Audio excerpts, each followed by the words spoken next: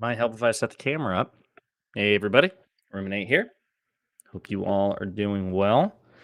We had some last second technical difficulties, which those of you who know me will not be surprised by. Thank God I've got much more technically competent friends than myself. Hope everybody's doing well this happy Thursday. I'm a little beat. I'm still recovering from, yeah, Bartican says any day that ends in Y. That's true.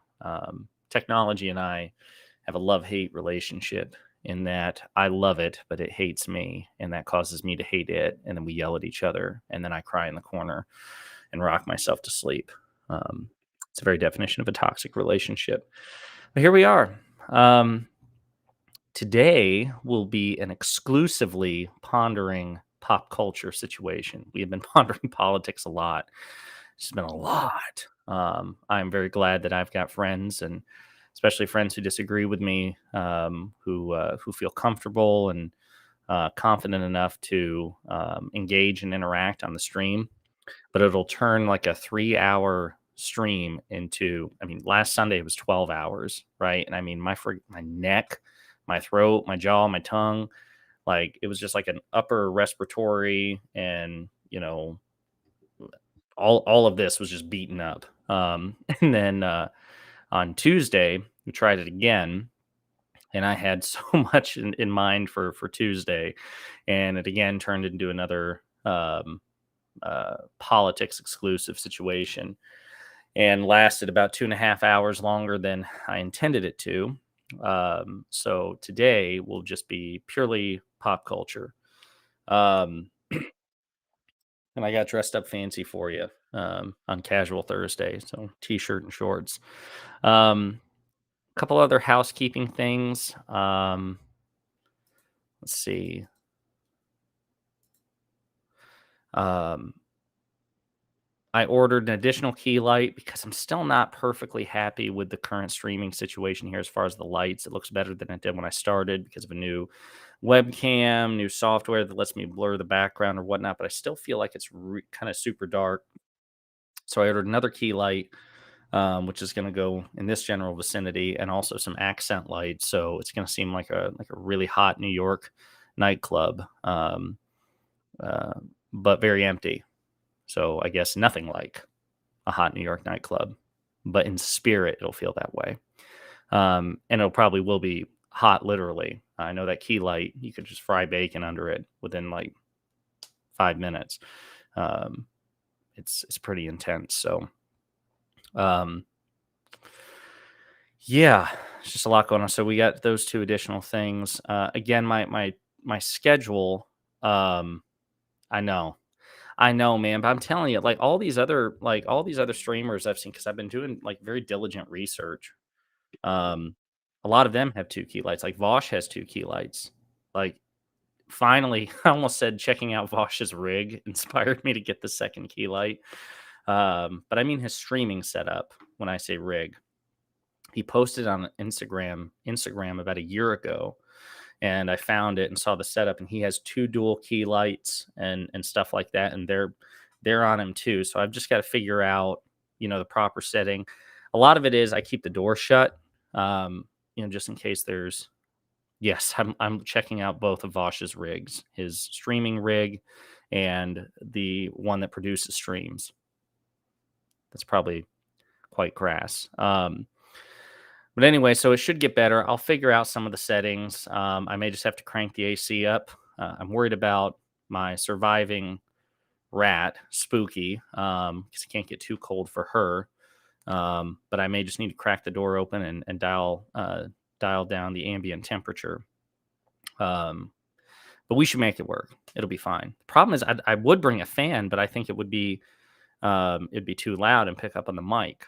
But at the same time, like if I snap my fingers, I've noticed like when I go play back recordings, the microphone doesn't pick it up. So I almost wonder if there's like some sort of built-in like noise canceling or noise reduction software built into Restream or NVIDIA. I don't know. I haven't figured it out. But either way, we'll take the necessary precautions. I may just like get like a pan of cold water, like ice water, and just stick my feet in it. That seems like a disaster waiting to happen. I'd probably like spill it on the computer, fry the computer, which is like a computer, and burn the house down.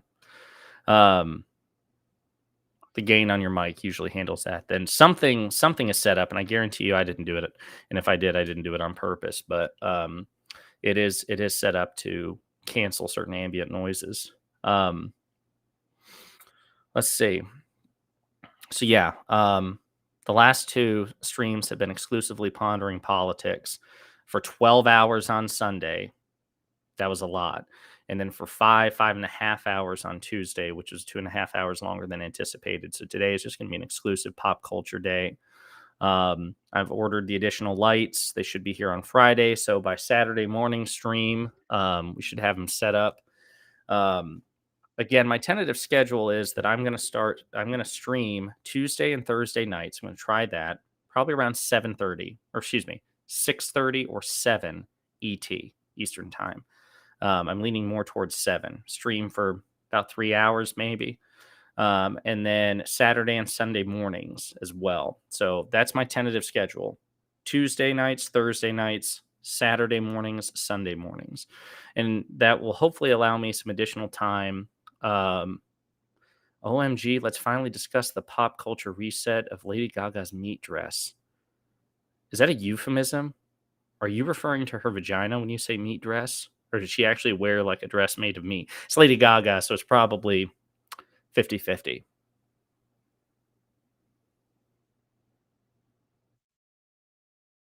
Know what, Jordan? We are doing Star Wars. When in doubt, do Star Wars. There are 2 spooky Sith related. You uncultured swine. Well, sounds like she was wearing swine. She was wearing pork. She wore a dress made of meat. Why? Why would she wear a dress made of meat? Kelsey, I could throw you the streaming invite thing, and you could come on here and explain what the hell's going on with Lady Gaga. Was it some sort of like political or philosophical statement? I've been a bit busy, okay? Just a little bit busy. I'm trying to have a life. I'm trying to balance a lot here. You have to save a lot, please. Please. You're the angel of death at that hospital. Kelsey's the leading cause of death wherever she goes. You should have been a mortician. Folgers won't wait. I'm not going to publicly talk smack. Let's just say that I have absolute respect for everyone in the medical field and our healthcare heroes, especially during this global pandemic. So I wait for an explanation about the Lady Gaga meat dress. Did Madonna do it first? That might explain it. Did Madonna or Cher, did they wear meat dresses? That might explain why Lady Gaga is doing it. In the meantime, Tuesday nights, Thursday nights, Saturday mornings, Sunday mornings. Got the additional key light, the additional accent lights coming. So they should be set up by Saturday morning, unless the retail service that I ordered them from is late, and they are notoriously late of late. I'm also going to try to be. I thought about doing like politics one day, pop culture another day, but I do like the half and half. So I'm just trying to figure it out. And we've got other things that we're going to be bringing up, like weekly reviews for pop culture. So I'm thinking maybe on Sundays I do a week in review for both politics and pop culture. So like new movies or books or TV shows or things. I'll fuck off and oh fuck off. Yeah. You're so graceful. She is beauty. She is grace. She is the very embodiment of sophistication. Nice German.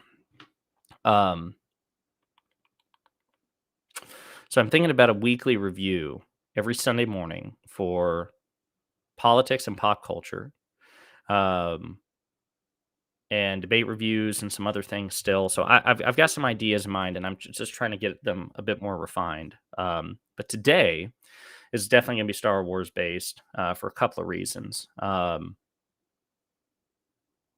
can definitely weigh in on some of those pop culture bits. Yeah, absolutely, especially in the video game world. You can keep track of it more closely than I do. Um, it's not going to be all Star Wars based today. Just for the record, I plan on streaming Halo as well. You just saw No Time to Die last night. That's on my list, man. That was like set back or delayed like 3 or 4 different times. It's the end of an era. Um, Daniel Craig's swan song, so to speak. Um, it's gotten positive reviews. Skyfall and Casino Royale have been the ones to beat. So Casino Royale's been great. Quantum of Solace, meh. Skyfall was great. Casino Royale was great. Quantum of Solace, meh. Skyfall was great. Spectre was meh. So if it continued the trend, hopefully No Time to Die is more in the Casino Royale and Skyfall vein than Quantum of Solace and Spectre. Spectre was a colossal disappointment to me. It had Christoph Waltz in it, as Blofeld, and he's awesome in anything he does. And it still wasn't enough to make the movie excel.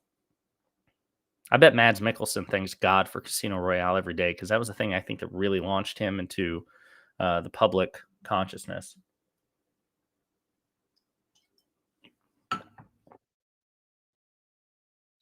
So let's talk a bit of Star Wars here in the world of pop culture. Let's see.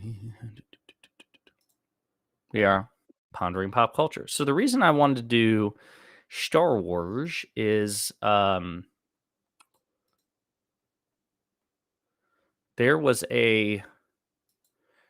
are 2 Sith related books. One just came out and another one was just announced. I want to talk about both. And since we're in October, Halloween is rapidly approaching. Those of you who still enjoy Halloween and are not a cynical, bitter, unfestive curmudgeon such as myself might find it very apropos. So this is starwars.com. This was their February 18th, 2021 press announcement for this book, which again just came out 2 days ago. It says, uncover the mysteries of the dark side in the Secrets of the Sith exclusive reveal. Use your aggressive feelings and get a first look at Insights Edition's new book. Readers of Star Wars books, get ready. The Emperor is your master now. Star Wars Secrets of the Sith, a new children's book. Children, of course, being relative. I, a 30-year-old adult, enjoyed it immensely. A new children's book written by Mark Sumerak and illustrated by Sergio Gomez Silvan will explore the dark side of the Force, with Emperor Palpatine serving as narrator. Like an artifact found in a Sith temple, the Secrets of the Sith is filled with many elements of that some consider to be unnatural, including arcane knowledge, incredible artwork, and other interactive features such as pop-ups, booklets, and lift the flap inserts. Giggity. This book, a follow-up to the popular Secrets of the Jedi, covers everything from the Star Wars films to series to comics and beyond. Readers will uncover entries on some of the most legendary dark side warriors, including Darth Maul, Asajj Ventress, Darth Vader, and Kylo Ren, along with Palpatine's own thoughts on several dark side abilities. Coming from Insight Editions this August, you can begin your journey to the dark side and check out the cover of the Secrets of the Sith below. It's pretty cool. So you've got His Imperial Majesty, the Emperor, looming over everyone, as he should, as the mightiest and most successful and intelligent and powerful and important dark side figure in the entirety of Star Wars, by far, bar none. You have Kylo Ren here, to the Emperor's right. You have Supreme Leader Snoke to the left. You have Asajj Ventress from Star Wars canon and expanded universe, particularly the Clone Wars television series. You have Darth Maul here at the bottom. Count Dooku, a.k.a. Darth Tyrannus. Savage Opress, the most subtly named dark side warrior. Savage Opress. Not their finest naming convention. And then, of course, Lord Vader here at the bottom. So in the press release, originally this was supposed to come out in August. It did not, and as a matter of fact, um, it came out, like I said, October 12th. It was delayed to October 12th. So I got the book because I was really excited. The Mark Sumerax or Sumeric, again, and I'm not sure how to pronounce it. I don't know what emphasis to put on what syllable. Um, um, the hell was I saying? Anyway, he wrote a book that right before Star Wars: The Rise of Skywalker came out, so like November 2019, and it was essentially the Jedi version of this book. It was narrated by Luke Skywalker, talked about the history of the Jedi, talked about Jedi figures, and it drew on all Star Wars canon, so the films, the comics, the television series, the video games, etc., etc. So this again is the Sith version, and it is narrated by Darth Sidious, Emperor Palpatine, um, and I thought I'd show you some of the artwork if I can find it. There we go. So there's no digital version of this. It's just like a physical copy. So I'll show you some of the pages. It's really cool. Introduction says the Sith Order lives. The rebel fools believed I could be killed, that the ways of the Sith would die along with me. So I let them cling to hope like the pathetic creatures they are, desperately grasping for the light just beyond their reach. But darkness is eternal. Unlike the light, it cannot be extinguished. It will always find a way to rise again. And I, Darth Sidious, have risen with it. My old empire crumbled, undone by the weakness and betrayal of those beneath me. Yet those who worshipped the Sith, who exalted the dark side of the Force, lived on. In the shadows of the unknown regions, they grew ever stronger. In my name, they prepared to strike back, to vanquish those who sought to end my reign, to unleash my righteous vengeance. You can't see the whole thing here, but it's got really cool artwork. This is a picture or a portrait, I guess, of the Emperor as he is depicted at the very end of Rise of Skywalker, along with the spikes of the Sith throne. So it's pretty cool. Um, let's see. I think my screen here. Some of them out of order. But it's like so. It's got these are my sweatpants, my handy dandy, really cool sweatpants. So these things are like uh it's the Emperor's like manifesto, it's his words or whatever as he recounts Sith history and his apprentices and dark side artifacts and whatever. So it's a really cool, like Halloween themed Star Wars piece of Star Wars lore. And again, it spans the entire saga heretofore, so it even covers right up to and during the events of Rise of Skywalker, since the Emperor's return is a major part of that book or that movie.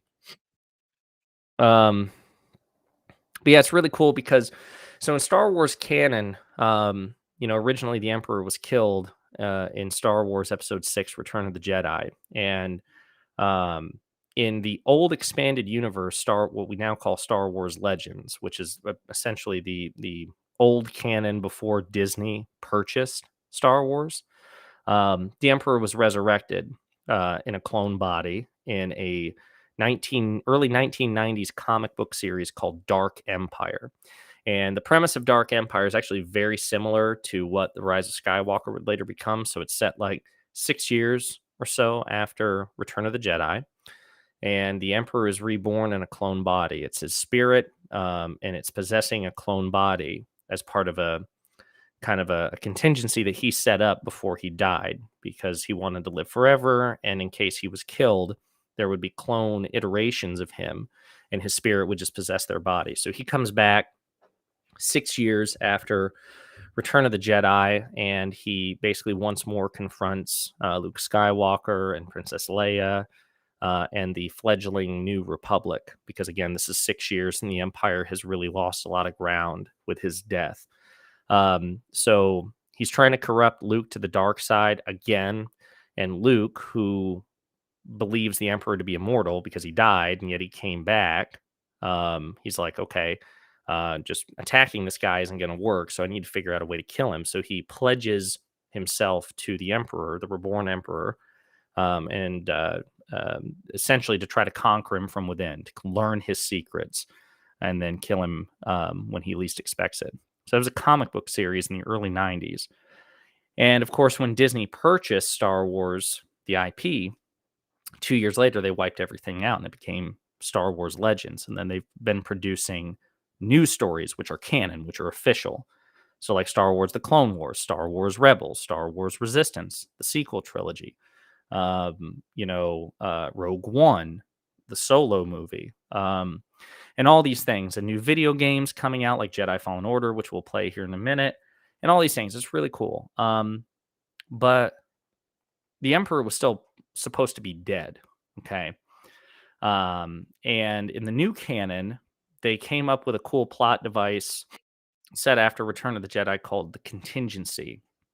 So basically, and it's in it played a really prominent role in another video game, which is canon, Star Wars Battlefront 2, the 2017 version of Battlefront 2. The contingency is essentially like a scorched earth policy that the Emperor unleashed in the event of his death. So he was killed during Return of the Jedi, and it automatically triggered this contingency where orders went out to various Imperial commanders. And essentially, it's inspired by reports that Adolf Hitler, as Berlin fell, he was giving orders to his remaining military commanders to essentially torch Berlin in Germany for failing him.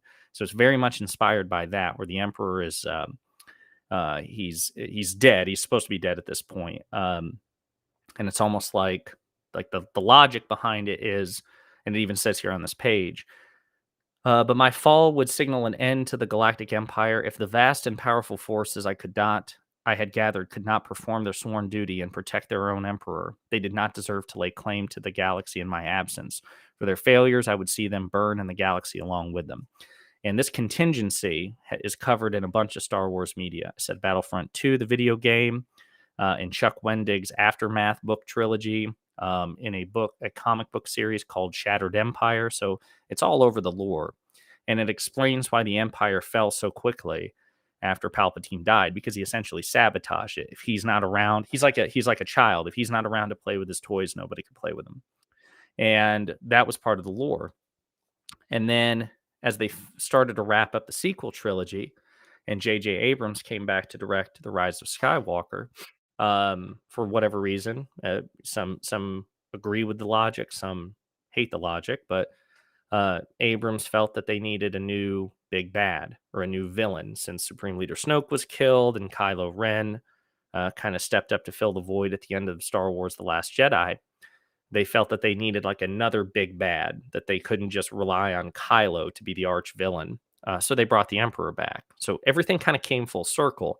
It was almost like the new Dark Empire, where they bring back the Emperor. He's in a clone body, and he's up to dark side shenanigans. So this book takes all that into consideration, and it goes back through Disney's lore and essentially recontextualizes it from the view that the Emperor was alive pretty much the entire time in hiding on the Sith planet Exegol, which we see in The Rise of Skywalker. So it's kind of really cool.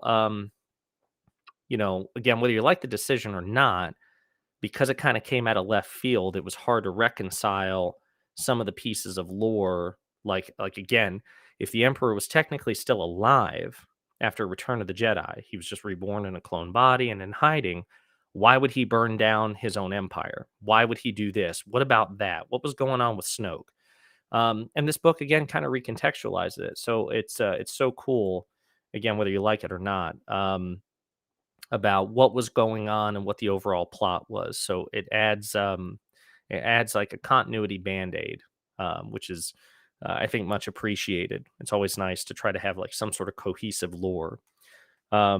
So yeah, it's really, really cool. And again, it's called Star Wars Secrets of the Sith. And I would highly recommend it. Even though it's technically marketed for children. But you know what? Look, when it comes to Star Wars, aren't we all kids? Don't we all have, you know,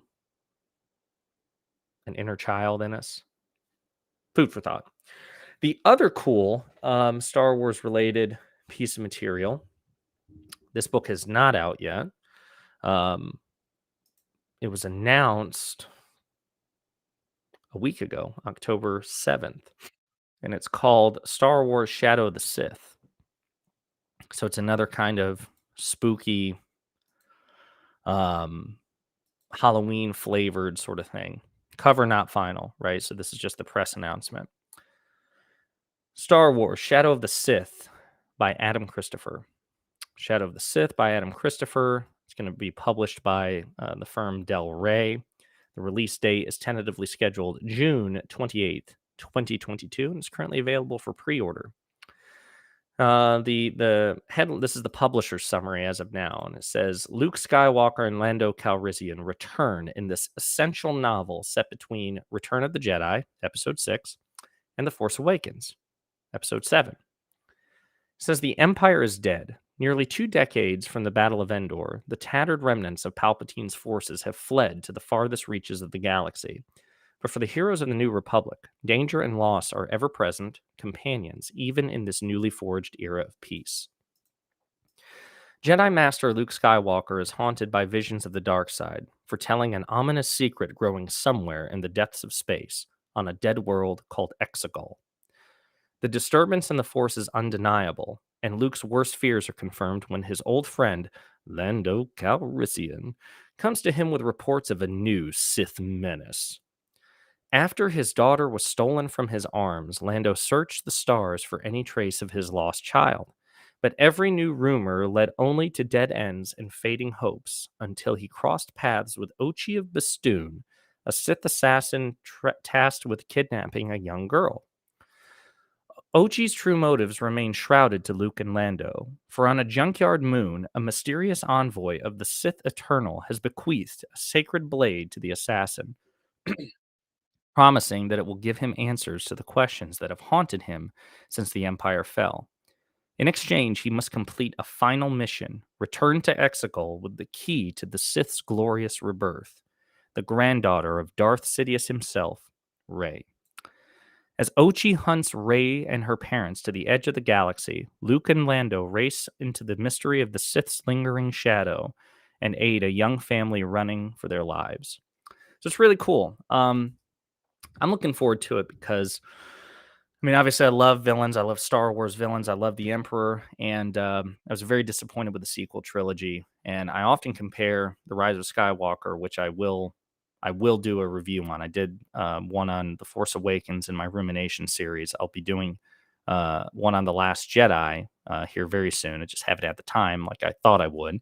And then I'll conclude that particular part with The Rise of Skywalker. Now, the Cliff Notes version is The Rise of Skywalker is my favorite of the sequels. In that, again, I mean, it's just pure fan service. It brings the Emperor back. He's my favorite character. It's cool to have Ian McDermott back, kind of cackling and just being, channeling his inner Mitch McConnell. And it's just like it's crazy. They pull out all the stops. It's ridiculous. It is an absolute dumpster fire. There's no doubt about it. It has editing errors galore. You can tell that they were on a time crunch. I mean, the production drama associated with this film. It was originally supposed to be directed by Colin Trevorrow. He was the director of the new Jurassic Park movie with the Chris Pratt.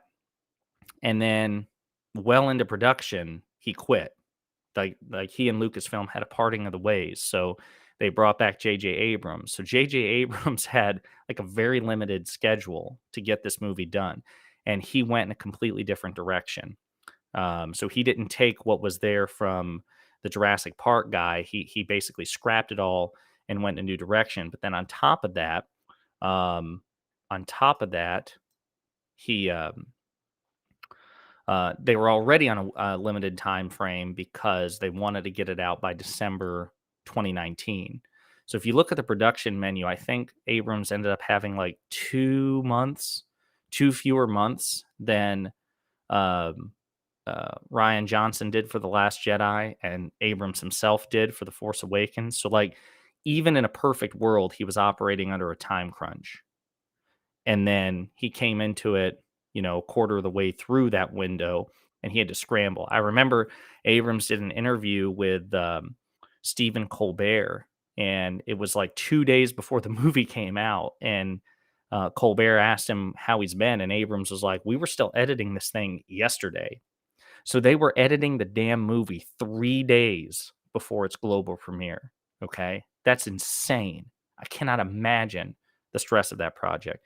So, anyway, I mean, all explanations as to why it was a dumpster fire, but it was a dumpster fire, but it was also warm like a dumpster fire. Like, I feel like you could warm yourself if you were freezing from the glow of a dumpster fire, but it would also smell. So it's a great, perfect metaphor for the rise of Skywalker. It was just a hot mess. So this book looks like it'll be attempting to course correct a bit, provide some context. The whole Ray is a Palpatine thing. She's the Emperor's granddaughter. What was going on with her parents? Luke says in The Rise of Skywalker that he and Leia knew about her origins, even though there was no indication of that overtly in the previous two sequels. So it looks like this is some like post hoc kind of course correction where they're going to try to explain all the things that were not adequately explained in the movie. And again, as somebody who loves world building and good lore, I look forward to the opportunity to see if maybe they can rewrite things in a certain way so that the next time when I go back and watch The Rise of Skywalker, I might actually enjoy it more than just for the fan service stuff. And Star Wars does stuff like this all the time. It's not just a Disney thing. Under George Lucas, he disregarded lore left, right, and center because he was one of those, right or wrong. His view was, it's my franchise. I'll do whatever the hell I want, and I'm not going to be constrained by what some schmuck writes in a book somewhere. So fair enough. So he did whatever he wanted, and all the publishers behind the scenes were like scrambling, like, okay, well, what when they said that the Republic was 20,000 years old, what they really meant was that was the old Republic. The Republic, as we know, it's only 1,000 years old. So it's like almost like the French Republic. How there have been like three or five French republics, just new iterations, new forms of government. They kind of went with that route. So all these what they call retcons, retroactive continuity, where they reframe two seemingly mutually exclusive pieces of information. Like, no, we'll stitch it together. They do that a lot. So Disney's just essentially continuing the trend. I'm looking forward to this book. So this one again is Star Wars: The Shadow of the Sith by Ryan Christopher. It's due out June next year. It'll probably be delayed. Wouldn't be surprised. And then the book I showed you before was called Star Wars: Secrets of the Sith by Mark Sumerak. It's also very, very good. Would highly recommend it. So, and again, I apologize for like any sort of like labored breathing and hoarseness on my part. I have still not recovered from the 12-hour like beating that I feel like I took from Sunday's stream and then the 5.5 hour one from Tuesday. Like I've been swollen and it's been a thing. So I apologize if I sound labored. So with that in mind, we're going to continue on the Star Wars path and we're going to talk or we're going to look at Jedi Fallen Order. I'm going to drag the screen over.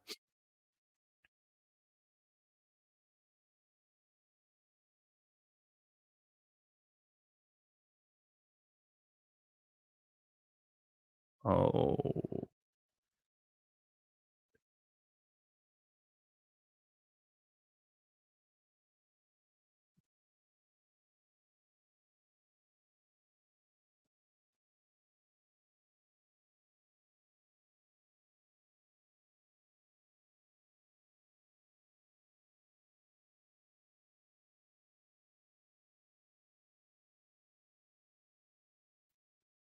aha. Is that better? Okay. Looks better to me. The real question is whether you can hear any of this crap.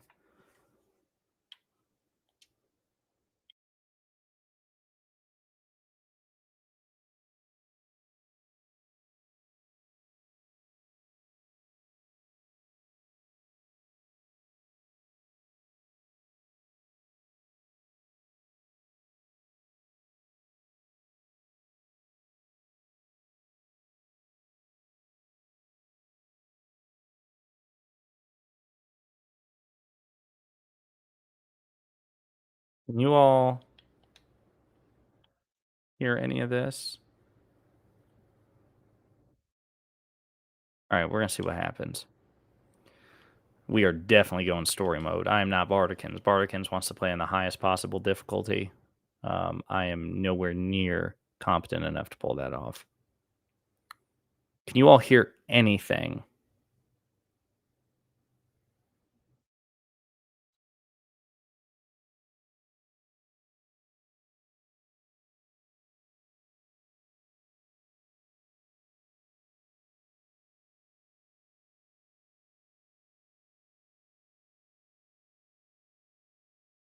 What about now?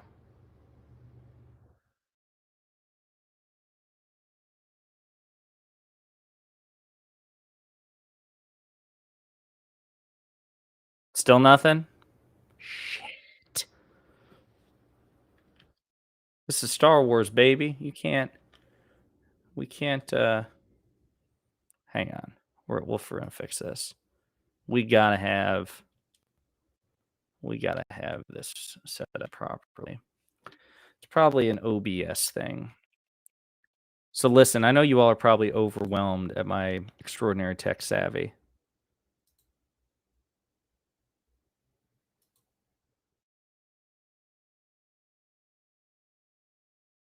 Really?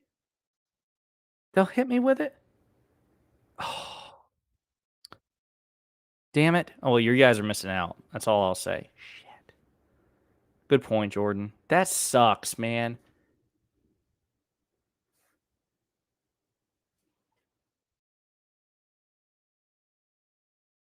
Oh, and I hope I didn't skip the cutscene. Okay, cool.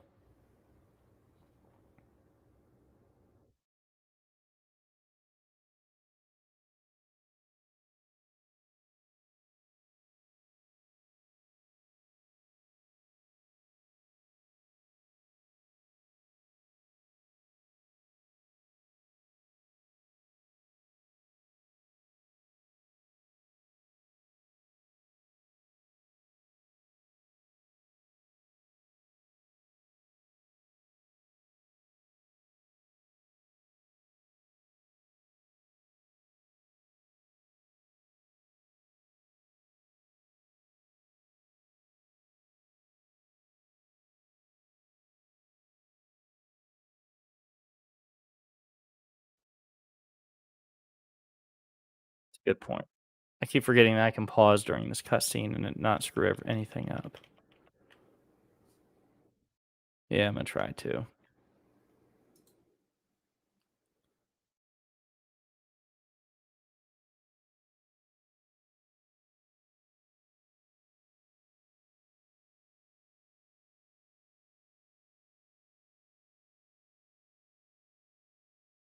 How did I do this?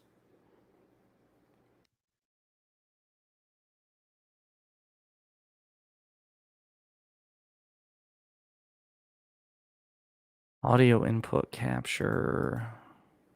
No, that is.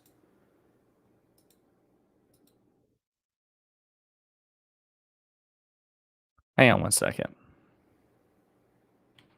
I'll be right back. Hang on one second. I'll try to figure this out.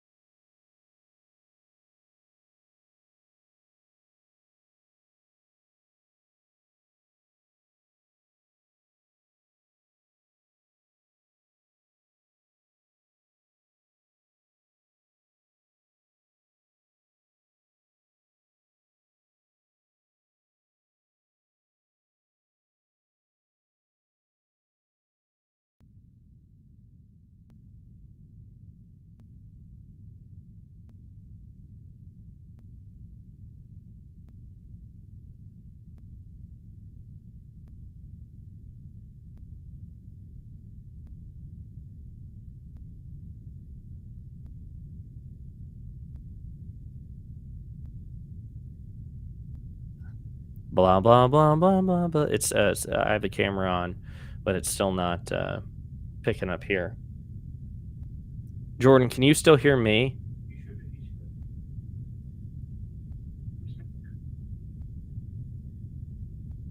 Jordan, can you hear me?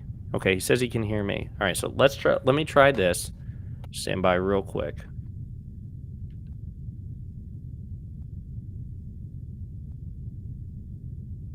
Okay, let's try this.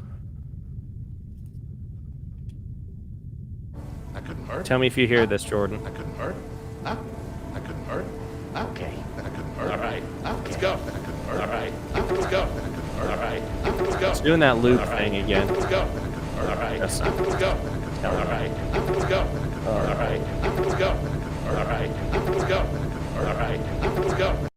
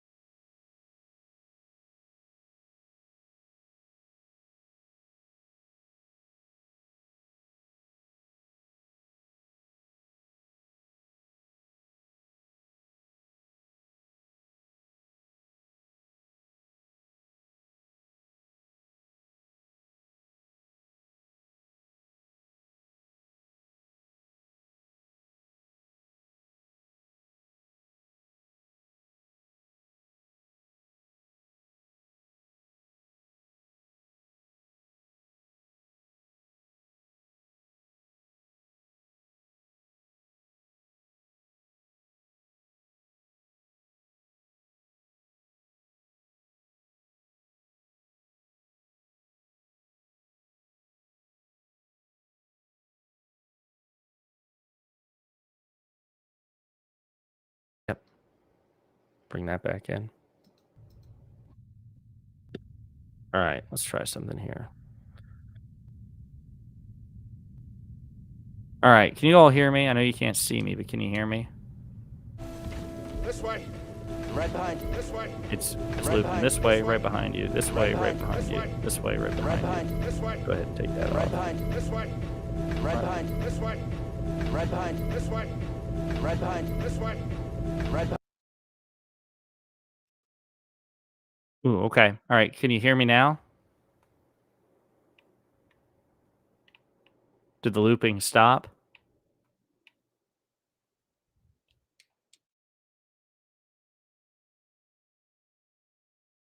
You're fine now. Perfect. All right, thank you. All right, so we're going to try all that no game audio.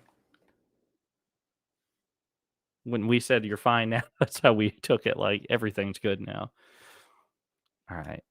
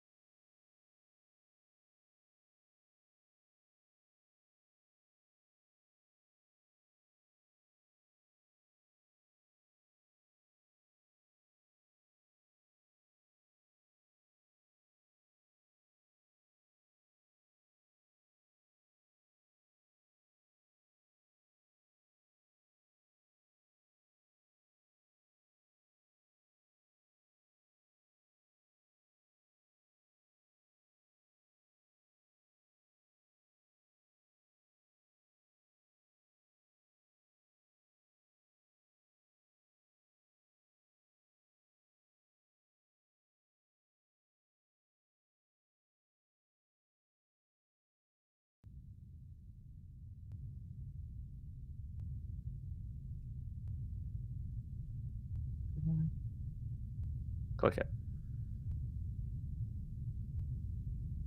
All right, what about now, Jordan?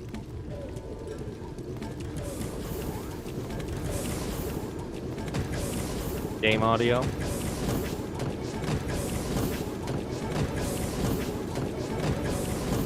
think it's looping again. Yeah.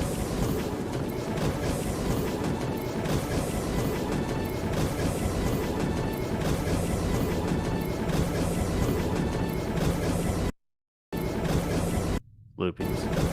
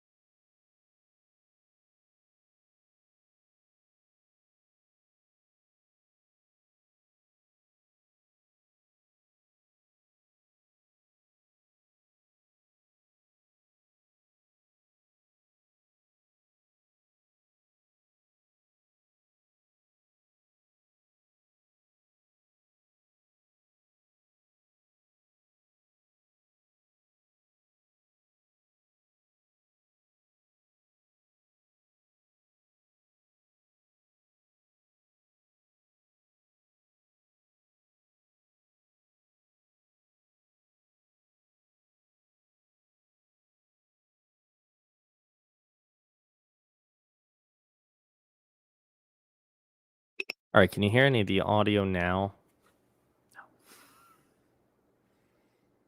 Did you want to take it off? What about now?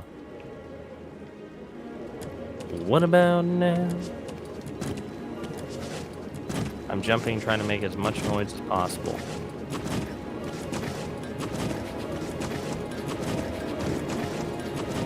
Yeah, it's looping again.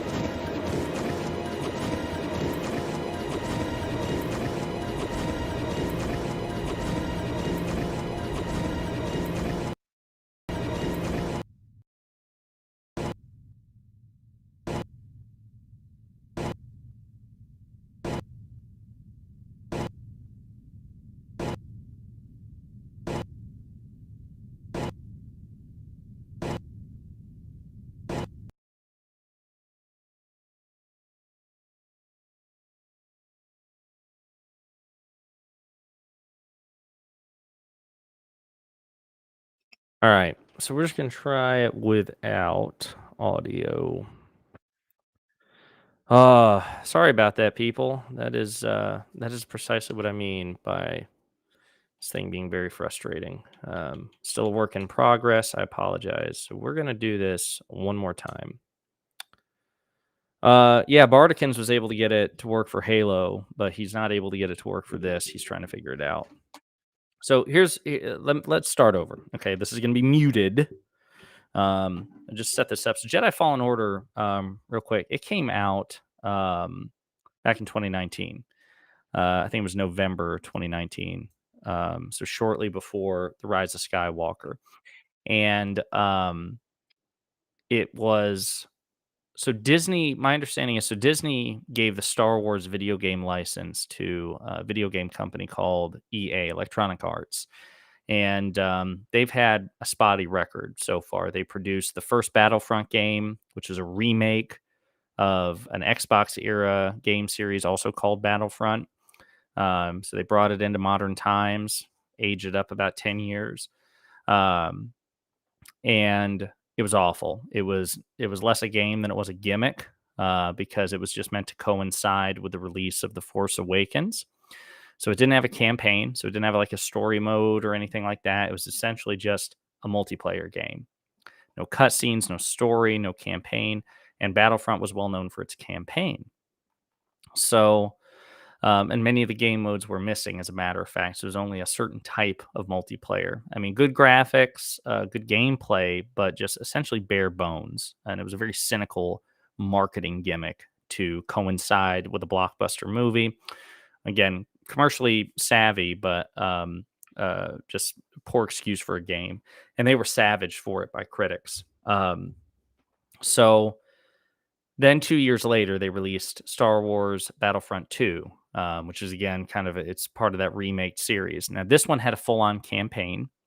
It was much more robust. Still not a great game by all things, by all considerations, but they have since updated and expanded the game over time, and it has quite a huge following now. So they made strides with it. Um, but then this game, they worked with another company called Respawn, which, if I remember correctly, and Jordan, you correct me if I'm wrong on this, but they're the Respawn was the group behind. Was it Titanfall?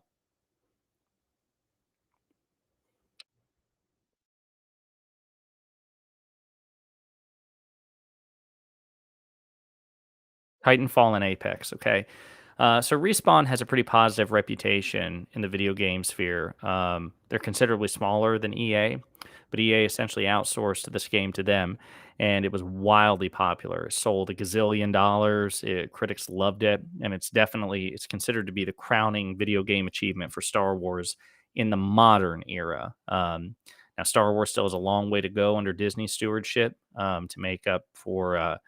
Um, when you compare to the great video game hits from the previous Star Wars era, like Jedi Knight, Jedi Academy, the first two original Battlefront games, Republic Commando, Empire at War, Star Wars Battlegrounds, they just had hit after hit after hit after hit. KOTOR, KOTOR 2. Um, but Jedi Fallen Order is considered to be the first like major stride in that regard. So what's it about?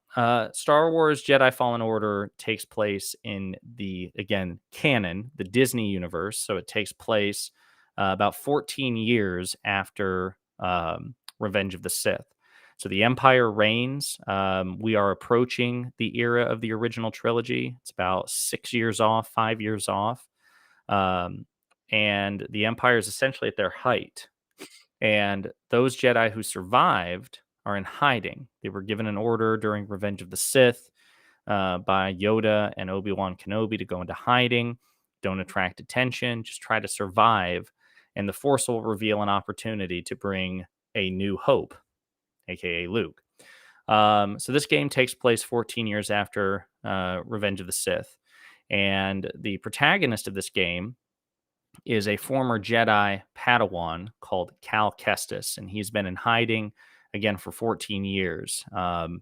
And he's trying to avoid detection from the Empire. He's eking out a very miserable experience and existence as a junker. And that's kind of what we saw in the first cutscene. So that's your background. This story, the video game is very epic. It's interesting in terms of world building. It introduces a couple of new factions. It pits us against Imperial Inquisitors, who are dark side Force users in service to the Emperor to hunt down remaining Jedi. It's really cool in that you, for the most part, avoid major characters in the era. It emphasizes exploration. We do see at least one major world from the expanded universe called Dathomir. So it's just really great in terms of world building, in terms of graphics. It's a nice addition to the Star Wars canon. So we're gonna try again. Again, you won't be able to hear any of the audio, but we'll see the cutscene in all of its glory and play some of it. And again, I apologize for the um, kind of the cluster associated with this. Try to get better. We will try to get better.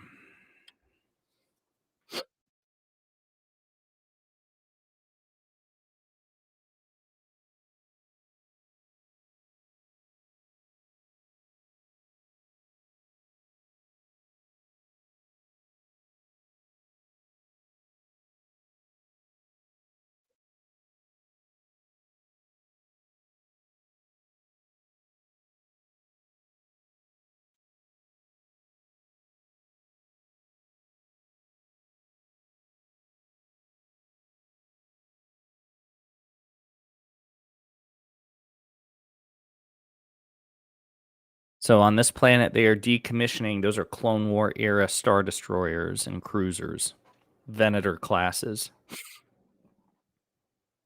This is an Imperial probe droid, the kind that we saw in The Empire Strikes Back, hunting for the Rebel base on Hoth. Obviously, this is set years before that.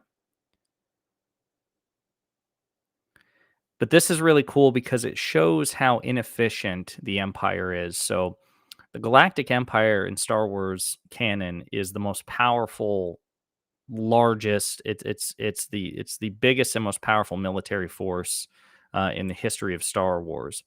But they're very fascist and authoritarian, and like most fascist regimes in history, they're grossly inefficient. There's this myth that Nazi Germany, which is kind of the archetypal fascist government that we think of in real life. There's this myth by a lot of, I would say, people who misunderstand history, certainly, but I would say even just Nazi apologists, that they misrepresent Nazi Germany as being a beacon of efficiency, and they weren't. They were grossly inefficient, and the empire consequently is modeled after them. So rather than reappropriating and repurposing a lot of the equipment, they're just essentially throwing it away. They're discarding it. So this is a junkyard planet where assets from 20 years ago set during the Clone Wars, all those Star Destroyers are just being just thrown in the trash and destroyed or whatever. So it's very inefficient. But that's the Empire for you. They are hoarders and pillagers. They are not beacons of efficiency. And in their mind, there's an entire galaxy to pull from. So they don't need to repurpose or reuse. They can just, if they don't like a thing, they can chuck it away and get something bigger and better. So I'm supposed to be following Prof here. Now, I'm a nerd for this sort of thing, so I like to listen to audio and dialogue from other characters. The guild keeps cutting into my wages. You got to take on more jobs. Can't just sit there collecting a paycheck. It's just so dangerous up here. Of course, the work is dangerous. You're a rigger. What if I screw up, take a fall? I got a family to worry about. A rigger with a family. Oh, friend, you've made some poor life choices. Ha! Tell me about it. So, like, they have these pre-recorded little thing. I mean, these characters are inconsequential in terms of the story, but these little dialogue bits help flesh out the universe. And a lot of games do this. This is not unique to Jedi Fallen Order, but it's cool little pieces of lore. And these characters work for the Scrapper Guild, which is like an independent group contracted by the Empire to destroy all this stuff. This ship has seen a lot of action. Them Clone Wars were fierce. Can't be more than a few years old. Yeah, aged worse than you did, though. Ha! Guess you can't stop progress. So again, this ship that they're in, a Venator class Star Destroyer, it's less than 20 years old, right? So we're in the not one of the. It's not a reactor. Not engine. What's the word I'm looking for? Oh, come on, guys. Jordan, what's the word I'm looking for? What is this part of the ship? I'm blanking on the word. where all the pew pew comes out, where the exhaust, is that what I'm thinking?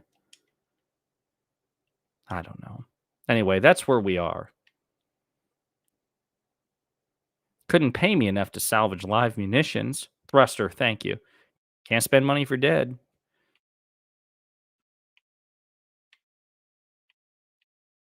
You should get that checked out. I'm sure it's nothing. Woo! I don't think these tools are going to make it through the shift. You say that every time. Remember the old days when the Guild serviced our gear? Yeah, those were the days. The Imperial contract is Bantha Poodoo. Got us paying to maintain our own equipment. Hey, clamp it. Never know when one of those droids are listening. So there again, cool little stuff like that that I think adds some nice flourish and some touches to the world building. So again, the Empire is the biggest, most powerful, the richest government in history, but they are so grossly inefficient and callous that even though they could afford to outfit their employees and their people with the finest equipment, they're actually making them pay to maintain it. And again, not to compare the Galactic Empire to the United States, but it does remind me very much of reports that we got during the War on Terror, where many of our soldiers had to basically, front some cash up to pay for their own gear and equipment, even though we have a military budget which is bigger than like the next 10 or 14 countries combined. Makes you wonder where that money's going towards. Little cutscene section here. TIE fighters. Braca is the name of the planet, the shipbreaking yard. Would you look at that? A separatist ship. Haven't seen a Lucra Hulk in ages. Yeah, ages. So that's a Trade Federation Lucra Hulk ship. Massive. I think it's like 3 miles long in diameter, or 3 miles wide, rather.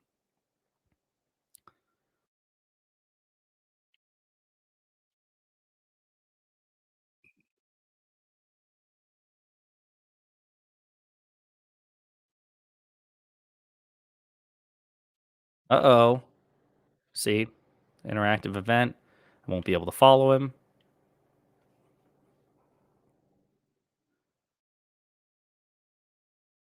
You're going to have to use a different way.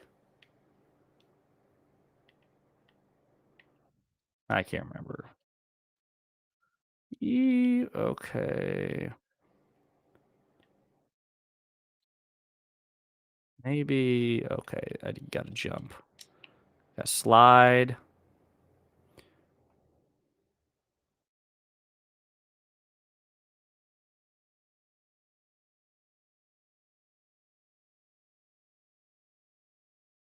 Huh.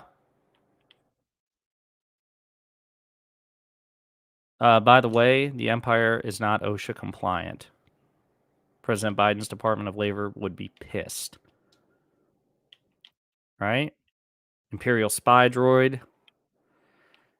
There's a piece of wire here. I gotta jump for it. Okay. Gotta back up. Woo. Ooh, boom. Cirque du Soleil, baby. Alien language. All right, Jordan.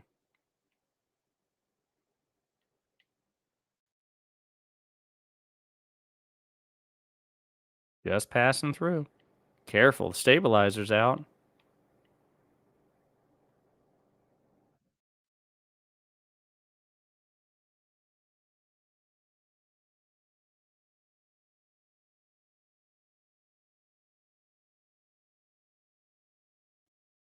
Climbing here.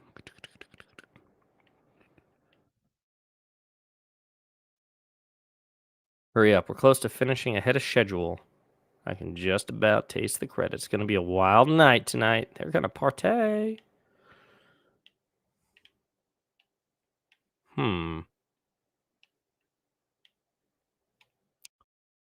Where is the... Oh, gotta climb,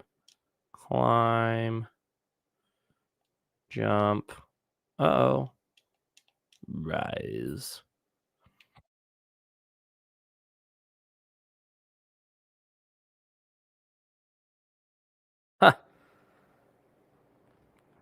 Again, Cirque du Soleil stuff here.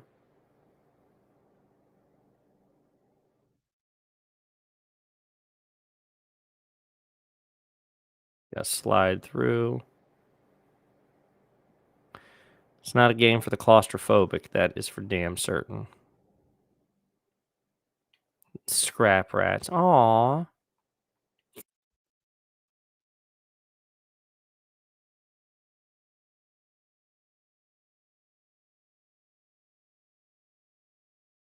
That's cool. Gotta jump again. Jump up. Oop, keep going. Whoop. There's Prof. Hey, Cal, I'll meet you at the clamps. Sounds good. Be there soon. Buddy does some parkour. B for drop down. Jump back up. And then... Woo. Now I gotta jump. As you can see, again, these are not safe working conditions by any stretch of the imagination.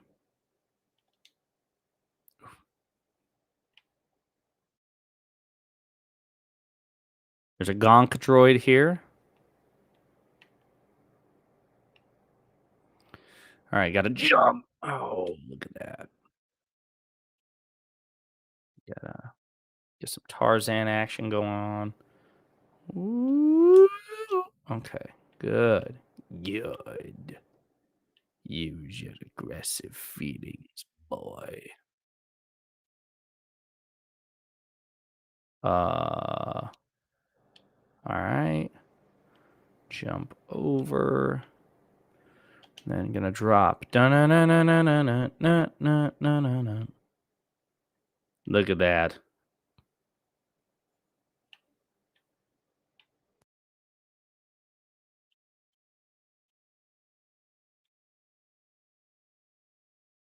You can see they're cutting that Venator Star Destroyer in the background, taking off that wing. Here we've got a Clone Wars era Republic gunship. Cool stuff. Am I supposed to climb up this thing? Okay, yep. See him moving it? It's cool, isn't it? Good camera effects.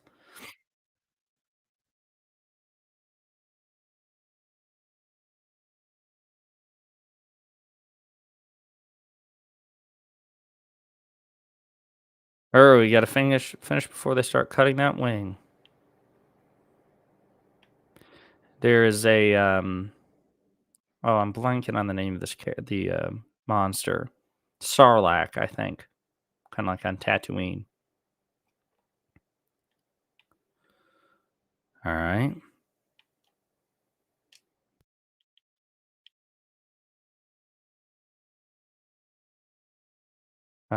Right stick pull.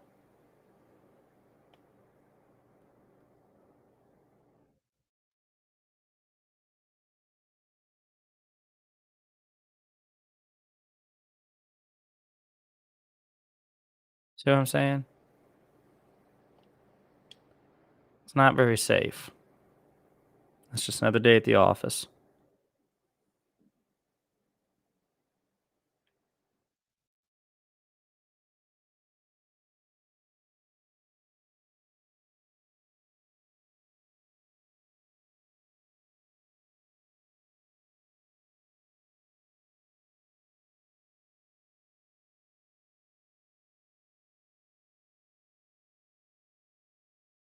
Oh, you know what? No, I'm wrong. I'm sorry. This takes place 14 years, not after Revenge of the Sith, but before A New Hope. So 5 years.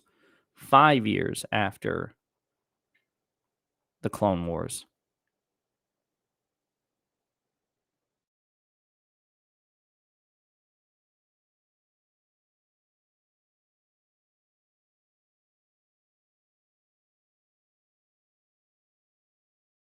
So Prof here is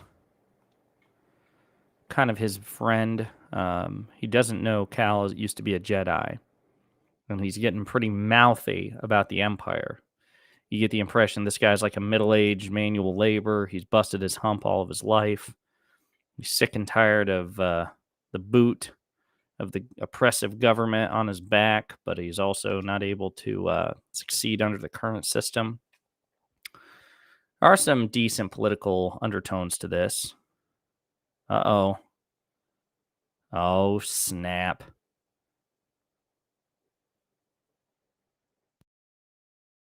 My boo Kelsey says hi. Well, hello.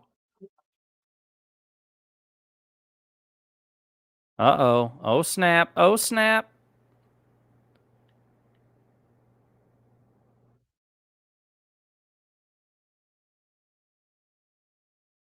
You're an influencer? Thank you. Kelsey, you're all right. I don't care what they say about you, unless it's me, unless I'm talking smack about you. Don't let go. I always love it in movies when people tell people dangling off the side of it, oh, he's gone. Right bumper, use the force. All right, so he's paralyzed. No, he can't. He can't feel his legs.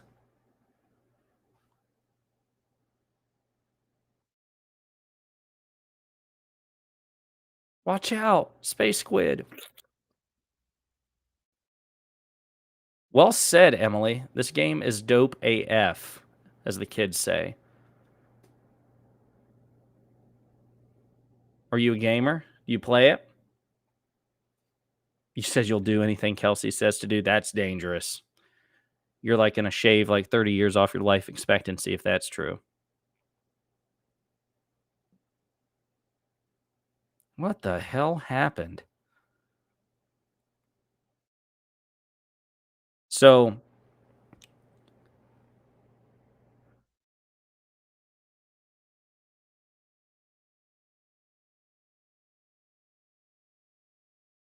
so Prof doesn't know that Cal used to be a Jedi or that Cal is force sensitive, but he gave it away. He had a choice to make. Do I let my friend die to keep my own secret, or do I reveal myself to save him? Interesting moral dilemma. I can say with absolute certainty that if it was Kelsey falling off a cliff and I had to use the force to save her, rest in peace, Kelsey. I'll speak at your funeral. That's what I would say. It would be a beautiful speech. I'm kidding. I would save my friends.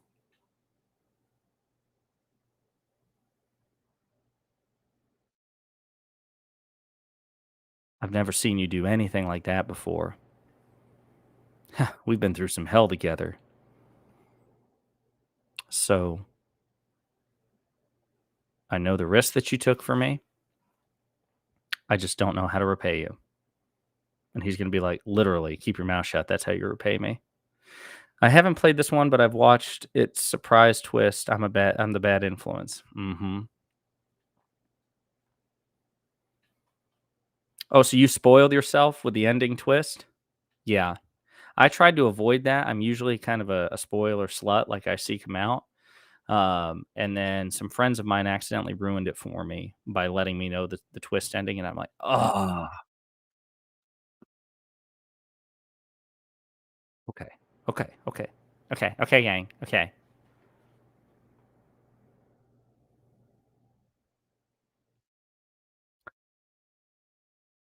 I don't know if any of you watch Gotham, but the guy who voice acts and provides the likeness for the main character, Cal Kestis, he played, I think he was the Joker, or everyone thought he was the Joker in Gotham.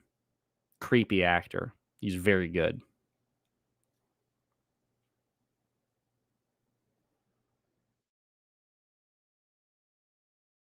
So we're on a weird, creepy train, moving past people. We're looking for our buddy Prof.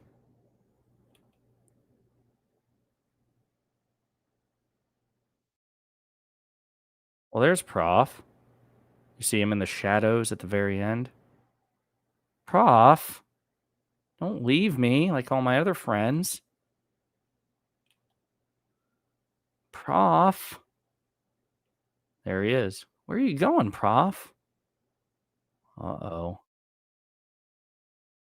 That's creepy. That's unsettling. Anywhere you, Prof. Why is the door not opening? Damn it. What? Twist? We're in an Imperial facility all of a sudden, or some sort of very clean environment. There's an R2 unit. Is this edible stronger than I thought? What? Oh, yeah, he's tripping. He is tripping balls right now. You can't hear it, but there's a klaxon going on. Uh-oh. What's behind this door?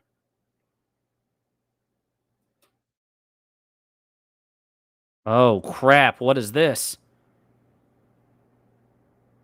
Apprentice, mark well and listen. Master, trust only in the Force. Drops him, and he wakes up. So the cool thing about this game is it kind of leans back into the mysticism of the Force that we saw in The Empire Strikes Back, in Star Wars: The Last Jedi. Kind of like the visions, the vision quest, the hallucination, the cave on Dagobah. We have a stormtrooper here. Move out and line up. It's probably just another contraband inspection.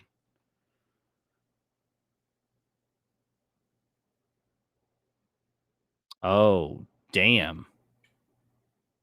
These guys look BA. There are TIE fighters. A schwanky looking ship.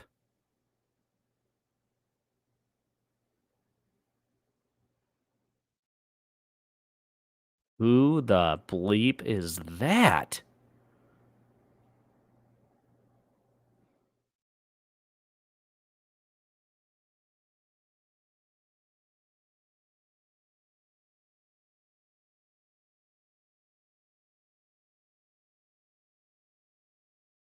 Purge troopers.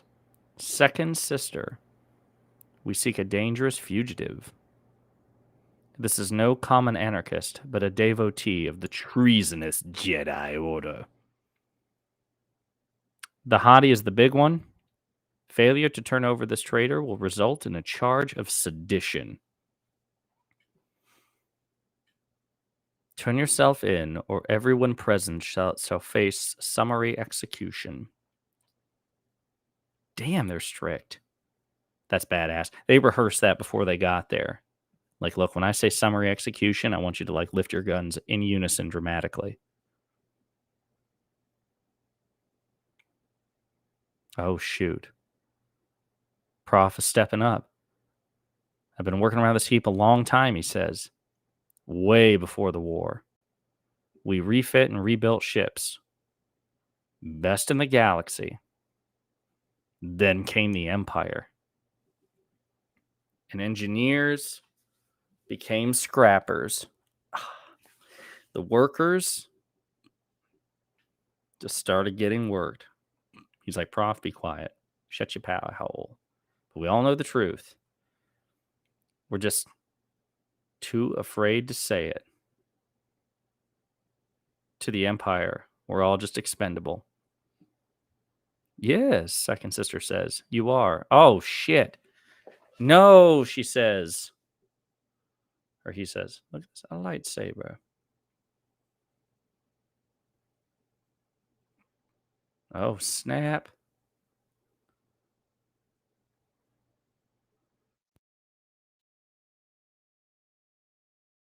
Oh, crap. Let's see if I get my ass kicked by stormtroopers.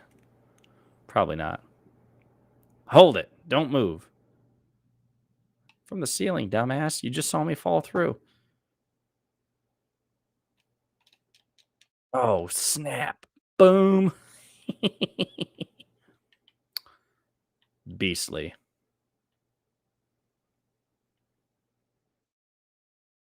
Do you hear that over the comm? Blast him. Block blaster bolts using the LB. Boom. Ooh, snap. Killed him. Boom. Oh, got two more up top. Shoot to kill, they say. Now they're stormtroopers, so I probably don't have anything to worry about. They'd just miss me anyway. But I killed them. Look alive.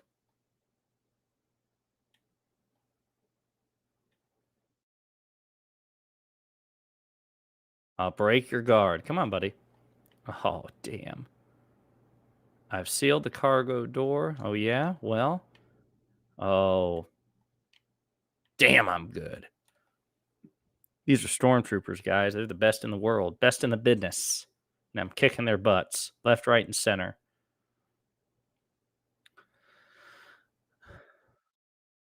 Oh, snap. All right.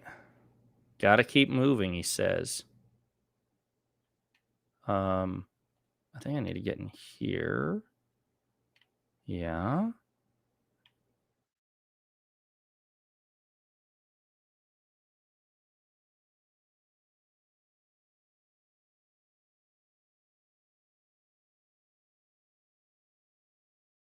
Oh, snap. These are scout troopers, I think. They've got electric batons. They are much more badass. But still no match. Oh. Oh, he's going to kick my ass. Ooh. Boom.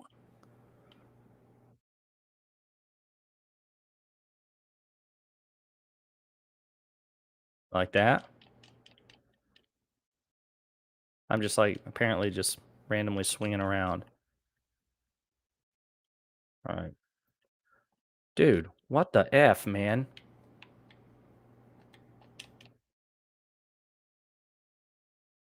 You got any more? Dude, what are you doing?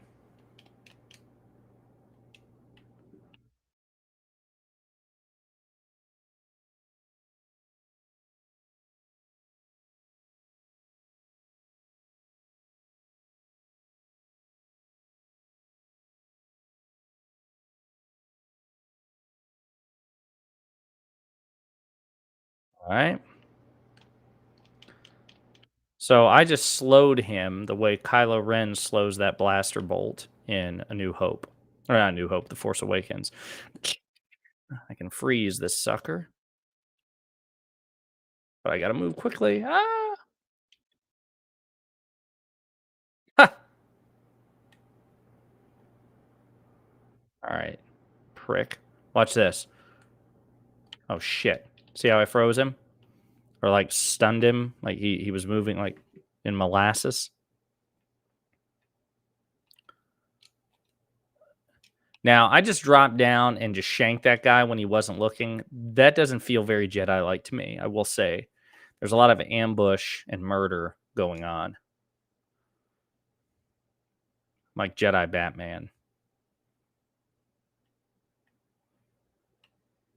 Oh snap! All right, there are four of them. Oh yeah.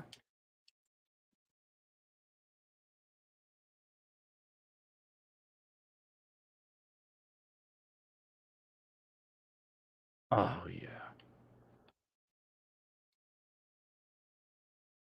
Parkour.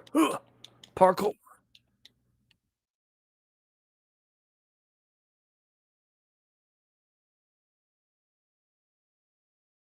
Carl Kestis.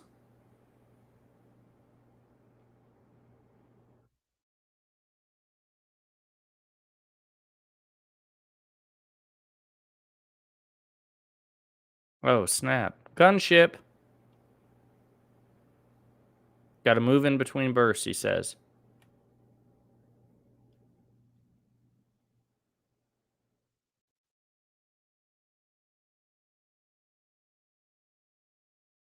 Dude, they're trying to kill me. I don't like this. Oh fuck! All right, so I fell. My bad.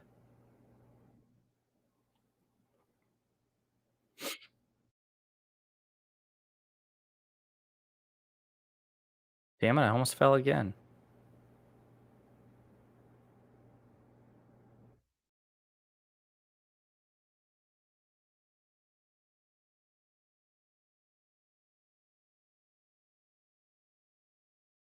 Kelsey, when you said hottie alert, were you referring to me or the Inquisitor?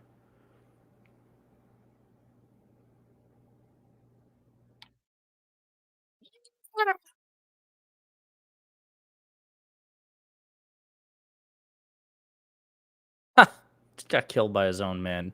That's funny. Classic Empire.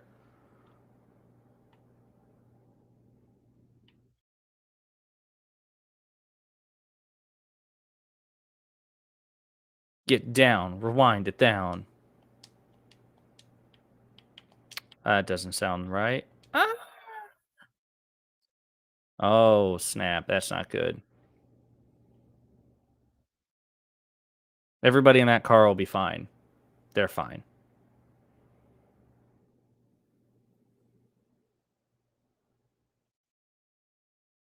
Hello?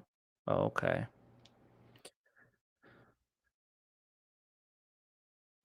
We use the like moving a molasses analogy that, but we have modern folks use molasses in recipes. Well said. Nobody expects the Spanish Inquisition. Yes, this is the Spanish Inquisition. Their attire looks way cooler though. There's no doubt about that. Dude, why have I not like hit a rock or something?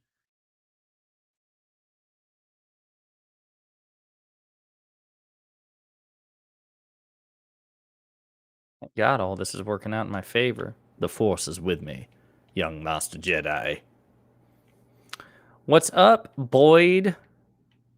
What's up? Oh, shoot. Pew, pew. What is this? The Mantis? Look at that.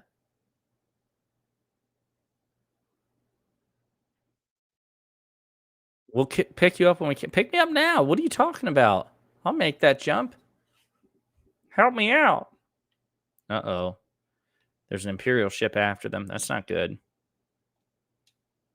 All right.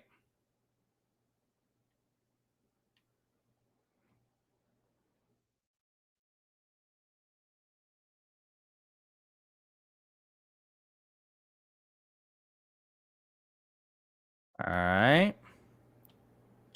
Come on. Carl Kestis. Oh, yeah? Ooh. Right in the gizzard. Excuse me.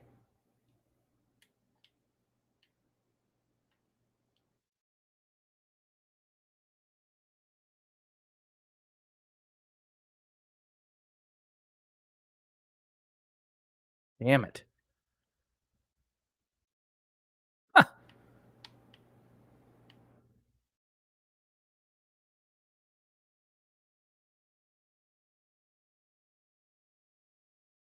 You've been sitting in Wendy's drive-thru for 20 minutes. What?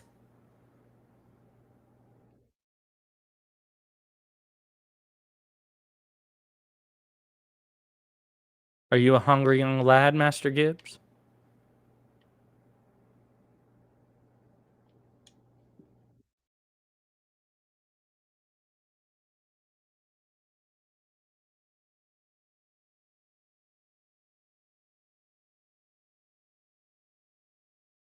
Oh. No, it can't be good. Yep. She just messed our day up, fellas. Messed our day up, lads. But the Force is with me. Do you plan to feast, my lord?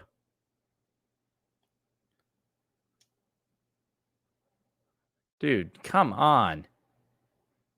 Wow, she's not even trying. She's like, I can't. Oh gosh, can't get you. Oh shoot. I wasn't paying attention. That droid's like, get off me. Oh, snap. You could run instead of staring up dramatically. I love how she just glides down. Going somewhere?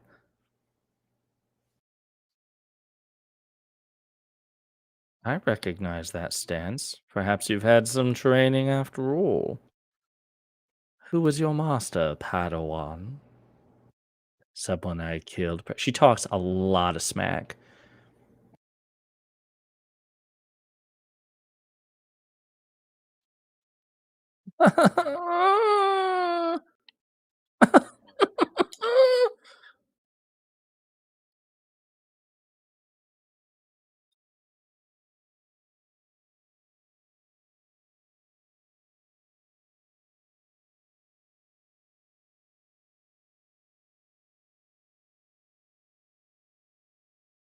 Yeah. Carl Kestis. Dude, she's scary. Run. Evade the red back blocks. The red attacks are unblockable. Okay, my bad. Dude, why are you so scary, lady? You are very mean.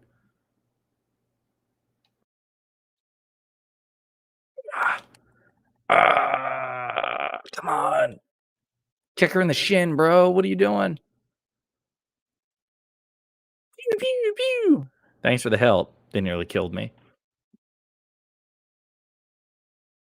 Get on board, Seer says. But then second sister emerges from the smoke. How does she know that's not flammable? She could have ignited that and just blown everybody up. That's true. Taking pot shots and then running away is what I do. Damn. Graceful. Pew, pew. Look at that. Look how she moves here. She's a bad mamma jamma. Yeah, I'd be hitting that button. Shut. Look how fast she is.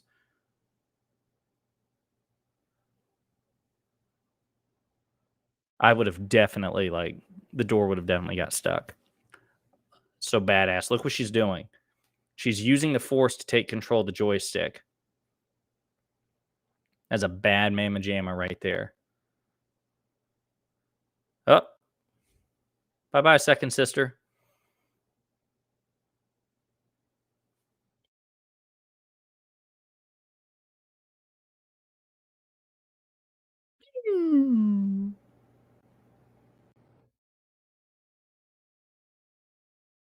Got that thing off and grab some seed. Never heard grab some seed before.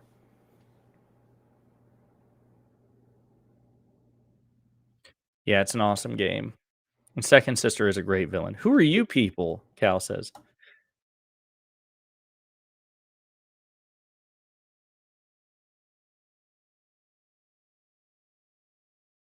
So, who are you? Cal Kestis. Or as Bird will tell you, Carl Kestis.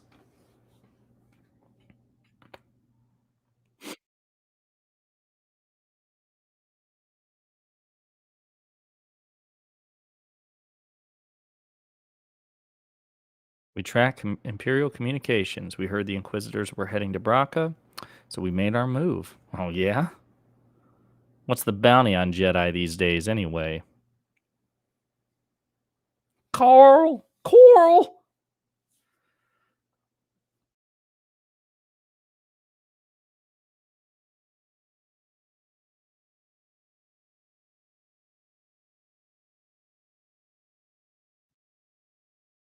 Like rebuilding the Jedi Order? What? You two? Anybody else? Oh, we're not good enough for you? Grease is such a smart ass.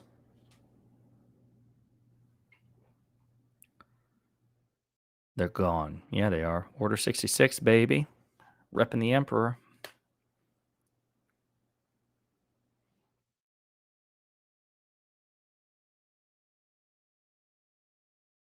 Is that a course for Bogano? Aye, aye. Try and relax. Hey, you're on the hunt from the fascist governing body of the galaxy. You're being hunted by some dark side Jedi hunters whose drip is leaky faucet level. Imperial Inquisitors are dressed beautifully. You got to move on and live your life. Find your destiny. Cal, look out. Dude, I wonder how long he was standing there.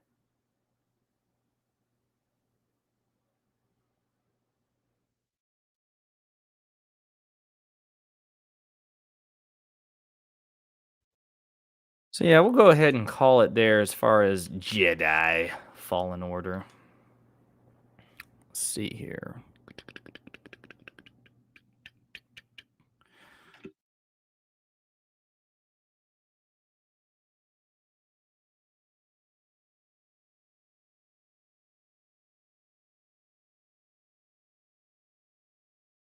Yeah, I think aren't all the voice actors the mocap actors as well?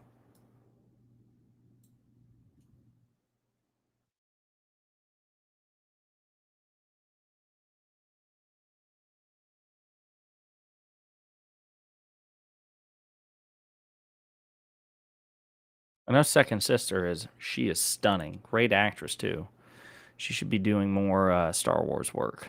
There's more work in general. She gave just an impeccable performance. In my view, the standout character of the game. Oh, wait, she.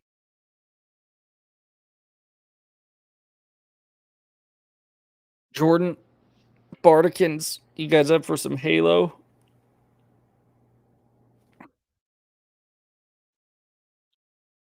The witch? She the witch that I saw in the commercials?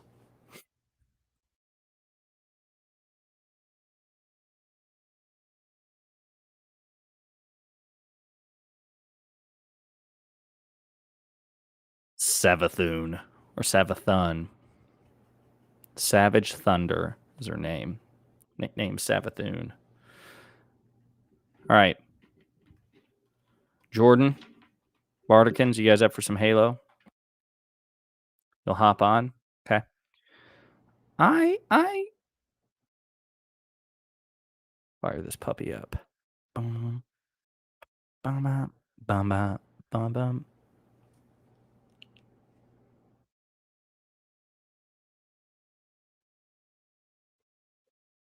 Now we're gonna have to make sure the setting is set properly on this one so people can hear our lovely interactions.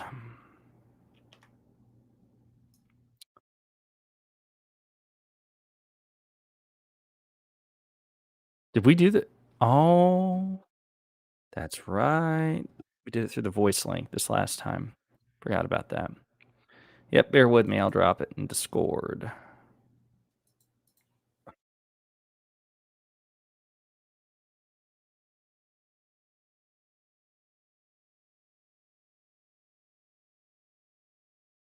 Game capture.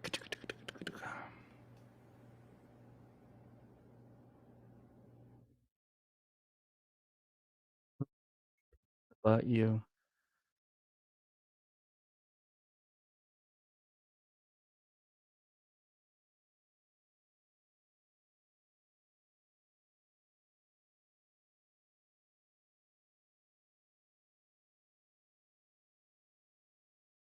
Well, hang on.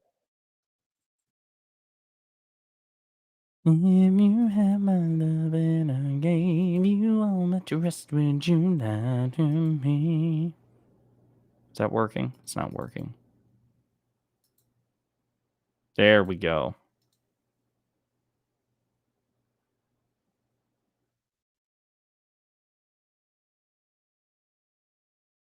Alrighty. All right. Let's drop the link.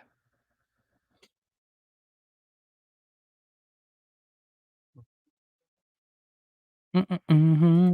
Mm-mm.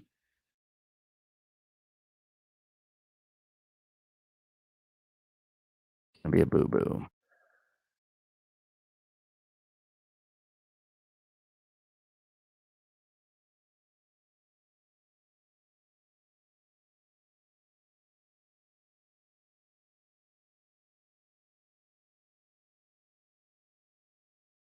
R it be.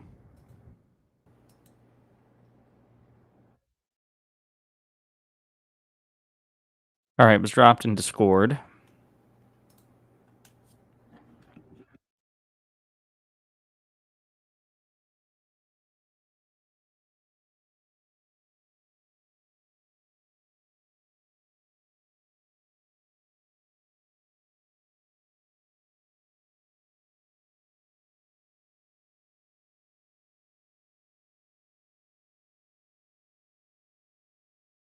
Invite to game.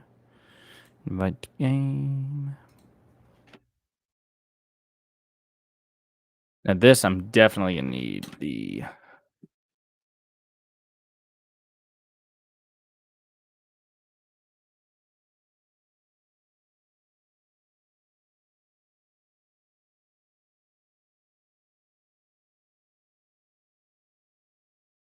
We're going to test something out.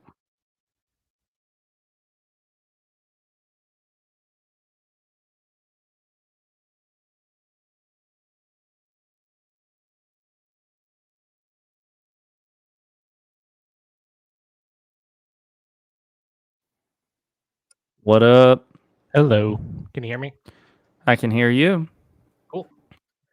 Trying to set it up so I can hear the game. Probably doing audio loop for all I know. I need How to the hell with it. There it goes. I came on like, oh, why did I hear you say hello twice? So I'm like, oh, right, stream. Add your audio up in the background. You should have my audio on. It's very soothing.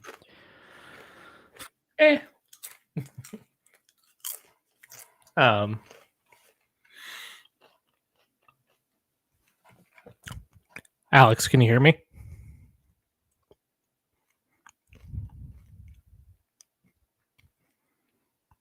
Can you actually not hear him?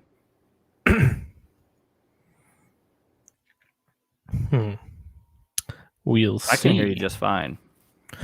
Yeah. The question is whether it's coming through on the restream.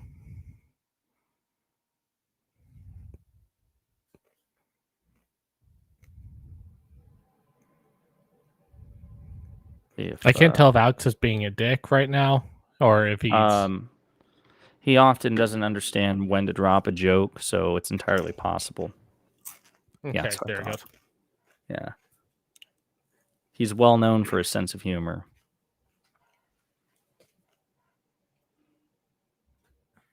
Let's see. Let me close that down. God, that was a funny video. I'll see if Bardicans can join us as well. I was watching before you streamed. I was watching Jane Nicholson's new video. Do you know who she is? What was it about? I saw the headline for it today, and I'm now blanking on it. Is it something about? Actually, I don't recognize like what movie or whatever she was talking about. Dear Evan Hansen. Yes, thank you. It is a TV show. It's not a TV show. It's a musical movie that was originally a Broadway musical. Oh. But the person who starred on the Broadway version of that musical wanted to repeat his role, that he's no longer fit to, like, age-wise to be playing.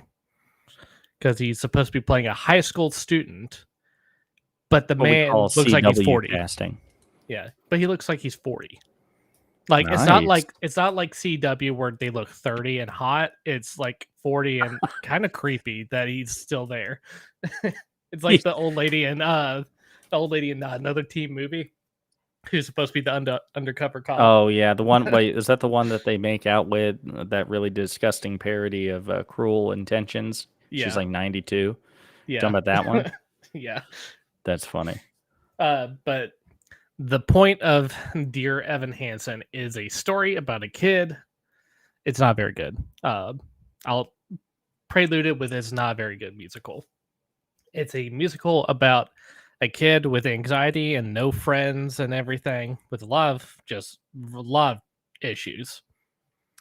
Who he returns from summer vacation, basically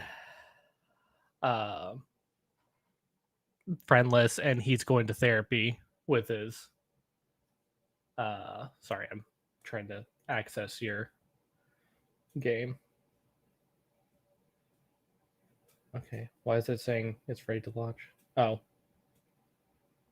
apparently there's an update for Halo. Oh yeah, 15 gig. Is it really? Is it 15 gigs?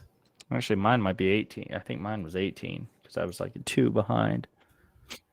Oh, well, looks like I might not be playing Halo tonight. All right. Because it's going to be like another hour before it downloads. You can let me know what the you just try to download it. We'll revisit in a few minutes. I'm definitely not staying on till like the usual. It's brutal. Yeah, I mean, after the conversations you've had for the past few streams, it's understandable. Oh no! And Apparently, I need 67 gigs. What the hell? Oh no! Sorry. 67 gig down. Oh, what? sorry. No. Sorry. The new UI for the downloading for Steam has the download size and then how much space it takes up on the hard drive. So I was looking at the space it took up on the hard drive versus the download. It's 19 gigs, but Gotcha. it's going Yeah, to it's going to take about too right. long. So I'll just chat with you in the meantime. Yeah, that's fine. But basically, Dear Evan Hansen is a story about a kid with mental issues who basically goes to therapy during school for his, like, I guess it's his senior year. I don't know what year he's supposed to be in, but he is writing therapy letters to himself, trying to help himself out. It's some weird thing in it. And then, Dear Evan Hansen, I looked in the mirror today and I look 44. Yeah, essentially. While he was doing that, which apparently he's writing his therapy letters at school on a computer, which doesn't make sense at all. Why would you do that at school where everyone can possibly see you doing it? And in the meantime, it catches the attention of another student who ends up talking to him once, and then he leaves. And somehow ends up grabbing one of his therapy letters from the printer before leaving. The kid who Evan Hansen talks to commits suicide that night. And a whole Does the letter have thing anything to do with it? Oh, huh? Does the Oh, letter, the letter? he grabbed No. have anything to? Okay. The letter has to deal with what happens afterwards, though, because his letter is found with the kid when he committed suicide. So The body. So the parents thought that Evan was the only friend that this kid had, which was not true. So this kid he's very eager for attention, and also the kid that committed suicide, his sister is a popular girl at school that he wants to date. So he goes along with this charade that basically that goes on, and because he wants the attention of having a very functioning family because he doesn't have one at home. I think he only has a mom and stuff like that, and he wants the attention of this whole family along with the girl he wants to date. So basically he goes through this whole thing where he basically acts like he knew this guy who he never knew who committed suicide, and he just goes along with it. And he's basically sounds like an upstanding citizen.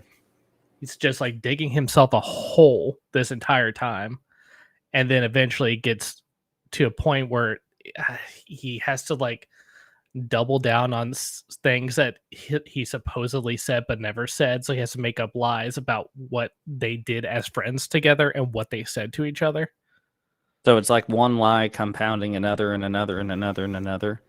Yeah, and leads to this whole thing with like make up a fake Kickstarter because they wanted to save an orchard that apparently they lied about, saying that it was his one like peaceful place. An orchard? Yeah. Is that what you said? Yeah, it apparently the orchard's shutting down, which I don't know how the fuck an orchard shuts down, but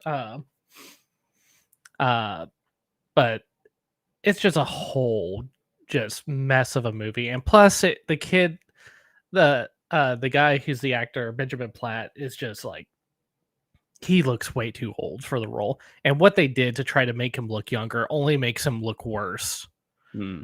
And also on top of that, the person who produced the movie was Benjamin Platt's dad.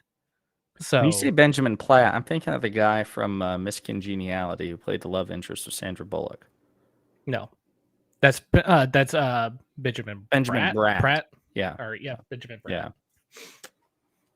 Well, this Um, guy's not ringing a bell. I've not heard of this movie or TV show or whatever it is. I've never heard of it. it's not very good. Yeah. I think it was a cult classic in Broadway because it was like one of the few musicals that really talked about kind of villainous characters. And I Sounds like just mental health's at the center of it too. yeah, which it's weird, but some of the stuff like going back through some of the footage of like the actual Broadway musical, it's not very good. And plus they have some weird things where they have like homophobic jokes in it that's just like I mean, it's like a product of its time because it Sure. first came out like, probably 10 years ago or something at this point. Right. And obviously, certain expressions for, certain colloquialisms have changed. Mhm. What was then seen as acceptable as far as jokes are no longer. Did they intentionally keep the dialogue dated? You know what I mean? Or did they think it would pass? Yeah. No, that's why I'm asking. I mean, like, did Oh. they do it on purpose, like because that was the dialogue at the time, or was it like No, that- well the thing is they changed the dialogue for the movie, except they kept the Oh, Harrison wants to join, by the way. Yeah. Um Harrison, just a heads up. Now, we're not talking politics tonight. But yeah, it's I think it was just poorly written because a lot of humor when it comes to stage performances are a little bit behind the times. Just naturally. Mm-hmm. But for this one, when they trying to change it to a movie standard, they kept the same jokes in there, but they made the character who said them gay. To say like, "Huh, he's gay now," so you can't Right. criticize him at all for it. It's like, okay, that's dumb. It's plus it's not, criticizing characters, criticizing the writer. Right. But yeah, it's wild. It's just like it was such a weird set of coincidences that just led to a really mediocre stage performance becoming a very, very terrible movie. Well, I'll take your word for it. I've never seen it, never heard of it, and probably won't watch it now. What's up, Harrison? I'm okay. I'm really annoyed that I'm still sick, and it's starting to really be bad for my academics. So I really hope I get over this soon. You don't have COVID, oh, do you? I don't have COVID. I've been tested for COVID. I have bronchitis. But Yeah. Sorry to hear that, brother. What I happened? have a really shitty immune Has this been system. going on for a while? Yeah, exactly. Because my immune system's so trash, and so I have violated a taboo, which is you're not supposed to do this, but I need to get better, or I'm going to fail my classes.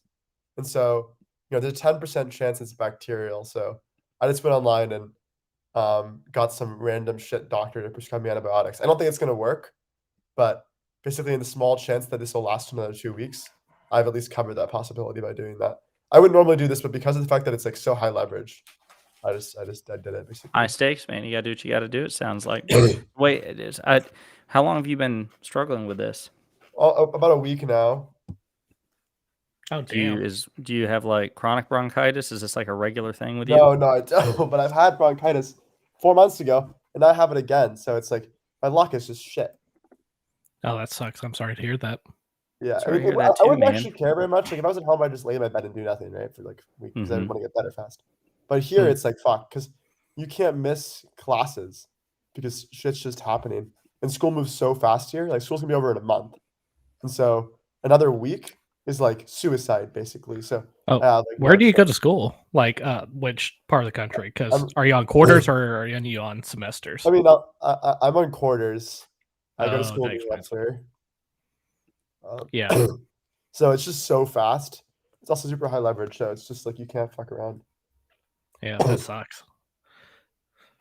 I take it you probably have not been sleeping then if you've been like hacking every 10 seconds. I've been sleeping a lot because I do the sleep shit, and then it works. He's on the But NyQuil.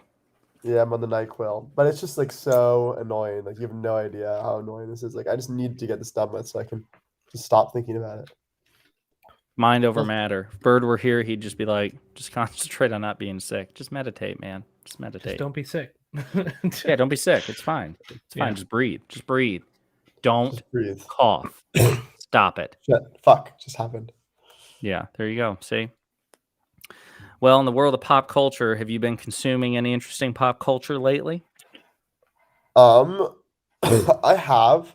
I know I haven't really. I mean, so like anime that you don't even watch, right? So it's like Jordan watches anime. He might be not as conversant much with- recently, but I mean, I don't like most anime, so it's like I call myself an anime fan is a little bit dishonest, but I've watched Attack on Titan. okay. I know that ended recently. Yeah. What else? What else have I recently watched? I watched Hunter x Hunter when I last had bronchitis with DMB because I had nothing else to do. Is that My also an timing is anime? always so Hunter bad. x Hunter? The last time I had bronchitis, Gideon, was Mhm. 4 days or 5 days before my prom. So it's just like, Dude. so now I have it now. And you know what was even crazier, Gideon? I was hosting the post prom party, right? Mhm. And From to your do this, hospital bed. people had paid me $65. Every person who was attending paid me $65 so I could like pay for the buses and stuff. And I was like, I can't cancel this. Like this would be so bad. So it's possible I'll just be there in a bed while everyone's at my house. Luckily, I got over it literally like 2 days before. But my luck is just so bad with this stuff. It's like unbelievable. No one has worse luck than me when it comes to sicknesses. Like, I don't. You heard it here are first, just guys. defy Harrison has the someone. worst luck in the history of civilization, Yeah, or at least without of a doubt. anybody on living. everything. On everything. Yep. On everything. everything. I mean, your pity You for him can't should meet be a off the person in a charts. more disadvantageous position than me. Like I think I'm the least. Never, privileged but person on the yes, planet. 100%. The 100%. utter lack of privilege that surrounds you is breathtaking. We should set up like what's it called? What's the I almost said OnlyFans. I don't know why. What's the like when you go to pay someone's medical bills? Not a Kickstarter. GoFundMe. GoFundMe. Thank you. An OnlyFans, GoFundMe. They are essentially the same thing, right? Sure. Let's go with that. Yeah, basically. In the world of pop culture, let's see. Oh yeah, I also watched Star Wars stuff like some Visions episodes. Which ones? The first one. Fuck. Why is it so bad right now? It was so good like 3 hours ago. The first episode, the second episode I'm sorry, the first or second episode of what? of Visions. Visions. Star Wars Visions. I haven't seen any of them yet. Okay, I haven't. some of them are good, some of You'll them are love bad. None of them are like amazing. They're not canon, and they're made by like these Japanese people who are like these Japanese directors who basically are Mhm. trying to encapsulate what Star Wars means to them. You know, they That's have cool. fairly good ideas, but some of the stuff is really, really wacky. Like for instance, like there's an episode where like a droid uses the Force, and it's like Mm. it's like, it's not canon and it's it's a fun episode. It's actually not a bad episode necessarily, but it's like if you're as anal about this as we are, that's the sort of thing that like you would just never do, even as like a parody episode, because our just understanding of the lore is just it's too deep. Well, I mean, it's one of those things, like you said. I mean, yeah, it's Visions, yeah, it's non-canon, so you have some more latitude than others. But at the same time, if it's so departed from the lore as we know it, then is it even Star Wars, right? Like there has to be some sort of relationship. Exactly. Yeah, I think you'll like a lot of them. Hang on, real quick, both of you, Yoder, if you're listening, if you said totally and towards with regards to playing Halo, hop in chat here, because that's where we'll do the team conversation. I sent you the link. Anyway, I'm sorry. Go ahead. Yeah, guys. I mean, there's nothing really more to add. I mean, I disagree with you. Yeah, it's true. Like, you can't have like so many elements distended where it's not even Star Wars. It's like basically this droid like that's what happens. It's not even So like that is kind of will tell you the tenor of what's like. If you like that sort of thing, I understand, but at least for me, it's like not my favorite. It's an introduction to a different style of animation, basically, is what they're doing. Is because there are a lot of Star Wars fans in Japan, apparently. or at least it's enough of a cultural phenomenon internationally that there are definitely animation directors who would love to be on it, but for Japan, Japanese animators aren't really involved in that sort of thing with Disney and everything. So they probably just hired it. It's like, hey, here's a little nudge towards anime, since there's a lot of like crossover with anime and Star Wars fans. And Yeah. honestly, I'm the one that, for me, I can open my mind to having many things like a droid using the Force. Yeah, whatever. It's for me. Star Wars isn't wacky enough already. I know there's rules and everything, but it's visions. I'm going to suspend my disbelief. Yeah, for and then, well, that's entirely just subjective. I mean, 8 that's episodes. not a deal breaker for a lot of people, but for other people who like obsessively traffic in Star Wars lore, I could see where it would be a bridge too far. You know what's even crazier is that after he gets the Force, like about 5 minutes later, he beats a Sith Lord in combat. It's so. Did sorry, you It's explain? anime. Did you tweet Pablo Hidalgo or Leland Yeah, Shee and ask them? I explained the concept of midichlorians in great detail, citing at least 20 source books talking about how this is funny. possible. No, Yeah. Man, those days. I miss those days, and yet I don't at the same time. Like, yeah, I remember, for the longest time, just hating SWOTOR, just left, right, and center. But I will say, some things I've really softened on because I just don't care anymore, and I take it as a complete. Yeah, so it doesn't perfectly align with certain things, but it's that foggy window premise from Chris Sarasi or whatever, where like every piece of Star Wars lore is like a window into the actual universe, and some windows are foggier than others, not just in terms of reliability, but also in terms of how commensurate it is with the world building. Yeah, I think Disney and Lucasfilm were capable of more structured lore building, as we've often complained about. What's up, Yoder? But I do appreciate I guess, like kind of like alternative interpretations where they play around with two certain things, scaling Ruminate. and say what? Two things. You still don't like Echoes of Oblivion, right? Because that is just god awful, no matter who you are, right? I mean, I'm not. No, I guess what I mean is I'm not saying that any of it is necessarily stellar storytelling, but I don't find it offensive like I used to. If that makes any sense, like the crazy stuff. I mean, canon and legends, they're just replete with it. And again, I'm not saying that it's good or that I have to like it, but I don't find it as offensive as I used to. Like Eldritch abominations, Mindscape fights.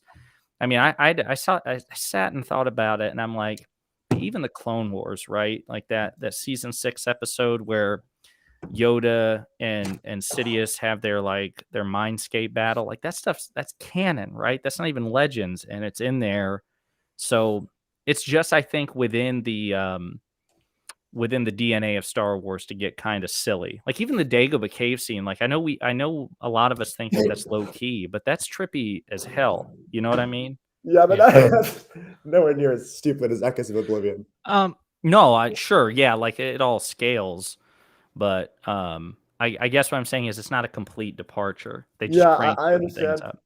What was I going to say? Oh, speaking of foggy window, I assume you haven't read, but we've now some people have released 10-page essays about Star Wars debating meta under the foggy window premise and how to incorporate it into our reasoning and stuff. It's really fun. Yeah, no, I mean, because I'm out of it. No, I haven't heard about any of that. So it's interesting that that's the meta. Before we proceed, Yoder, can you hear me? Yeah. Hang on, I want to make sure that he can hear us and we can hear him because I can't hear him. Yoder. Hear me now? Yep. Yes. Okay. Sorry, for whatever reason, the Restream did not have my microphone set up as the default. It does that, man. Well, there are a few complaints, even though I think overall it's a great program. Some of that shit really pisses me off. Here, let me change it. There it goes. Much better. Hey, Yoder. And can you, Hey. Yoder's online? How's your download, Jordan? What do you mean my download? The update for Halo. Oh, I mean, it's by the time that it downloads, it's going to be towards the end of the stream. So you might want to Oh, gotcha. grab someone else Okay. for it. Yoder and I'll play around while all four of us chit chat. Yoder, just go ahead and join my lobby, and you and I'll play some SWAT and some big team and stuff like that, and just chit chat Alright. with the boys. Are we only doing But- are we all doing pop culture for the day? There's no politics at all. Yeah, no pop. Well, I mean, we can chit chat just about anything, but like, I'm not man. I'm telling you, like, the last 2 days. Yesterday was really bad. Like, I was super messed up. I was supposed to grab drinks and dinner with Jordan and a couple of other people, and like I could barely talk, and my tongue is still swollen. It's just been a lot. Also, it just helps to take a break from politics and just focus on something else. Because if you have multiple streams with like high contention between different parties, it's going to be a little bit chaotic. And, Well, and that's the other thing too. I've got to figure out a way. Like, I get it now. Why, Yoder? Can you join my not my party, but can you join my game session? That I'm trying to. Okay, let me send you another one. Let me send you Game another. session failed. I need to set it up again. Do you have an update that you need to do? I may. You might want to check that out. You're on We you're had on an Xbox, update. right, Yoder? No, I'm not actually. Oh, yeah, you might definitely need to update as well. Check your Steam. I'm surprised they didn't just push that earlier this morning. Which what? The update. Usually Steam pushes an update, like sets it up and say, "Hey, you got an update here. We're going to go ahead." All and my download it for you." updates for Master Chief, unless I just haven't been paying attention, have been when I tried to like get into the game. I can't recall like a single like a pop-up notification or whatever. But as far as But the yeah. format goes, yeah, like I said, I've been taking a lot of notes. Harrison has given me a lot of advice. I know you two have as well. I'm trying to like iron out the nuts and bolts. I've got another buddy that actually Jordan that Steph put me in touch with today.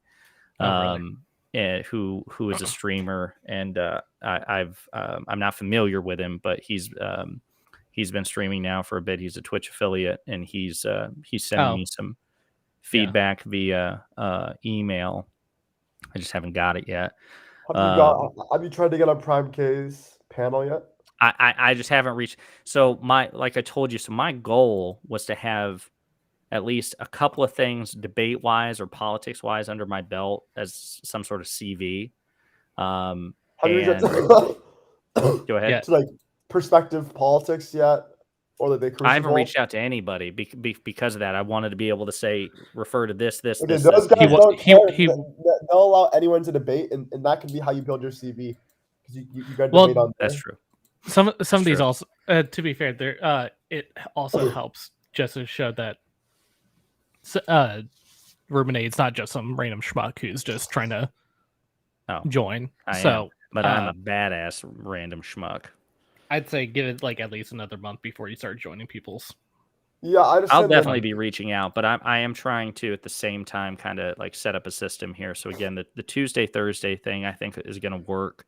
The problem is here lately is because like most of my contributors, like my two biggest contributors in terms of conversation are Bird and DMB, who are two staunch conservatives. That's true. So, and I'm glad. I mean, I'm glad that there's like contributions, because I'd rather have contributions than not. The problem is when I'm talking politics, I can't get 10 seconds in without a point of contention. So when every sentence is disputed, it'll turn a 3-hour event into a 12-hour thing. And even the other night, like, and it's not just them. I mean, because I have the type of personality that if I find it interesting, I'll blink and I'll have been there for 12 hours. So it's not just them. We're kind of all cut from the same cloth in that regard. But I just, my face and my neck and my throat and much as my body can't take that as being the norm every time. So Yeah. I've, especially when I do so much talking at work. So I've got to. Also,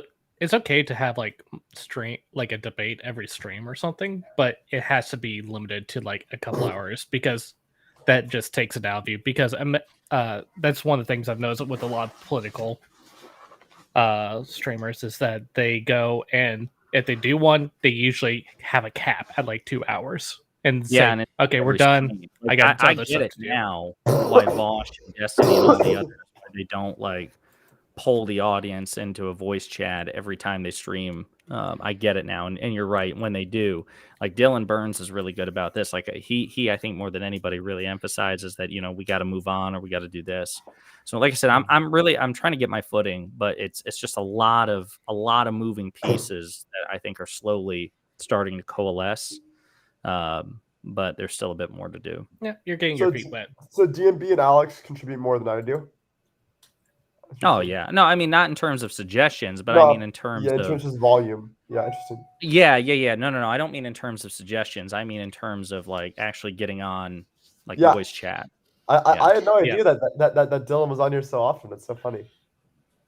Okay. Yeah, ever Ruminate. since he found out, and again, like I'm very thankful for it. It has not gone the way that I thought it would. And I think he and Bird will be a good tag team. Although, like you said, like that's the interesting thing. I think that will be a good selling point for this channel is because, in my opinion, and I'm new to this scene, you three, Yoder, Harrison, Jordan, you guys are much more familiar with and have much more experience with the streaming angle than I do. But to me, the conservatives that I talk to are infinitely more thoughtful and atypical than like the Rob Noors and the Sprouticus's. You know what I mean? Like, 100%. Like,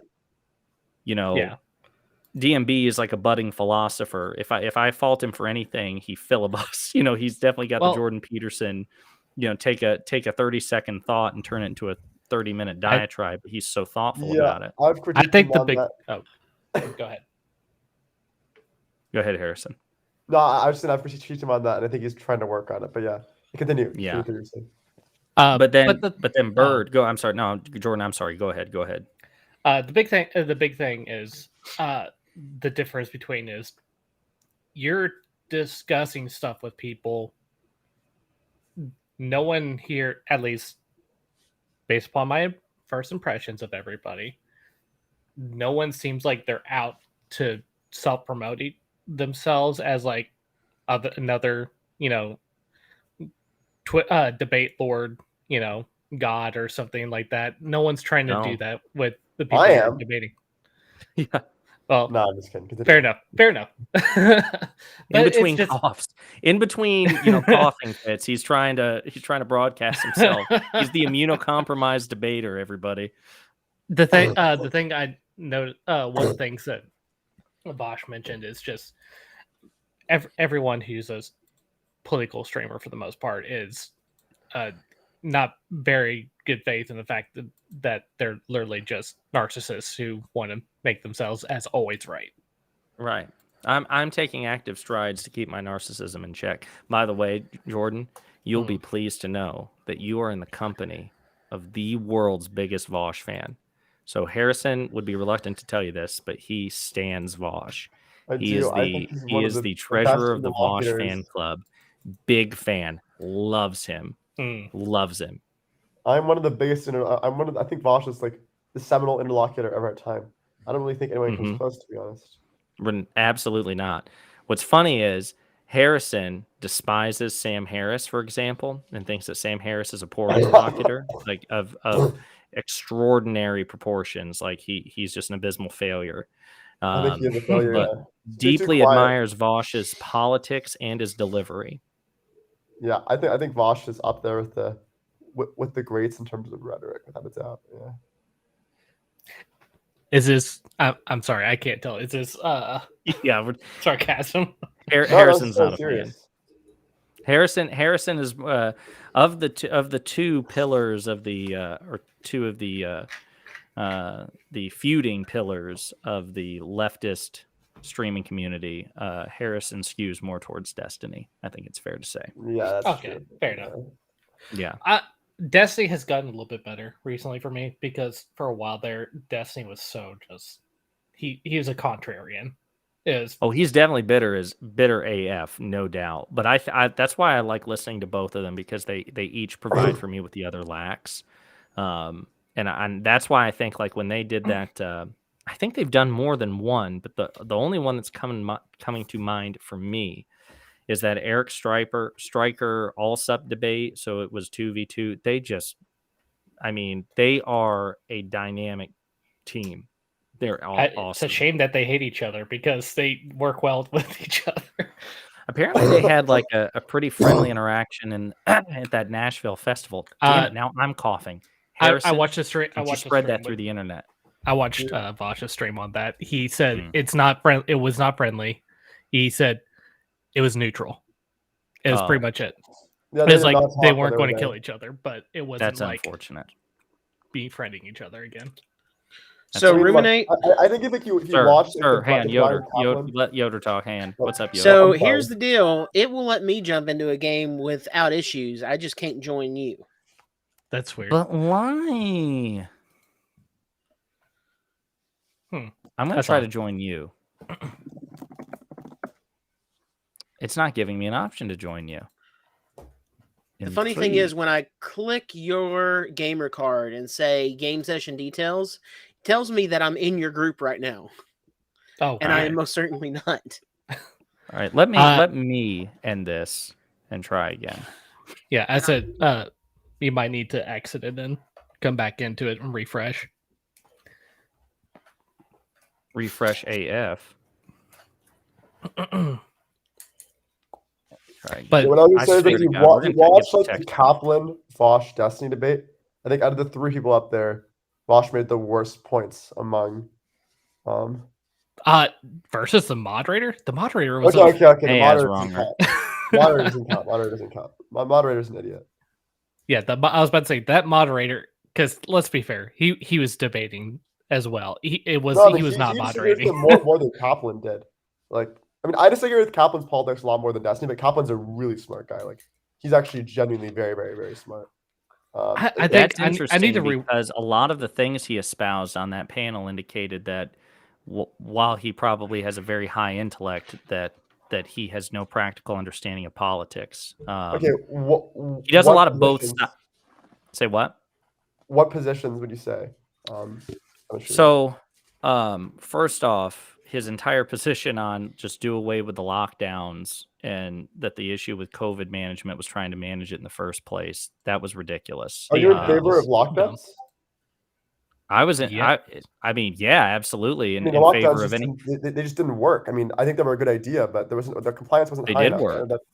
Well, they did work. Weren't the rates in Vietnam, Australia, New Zealand until they opened back up? I think Kaplan was talking about lockdowns in the United States. Yeah, no, I was in favor of lockdowns in Singapore and Taiwan and China because those actually worked, but they didn't work here. And same thing in New Zealand. Yeah, because the compliance wasn't high enough, and so but hang on, but that's the point, right? They didn't work because they weren't implemented properly. Lockdowns do work. You just have to implement them properly. So Kaplan should be pro lockdown. Well, okay, there's this difference. Okay, so first off, it's a cost-benefit analysis. That's the first part. There are types of lockdowns that could work. So, for instance, if we had engaged in a green light strategy rather than red light strategy, our strategy with COVID prevention was really bad. I remember I was following this obsessively in the beginning. I remember. So, the mistake we made was that we started locking down after a certain case threshold was what came into play. At that point, community spread had already taken over those communities. What Yoder tried to join me now. Singapore did, which is like a green light strategy, which is that you only lock down after you're confident that there's no COVID there, rather than the red light strategy, which is what we did. We just locked down nothing and only locked down in cases where COVID cases came too high. No, I don't think it's possible to work here, to be honest, because people are just way too non-compliant. And a long, protracted lockdown of the type we did, while I think at the time I supported it, in retrospect, clearly does not pass any form of cost-benefit analysis test. Because it just was too wishy-washy. Yoder, I'm sorry. I'm not sure what's going on, and Bardikins is busy, and I tried to start and restart it, so don't worry about it. I'll talk. We'll talk here, and you can still join us. I'll probably be on for about another 30 minutes, and then I'll take the time the next couple of days to figure this out. I'm trying to find a chart that demonstrates what I'm talking about. Yeah, you can respond to what I just said. But the thing, I think the problem was it's a little bit more complicated than it was just like it already took over a lot of communities because for one thing, we didn't take it seriously 2 months after it was showing signs of being a problem. Sure. Because hell, I said I felt like I was one of the few ones who actually took notice of it before it happened because I was I was with my mom during like January and discussing it. We're like, oh, this could be potentially bad. We should probably start preparing. And then next thing you know, February came along and we're starting to see more reports of it being bad in China. And then next thing you know, we're like, okay, we're going to go into a quarantine. My mom, myself, because my mom she's immunocompromised and she was So is Harrison, so they get along quite well. So genuinely maybe. But it was just one of those things that the fact that our government wasn't willing to acknowledge it because it was going to be politically not great for them if they went into full lockdown. Yeah, it was going to be politically deleterious. I agree that some idealized lockdown scenario that I would support. For instance, a 5-week lockdown plus like immediate travel bans. If we were able to coordinate that effort internationally, right? Then it probably would pass the cost benefit test. But I don't think it was possible in the United States. I mean, maybe it was possible, but present leadership notwithstanding, right? I mean, or previous leadership notwithstanding, it simply was not. There's no way you could say it passed the cost benefit test. I mean, we have what? Well, let's. Here's the thing, and it's possible because I don't have the entire thing memorized. It's possible that Kaplan was very specific in his claims, and he was saying lockdowns of the type that we did did not rise to the muster of a cost-benefit analysis, did not pass a cost-benefit analysis. But I don't recall him qualifying his statements like that. He was just anti-lockdown, anti-preventative measures. Yeah, that's he said he was pro-vaccine, but wasn't pro-vaccine mandate. Those are bad politics. Vaccine mandates are working. The preliminary research, the Department of Labor putting the pressure on companies to do it, we're getting result after result after result after result back that like vaccine rates in many companies are jumping from like 70 to like 90. Well, there are cities. He's wrong, number one, on vaccine mandates. He's just wrong. Okay. I don't think his take is that vaccine mandates don't work. I think he's a libertarian. So the vaccine mandates, I think he would say pass the cost benefit test, but because of his libertarian, he can't support them. But I don't think he ever made the claim that they don't work. This is where I get confused. This is where I get confused with Kaplan. Then is he CBA motivated or is he libertarian principle motivated? Or does it just depend on what he likes at the time? No. So he's libertarian motivated, but most importantly, for instance, he was talking about voluntary human experimentation, something we obviously should have done at the beginning of the pandemic. It's called One Day Sooner. You can look this up. Very fascinating stuff. We totally should have done voluntary human experimentation at the beginning of the pandemic. But what happened was that we didn't do this because the people had ethical issues with it. So that passes both the cost benefit test and the libertarian test. So he supports libertarian policies, but he especially supports libertarian policies that pass the cost benefit test. So he noted that he didn't have time to give his full ethical thesis. I know Kaplan because I know him outside of that individual debate, but his stance is that if it passes the cost benefit test and it's libertarian, well then we absolutely have to do it. Harrison, can you do me a favor? Can you do me a favor and can you link some Kaplan stuff because I don't know him at all. So okay, yeah, I disagree with most of his prescriptions. His open border stuff is the most fascinating. I'll send you his open borders website. I want to clarify. I'm not saying I did not get the impression that he was stupid. I was just saying that I thought that most of what he said was bad politics, and also that Thank you. Yeah. And so, again, for example, vaccine mandates do work, and if you're CBA motivated, if that's a foundational principle, then I don't know why you would strenuously. Yeah, but he's not CBA motivated. He right. So again, he's CBA motivated when it's beneficial to him.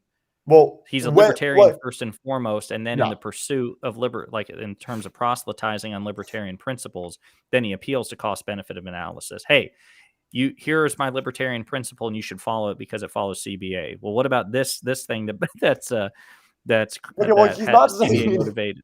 Okay, he's Say not saying you what? should follow it because it's CBA. He's saying that it is both libertarian, so it abides the libertarian principle, and it's CBA. So it fulfills both a deontological framework and a consequentialist framework.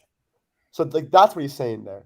It's like the consequentialist framework is the most important test. Or sorry, the deontological framework is the most important test. And if it fails that, then he's not going to consider it. But if it passes both tests, consequentialist and deontological, well, then he's for sure going to endorse it. Like so. For Well, like I instance, said, to me, it just indicates an inconsistency that how? I struggle. Well, because again, if part of your argument is predicated on cost benefit, and it is benefit because he cited it all the time. If cost benefit analysis is irrelevant, then he wouldn't mention it. So Well, clearly, it's relevant. It's relevant. Clearly, he's trying to use it to reinforce his views, right? But the problem is, if you're just selectively interested in cost benefit analysis, to me, that indicates a weakness in your philosophy, No. right? Well, Yeah, not everyone yeah. does that though. I'll step in here. The thing is, not everyone is completely consistent on their political ideology. I think he is consistent, actually. Like I think he's one. Well, Like, no, I'm saying in a matter of like saying cost bases and what Appealing to a Ruminate here is- consequential. We're talking about in terms of appealing So to I consequentialism. used to have like a libertarian philosophy, so I have a lot of insight in the way this works because I was once a libertarian. So I made a lot of I was as well, but and I made a lot of these similar arguments. Yeah. So when I was a libertarian, right, I was okay. Well, here are all the positions I support from a libertarian perspective. So for instance, like I support ending the wars, I support free markets, etc. Mhm. So I wouldn't support these things if they didn't abide by a libertarian principle. But they both abide by libertarian principle and they pass the cost benefit test. So the cost benefit test isn't the core reason why I support them, right? But at the very least, libertarians should support. And I encourage you, Ruminate, go to the. I mean, I know this is not a politics stream, but go to the original stream. And he actually says this in like really good words. Let me find the exact quote because he actually clarifies his position there pretty clearly. And it was pretty annoying to me because do you know who Rose Rist is? It is. Yeah, he was reacting to it, and he totally did not understand what he was saying, and it was really frustrating. I'm gonna try to find the time. You find it. In the meantime, I'll continue. So, as far as I'm concerned, I was not impressed by Kaplan's performance because again, his opposition to vaccine mandates. I don't recall him saying, "Hey, they work, but they defy libertarian principles, so I don't support them." Maybe that's what he meant, but that's not what he said, and it's not what he indicated. Vaccine mandates do work, regardless of whether or not they violate the deontological principles that underlie libertarianism. So I wish he would have clarified that, but you know more about him than I do, so it's possible that based on prior experience, that that's the case. But my encounters with him are simply from this stream. So vaccine mandates do work, and I don't like that he's in opposition to them.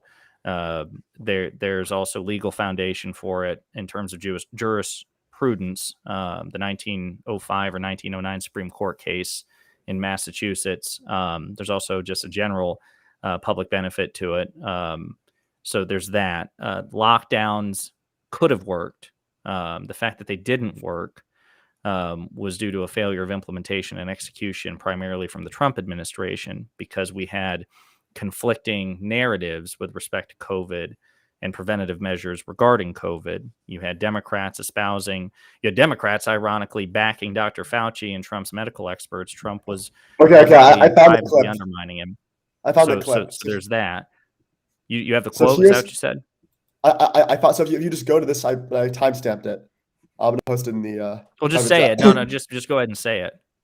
Okay, so he says. Actually, I'll just branch from my stream because Now, as a libertarian, I am not a utilitarian, but I will say that if you are a libertarian and you favor things that do not favor government action that doesn't pass the cost-benefit test, there's something wrong.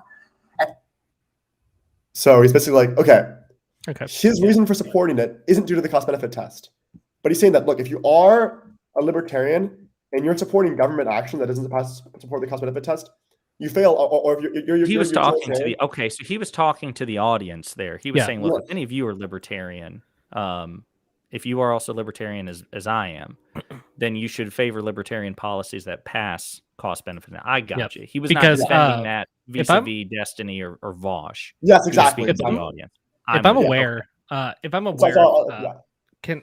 I'd like to step in here because I think because the big thing is, I think the organization that was hosting this event, I believe they're a libertarian organization. If I'm Is that right? not, I think so Yeah, because they I are think somebody libertarian. mentioned that. They are It's called the libertarian. Free or Future Festival. So yeah, It- because it's supported because by I think the Students for people Liberty. who I think the people who ran it are they when I went to Vanderbilt, they actually had a little bit of a presence on the campus as well. So gotcha. go ahead, Harrison. So let's see. Yeah, There was that. There was the vaccine mandates thing. There was the lockdowns thing. They're both lockdowns could have been effective. We've seen them be effective in other countries. We don't know if they could have been. I agree. There's a non-compliance rate there. But they were But a I also horrible think idea that we here. did not optimize the means by which to enforce compliance. So it's difficult. I agree with you that that lockdowns as they were implemented in the United States were nowhere near as effective as they could have been. So I would be open to studies proving that essentially they did nothing. They were not on the whole effective. They offered no net effectiveness as implemented in the United States. I'm persuaded by that, or could be Yeah, I mean, persuaded by that. they were a bad idea here. They were a good idea in countries that actually care about government authority. Here, it's like I supported them, and it was one of these scary instances where it was like, holy shit, like activity is decreasing, R naught is decreasing, but R naught, like some of these countries, like R naught is like the ready transition. It's like it's going to like 0. It's like asymptotically approaching 1, like a little over Right. 1, a little beneath 1. But what we need is for it to be well beneath 1 if we want to actually kill this. And we got it there for a little bit, but there was no sustainability at all. And Well, yeah. the problem we got there for a little bit, but the problem is for one thing, we have our division in the U.S. politics has been very negative towards public health in this matter, and the fact that we gave people a chance to go and get it freely, and then now we're having to institute mandates because we're not hitting the threshold that we need to like stave off the virus. And plus, at this point, by the time the vaccines were rolled out, we already had a Delta variant coming in, and which, if you've been seeing some of the stuff that's been coming out recently about some of the data with how the Delta variant acts with people with the vaccine. With the vaccine. They haven't hit conclusive data whether it actually does hold it off. They assume it does, but there have been a lot of breakthrough cases recently. That said, Mostly though, because it deals with a different protein that said, though, than the like, vaccine deals with. lockdowns now are just a dumb idea. Like if you have any idea, any understanding of cost benefit analysis, like lockdowns in Australia are horrible.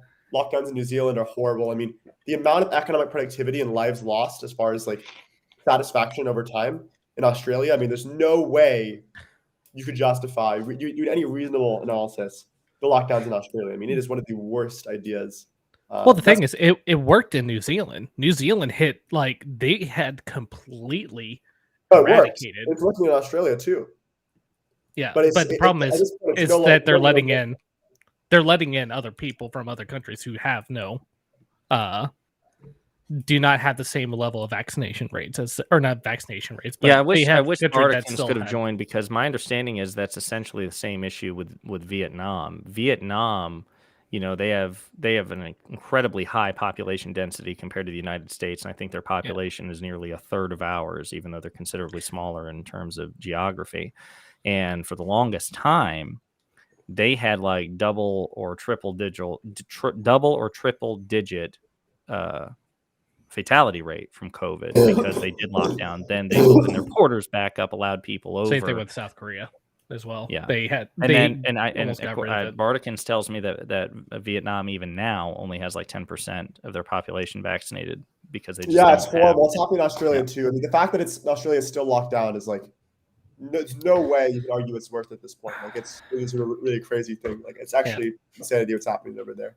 But I think one of the biggest issues though with it is the fact that I think a lot of these lockdowns would have worked for these different countries if we had a bigger proliferation of the vaccine instead of having powerful countries hoard the vaccine like patents. Because the biggest problem, as we saw, is that the U.S. was getting it, Europe's getting it, but there's a lot of countries in Asia that haven't gotten it at all, or in Africa or in some of these other countries. So they're still being affected by it, but because we have held the hoard on the patents and are unwilling to just go ahead and start really chugging up the vaccination train on other countries, it's just a lot of I these thought I lockdowns saw just somewhere proving. today that President Biden authorized distribution to vaccines to the Yeah, African but Union.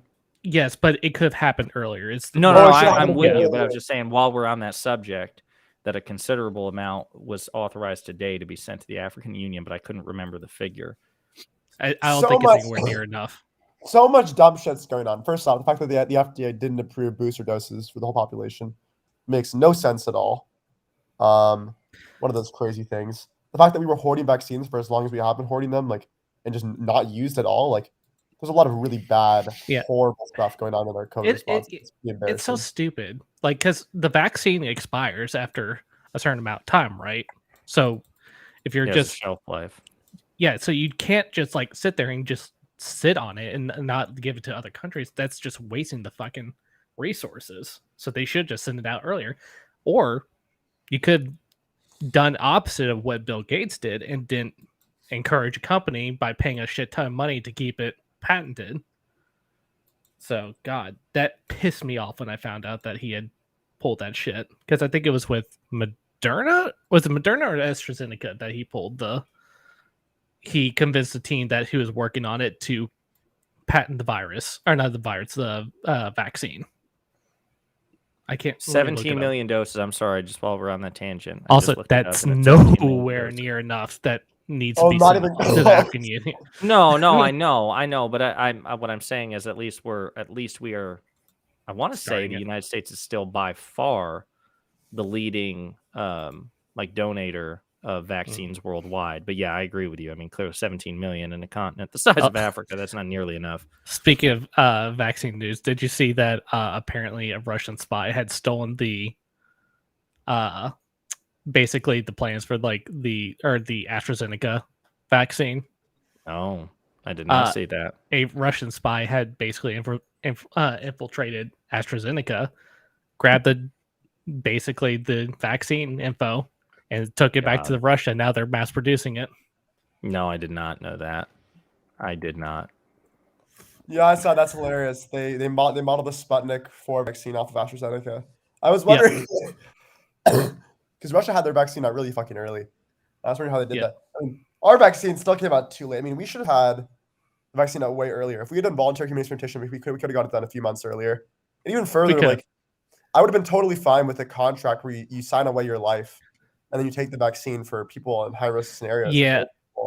Like the problem with what? How did you follow? Did you follow the development of Russia's COVID vaccine? Did they do?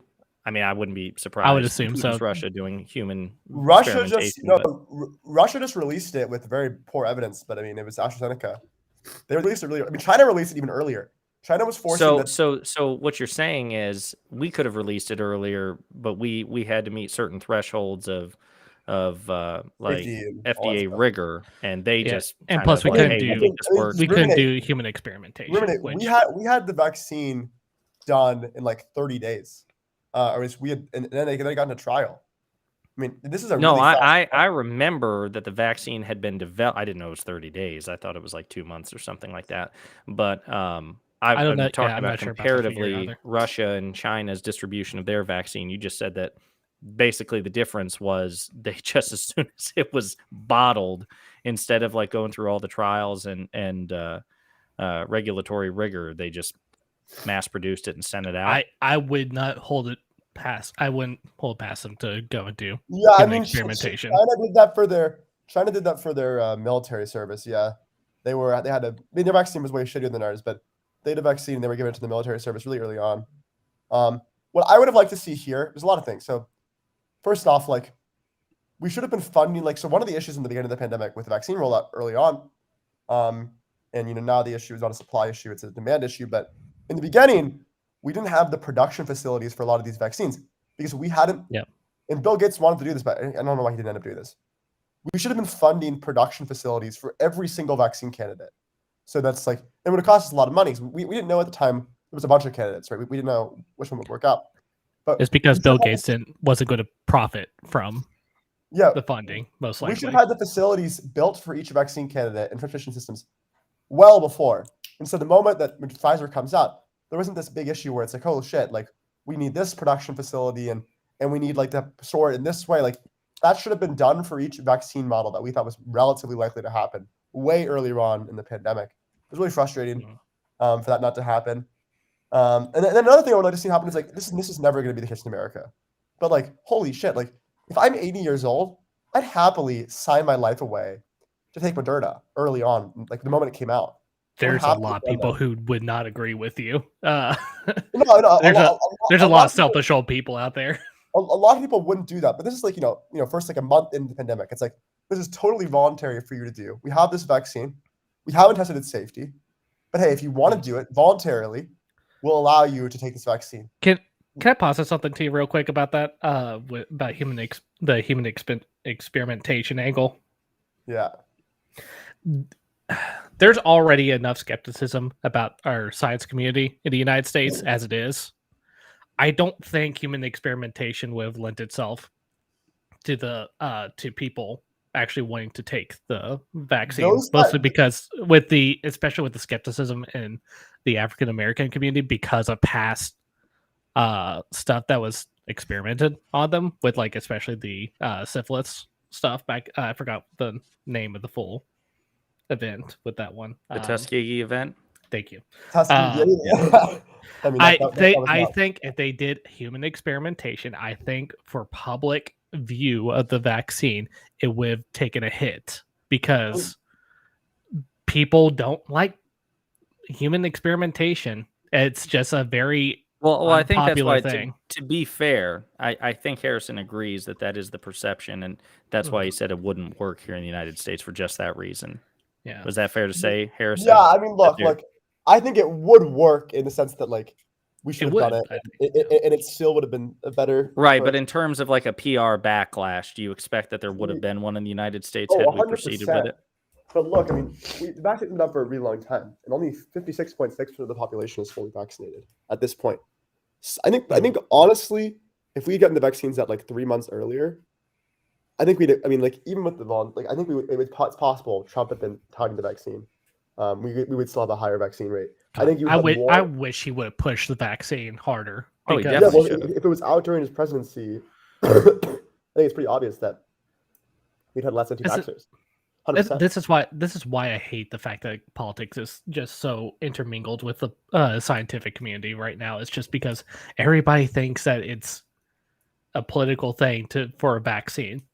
Hell, Democrats are even like guilty of like literally doubting the vaccine's credibility back when Trump was in office, but it was early on, to be fair.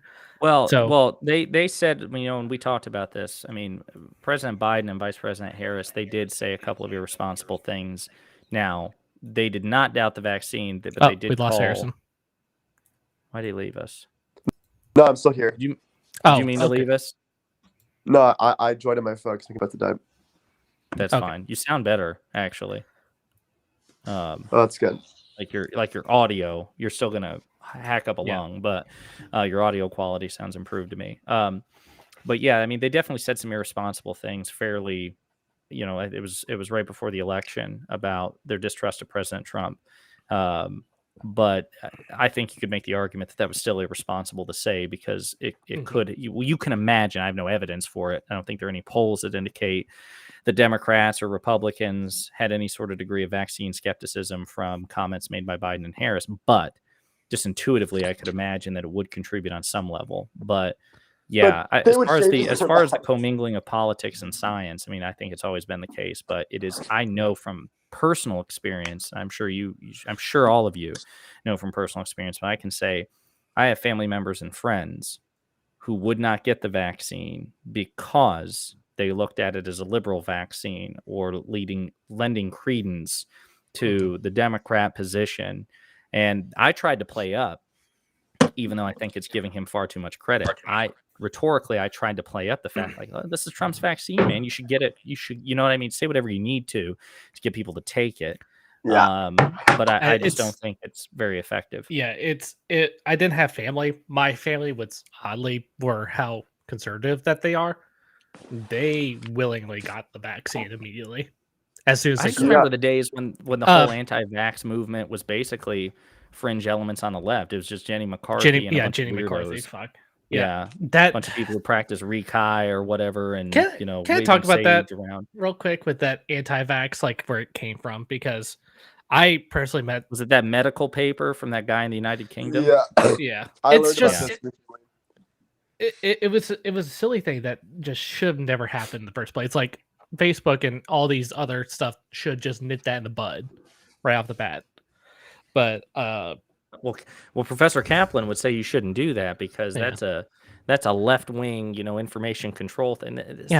These are fucking scientific studies that were like disavowed. It doesn't matter. Like, way early. If your content warning happens to align with liberal, with liberal politics, I mean, you're just going to drive people away from it. I guess that's true. That's what I think. We've just reached a point where it's a total feedback loop, right? It'll need like some sort of like zeitgeist reset of how we obtain information. But I think to a lot of people, they view information as like it's not science or anti-science. It's a liberal talking point or conservative talking point, and science doesn't really factor in. Yeah, I mean, it still happens today with the climate change and everything, where people are just it's a talking point, rather it's a political talking point instead of being literal scientific, existential crisis that we should be handling right now. Well, let's wrap up the COVID talk real quick because again, I didn't want to make this completely political. But Harrison, do you feel like there's any good news? Certainly not the good news that you're seeking, and probably not that the rest of us are seeking too. But are you at all inspired by the fact that the preliminary data suggests that the vaccine mandates are working? That we are seeing, gains, noticeable, discernible gains in the vaccination rates? Or do you see any positive news or anything that eases your anxiety? They're not going up by much, and I support them, but I don't think it's gonna. I think your people at this point who are still sticklers, it's gonna take a lot of pressure to get these people to break. It's a little unfortunate. I mean, if you just look at the chart, see if I can find it. The New York Times posts it every day, and it's like there's an uptick, but the uptick is just not enough. I mean, it's like we're in a really annoying situation. We need to have like 90% vaccination really fast so we can start finding these variants. And do you think that there's anything? Do you think that there's anything more that the federal government, state and local governments can do to encourage the reticent to be vaccinated, or do you think we're essentially tapped out at this point? I mean, vaccine passports have always been supported them. I think that's a really good idea. I think everyone should basically have a vaccine passport. To clarify real quick before I open this up, when you say passport, do you mean like literally to get you from one destination to the next, or like to go into restaurants, banks, retail? You go to a restaurant, you basically have a thing on your phone that's like cryptographically secure. Tells you if you've been vaccinated. I've been in favor of that since the idea was raised. And I'm hopeful that that'll be a thing. I'm doubtful, though. I mean, that would be, I think, the most effective, to be honest. People would resist that. Agree. But, yeah. But I will say one thing before I have to hop off here, but this will be my last thing. I do think their vaccine mandates will work, but the will work in areas that allow it. Because right now, the way that our nation works, I don't think I don't think we actually like signed it into law, have we, for mandates? It's just a executive No, order. it's not. It's not a law. It's an instruction. It's an executive order issued to the Department of Labor, and then through the Department of Labor, OSHA, and then OSHA is dispersing it out to businesses over 100 employees. The big thing. Hang on, let Jordan finish I do first. need to get off here soon, but basically, that in itself, having the states being able to kind of override that order just being because stating states' rights and having their own laws set in, where a lot of these states will pass laws that will say not to go and follow the I executive think order. the good But- news is there, Jordan, is that I think they still fall under the federal supremacy clause. So Does it? like right now, Governor Abbott issued his executive order forbidding companies from complying with the Department of Labor's executive order. Now, it'll still probably have to be challenged in court, or an injunction will have to be put on it by some sort of like federal judge. But I am 90% sure. I mean that it's. I mean, I know it's been talked about in the press and in news commentary on it, that if it gets to a position where it's challenged, it's almost certainly going to be overturned because of federal supremacy. Gotcha. We're pro-federal government around here. I forgot State the government. good news. Let me The finish good my news is point. that Yeah, oh, sorry, go ahead. sorry. But I do think if the mandates go through, I think they will work, because in areas that we've seen the mandates go into effect, I forget, there was a chart that had the like specific cities that had the mandate post pre and post mandate vaccination rates, and it went from like, I think there's one, like it might have been like San Francisco or something. It was somewhere in California that basically went from literally having 55% vaccination rate to 95. Mm-hmm. It was a tremendous uptick, showing that if you just force people to get it, or they lose their jobs, people will do it. Also, people No, don't it's want true. to go and get their nose swabbed every week. No Some one wants to do companies that. aren't even giving them that option. I can't remember the name of it. It's in my notes somewhere, but there are some companies that are not giving the, or one negative test result a week option. It's either get vaccinated or get out. Yep, Cool with and that. One And company plus- that did that in Louisville is Volunteers of America. Oh yeah. Yeah. Wait, where they they didn't give you the option? Is that what you're saying? They have already surpassed the point where they said vaccinate or evacuate. If you do not have a medical or religious exemption, you have to be vaccinated, and the date was sometime in July. They had to be fully vaccinated by, and they only ended up losing like 3% of their staff. Yeah, which is good. Yeah. But the last point I'll make, I think vaccine passports, they shouldn't be mandated, but they should be an option for people to get. And if they want to do the OSHA compliance and everything for like certain venues wanting to use it, giving them the option to say, hey, we can discriminate you, no vaccine card, or get the fuck out. Make that, like, kind of encourage businesses to do that, and just I know give businesses still have businesses the right to benefits. do that, but yeah, they'd Yeah. probably need some extra incentive, like you said, to push that option. Like, hey, look, Yeah. remember, you have that in your back pocket. Also, just make it because it's all about the execution. You have to make it Sure. that it's not a mandate or from the government; it's a mandate from the businesses, because Yeah, well, I mean, put the onus on but- them. right, and I agree that they need to be saying that. I just think that the delivery of that message is difficult because it's being undermined by the Republican Party. So you have like sitting members of Congress, and you have conservative pundits who are this is a Biden mandate, when technically, like you said, it's not, in the sense that employers are the one, and even employers don't have to comply. They just get hit with a fine from the Department of Labor. So you're right, but the messaging on that will always be obfuscated. And unfortunately, Democrats just generally suck at messaging anyway. So, Yep. but I take your point. That's all I have for tonight. It was fun talking with you, Harrison, and Yoder. Good to hear from you again. Sorry I could not talk with you, Bird, but all good. I'll get with you next time. I'll probably be here on the weekends. So, Well, I'm available for the next 4 weeks with no work to do whatsoever, so I'll have free time. hell yeah. Oh yeah. But yeah, I'll talk to you later. Hashtag female CEO. Hashtag equal opportunity. Hashtag parental leave. There you go. Hashtag Later, Jordan. See you, buddy. Later. Appreciate it, man. Night. Night. Right? I want to So- say some good news. You said you do have some good news? Yeah, the good news is that long COVID is like, I mean, I was already kind of aware of this, but it's now getting more confirmed that it's not as big of a thing as we thought it was. Oh, in terms of like chronic side effects. Yeah. The big evidence for long COVID just got refuted, so there's good That's evidence excellent. to believe. Hopefully that is a harbinger of excellent medical revelations to come. So wrapping this all the way back around to the world of pop culture, Harrison, Visions, you were saying. Yoder, have you seen Visions at all? The new Disney? I have not. Bird, have you? The new Disney Plus anime Star Wars thing? I've seen like the description on it and stuff. You've heard of it, right? I haven't Yes. seen it either, so it looks like Harrison's the Yes. only one. Well, Harrison, Bird, and Yoder are both anime fans, so would you recommend watching it?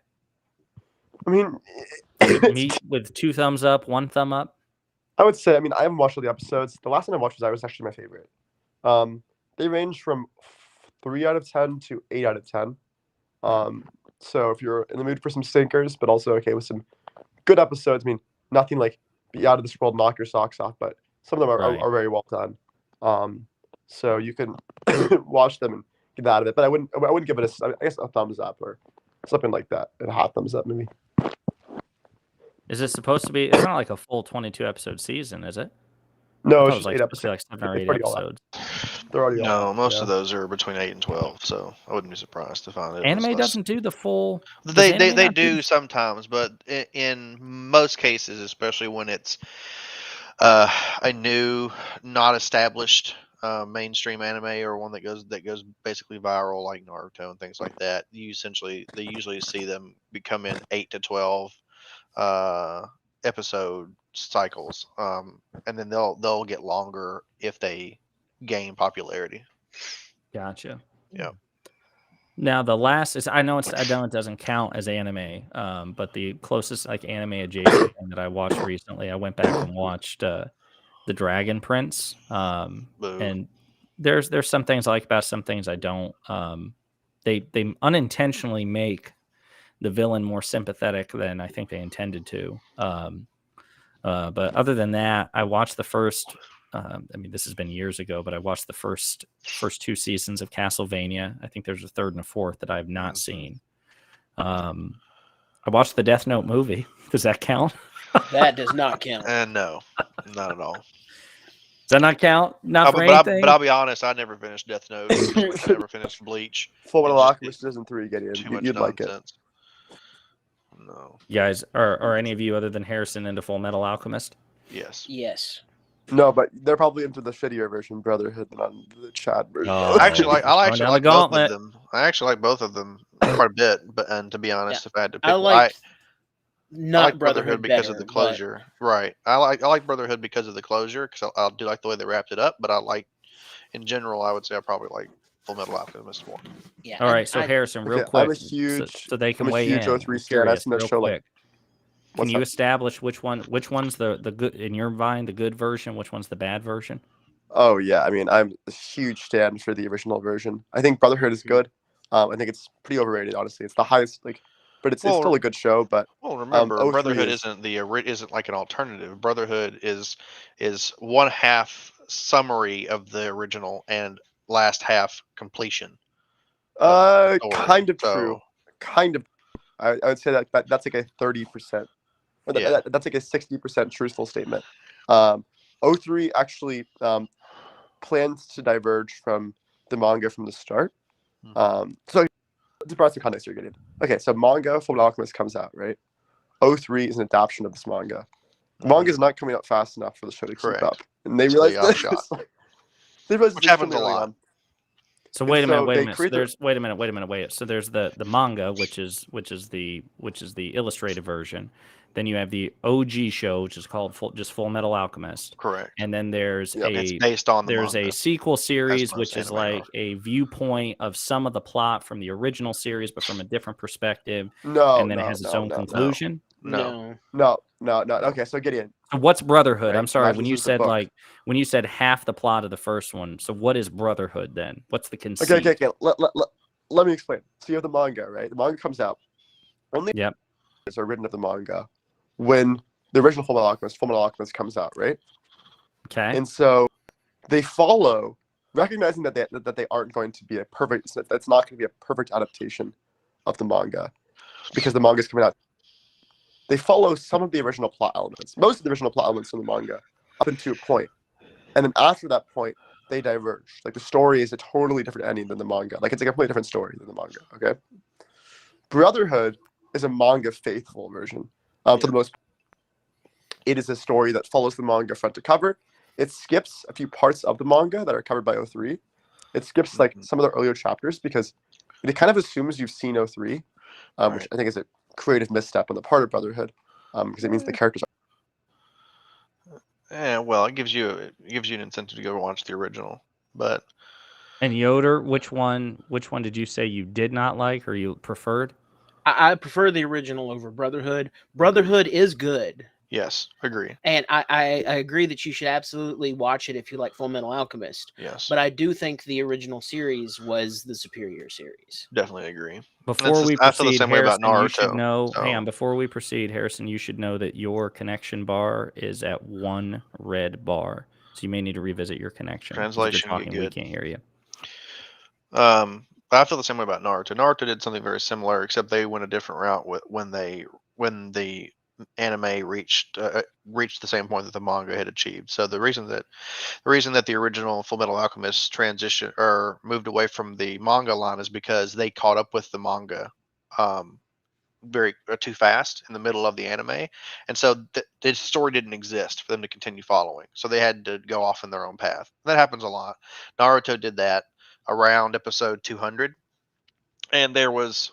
Or no, sorry, episode 150 or something similar to that, and there was literally a 200 episode filler arc. It's one of the most well known examples of using having an entire arc of nothing but filler, where it's content that's not important to the story, and it's a lot of random one shots. But they basically kept producing random standalone episodes of Naruto that meant nothing whatsoever, and to give the manga time to continue on, so that they could get back on track and finish the story. So Full Metal Alchemist just went with their own way, and then Brotherhood came back and summarized it and finished it to be true to the manga, and then Naruto kind of just made bullshit in the middle of it until they had more to play off of. So it's a couple different ways. DMB has joined the chat. What's up, DMB? I hope you and Harrison have better connections. Yes, Harrison, please. you're still at 1 bar, brother. DMB, say something so I can hear your connection. Harrison's kind of on his campus, so like he'll call me a lot on like either his phone or Discord with mixed connection success. DMB, real quick, I'm sorry to interrupt you. Can you get closer to your mic? Before anybody goes on at length, I want to be able to test their quality. Go ahead, say something. Yes. Haha, that sounds better. I can hear him fine. Yeah, of course, I'm wearing. To me, he just sounds like headphones. From a bit of a distance. Yeah, I get it. It's because I'm wearing massive headphones. I can hear him okay, but you're wearing. Gotcha. Okay, I'm sorry. All right, so DMB, go ahead, buddy. I was just saying it's because Harrison's on his like college campus, and so his connection there is like very spotty. I know this because he calls me like 3 times a day and then gets mad at me if I don't pick up. Well, to be honest, you guys, if you guys are on campus and you're not hardwired in, you'd be better off just running on your mobile network data, because on a campus like that, there's so much server congestion, you're going to get latency out the back end. So you might as well just. Is my connection good now? Yeah, it's much better. Yeah. Much better. Okay, so one thing that's worth noting, Ruminate, is that while the original half of 03 does follow the manga, there are some significant divergences earlier on that a lot of fans don't realize existed. Like, it does follow the manga, but it still significantly has different plot points. I won't spoil the differences, but it's not obvious. But if you watch it again, you'll realize that there's a lot of like significant divergences actually, as early as episode 7, that break away from the manga convention. Another thing that's worth noting is that I think 03 does a better job of creating drama than Brotherhood does. It just puts its characters like in more dramatic situations, and it leads to like more profound like interactions between them that I think are. I can't get into. I don't think I'm talking abstractly, but that's like my general analysis of the two shows. All right, DMB, without filibustering, I've got to ask you a question. So you know how I feel about good villains. Does FMA have great villains? It's kind of like. It's actually kind of difficult. So I know I've mentioned to you, so I'm not sure if this is a good point or a bad point, but I've mentioned to you my opinion that SWTOR with Vitiate basically ripped off the villain of Brotherhood and did it a lot shittier. And the villain of Brotherhood ripped off Voldemort. What? I don't know about that. No. No, same motivations. Yeah. Is he like splitting his soul into Horcruxes or whatever? Yes. Not even really. No, not even really that. And Yoder, feel free to jump in on this. I'm going to moderate since you guys I informed people. This because I don't want to spoil the show. So this is like it wasn't even that he's splitting his soul out to keep himself immortal and alive. It was more like he was trying. Here's what you should know about me, Harrison. Generally speaking, with very few exceptions, I'm a spoiler slut. So I spoil away. You just may have to contextualize certain things for me. You have to realize he's probably never going to watch this in its entirety or even half of it. So it's like your spoilers for you. I can't spoil the original for you. The original relies on the twist, so I just can't. Okay, yeah. So I have a way of explaining it without spoiling anything. I think there are kind of two factors that relate to which one you enjoy more. I think kind of the first factor, if I'm being honest, is with almost everyone I've talked to, entirely dependent on like which one they watched first and got more attached to because of that. So that's definitely a big part of it. But I think the other thing, too, is I would make a comparison between KOTOR and KOTOR 2, right? Where it's like Brotherhood is that more classic kind of story with those classic kind of themes, with that classic kind of heroic narrative and feel to it, and general like storyline. And then 03 gets like a lot. It's like, ooh, it's a bit more subversive, a bit more edgy, a bit more not what you would usually expect in a story kind of thing, which isn't to insult it. It's just to say it like, you know, the traditional kind of story, archetype story is like a thing for a reason. And so when that's done well, it can be satisfying for some people, but some people would prefer to see kind of the more unique departure from that. I would say, I mean, Yoder, I don't like subversion. Yoder, hang on, Yoder, weigh in on this because I know you're a KOTOR 2 fan. Do you, in your opinion, is that an accurate metaphor to compare the iterations of FMA to KOTOR 1 and KOTOR 2? I can understand that. Yeah, I mean, just talking about the villains with the original series, I feel like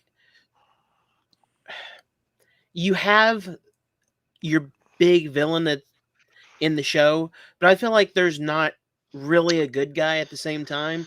Everybody, the characters in Fullmetal Alchemist are so well developed that everybody has their ups and downs, and there's people you hate, there's people you love, and there's people you love to hate. So, and Fullmetal Alchemist, that's what makes it such a good show.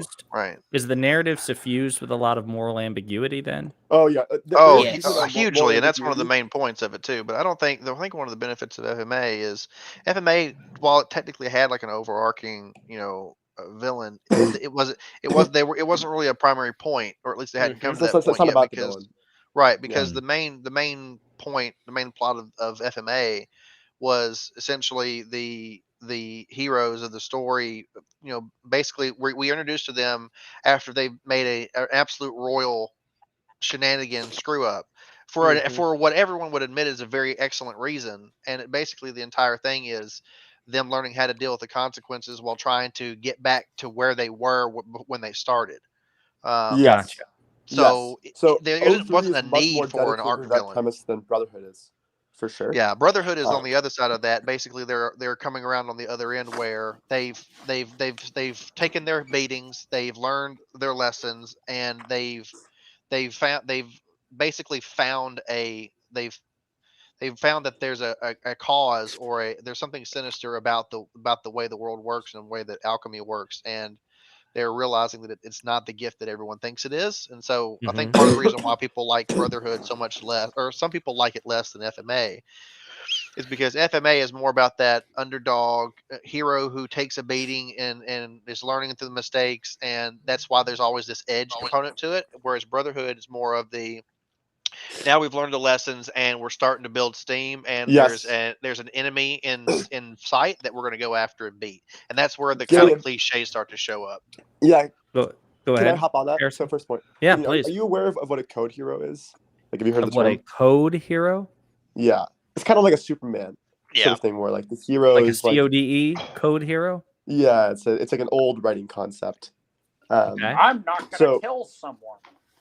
So like the code hero is like someone who you like kind of aspire to be. Like they're a good protagonist because like they're like you aspire to be like them. Like they're like they're not supposed to have like these massive character flaws that debilitate them. I mean, they have flaws to be sure. Right, they're but, aspirational. You're supposed to be inspired by them. They're like an idealized role model. I would say Broho is much like more Luke Skywalker, Superman, Batman. Yeah, exactly.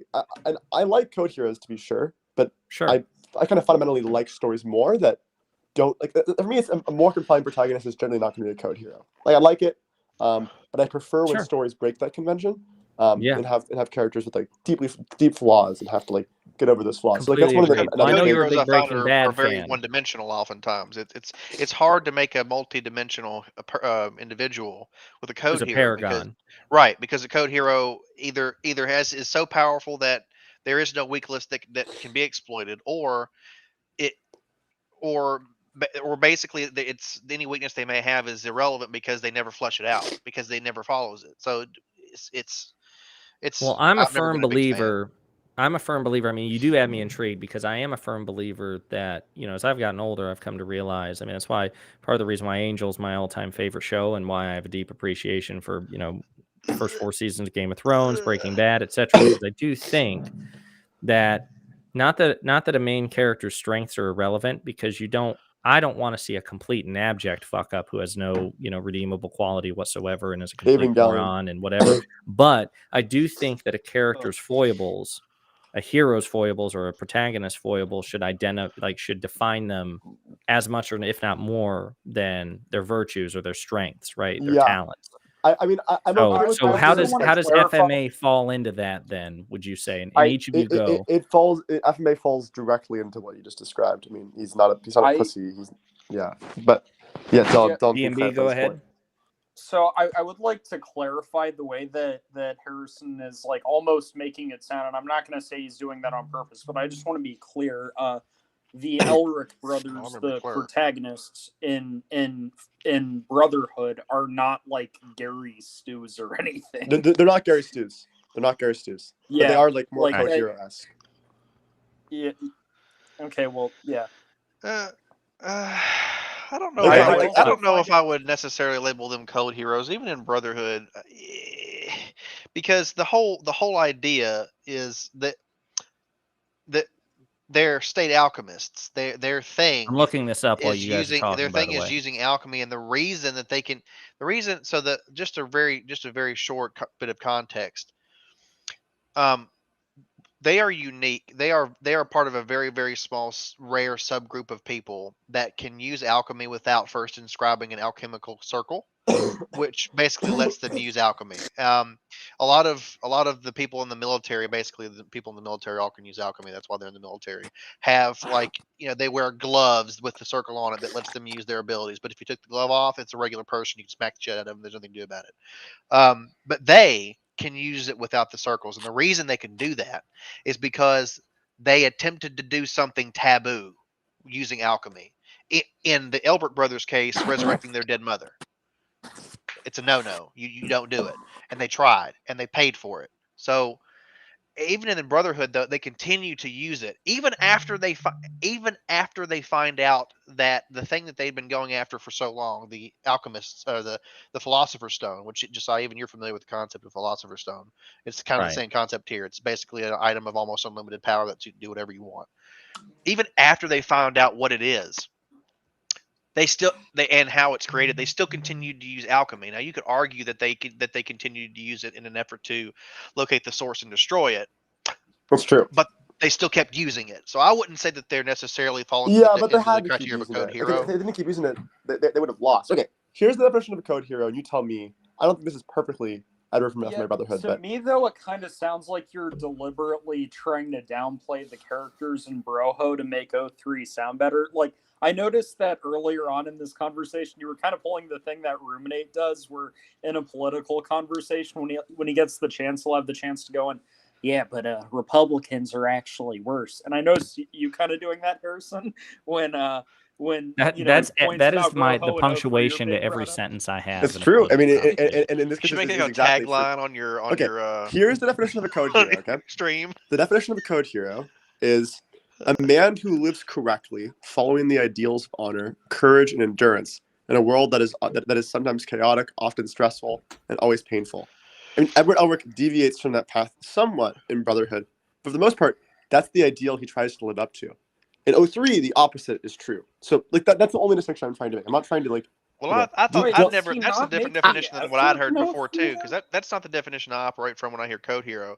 For me, the definition of a code hero is even more broad because essentially, a code hero is anyone who has a set and defined code that they refuse to differ from. That they basically, it doesn't matter what the code happens to be for them. Whatever that code happens to be, like Batman not using guns or Superman not killing a those things. No matter the situation, no matter the cost, they refuse to break code. And so, Okay, that isn't the official definition. Okay, I mean, like I think that is true. I doubt you found the definition of code hero. Well, hang on. So you're talking about. Dictionary. I'm sorry. Wait a minute. So you're talking about like the Hemingway Convention, right? Like yeah, the Hemingway was the one who Hemingway invented heroes, the term. Yeah. Right. So Yeah. this idea, the code, what it means is because now it's not AP English. Damn it, American Literature 202. I'm remembering it now. Bryce Hall. So it's like Ancient power. The English? code doesn't have to be like articulated. The idea is that they behave in a way that the reader or the critic could like formulate a code for their behavior. So that it's like, am I right, Harrison? Because Yes, you're exactly right. Which is why the code doesn't need to be explicitly defined, and it's not one specific code. Here's my problem with applying that to Full Metal Alchemist, though. If you're going to apply that to Full Metal Alchemist, you have to apply it to the Elric brothers. You can't just apply it to one or the other. No. Edward is very much influenced by Alphonse. Yeah. Yes. Okay. So I think it's true that both of them are code hero-esque. I mean, they have their flaws, but they try to live morally correctly in this like ever-changing world. What I think is important to note is that like even if you talk to Arakawa, I've actually looked at interviews. Like, I mean, this is like we're getting a little bit into the weeds here, but Arakawa is like follows Kantian ethics, and so Edward Elric is supposed to be a Kantian. I don't know. Dylan may like that, but like that's roughly the ethical code he tries to follow by. What if I sucked Kant's dick?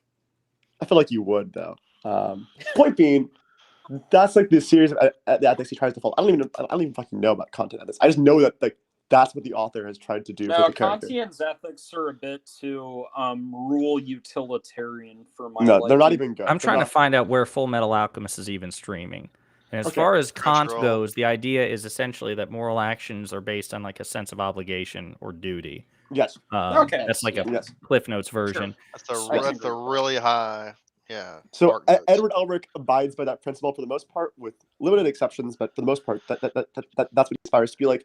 Definitely doesn't do that in Full Metal Alchemist for damn sure. But now, maybe in Brotherhood, you can make somewhat of an argument for that, but definitely not in Full Metal Alchemist. So the point I was trying to make is the distinction. In 03, he is not a code hero. In 03, he is a deeply flawed character, extremely flawed, and like his entire worldview is completely wrong. He's just completely fucking wrong about the world. I think you're kind of playing up how flawed he is in 03 and how correct his ideas are supposed to be. Dude, he's so wrong in 03. Like if you watch the show, like literally his entire base value is just wrong. The thematic conclusion of his character arc in Broho is also that he's wrong. Yeah. Okay. So I mean, not yeah. Here. Wait. Where is this thing streamed? Where is this thing? I thought Netflix. I'm trying to go. Netflix 03 and Brotherhood? Yes.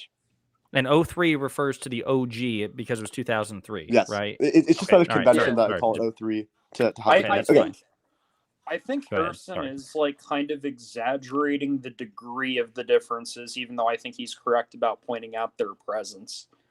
Okay. So we can quibble about the degree, right? Because Dylan could say I'm being dishonest and whatever, okay? And maybe I'm being like ruminate, but okay. That's the first point. Man, just taking them just snipe shots, buddy. No.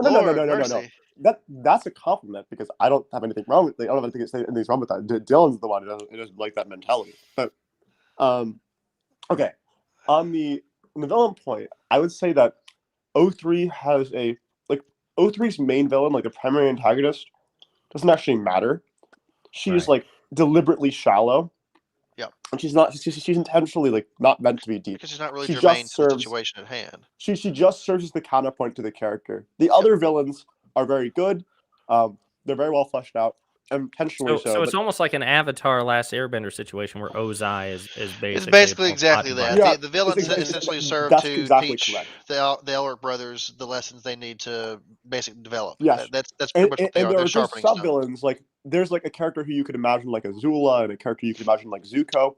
Actually, you can map that on fairly well. I think they're fairly. I think Avatar is a worse version of 03. I think Avatar is a worse version of 03 in a lot of ways. To be honest. Damn. So 03. So hang on, just real quick. You would rank 03 as a superior anime or a superior work to. So Avatar is a less flawed show, but 03 is definitely better. I mean, 03 is a really flawed show, and those flaws make it under your nerves. And if you're like a flaw picker, I could see you saying otherwise, and I wouldn't even disagree with you. But as far as like the fundamental themes and the way it handles the characters towards the end, I think 03 is undoubtedly the better of the two I think products, 03 is most definitely undoubtedly much better. There are certain cross comparisons. Yoder, what do you think? Do you think 03 is better than Atla, in your opinion? You know what? I would say there's aspects of it that are better. What's a subjective question? I definitely think There's no right or wrong. ending and the ending character developments for FMA are better. Way better. Than Avatar. Way better. But I'm going to say the early show, up to a certain point, I'm going to say Avatar is better.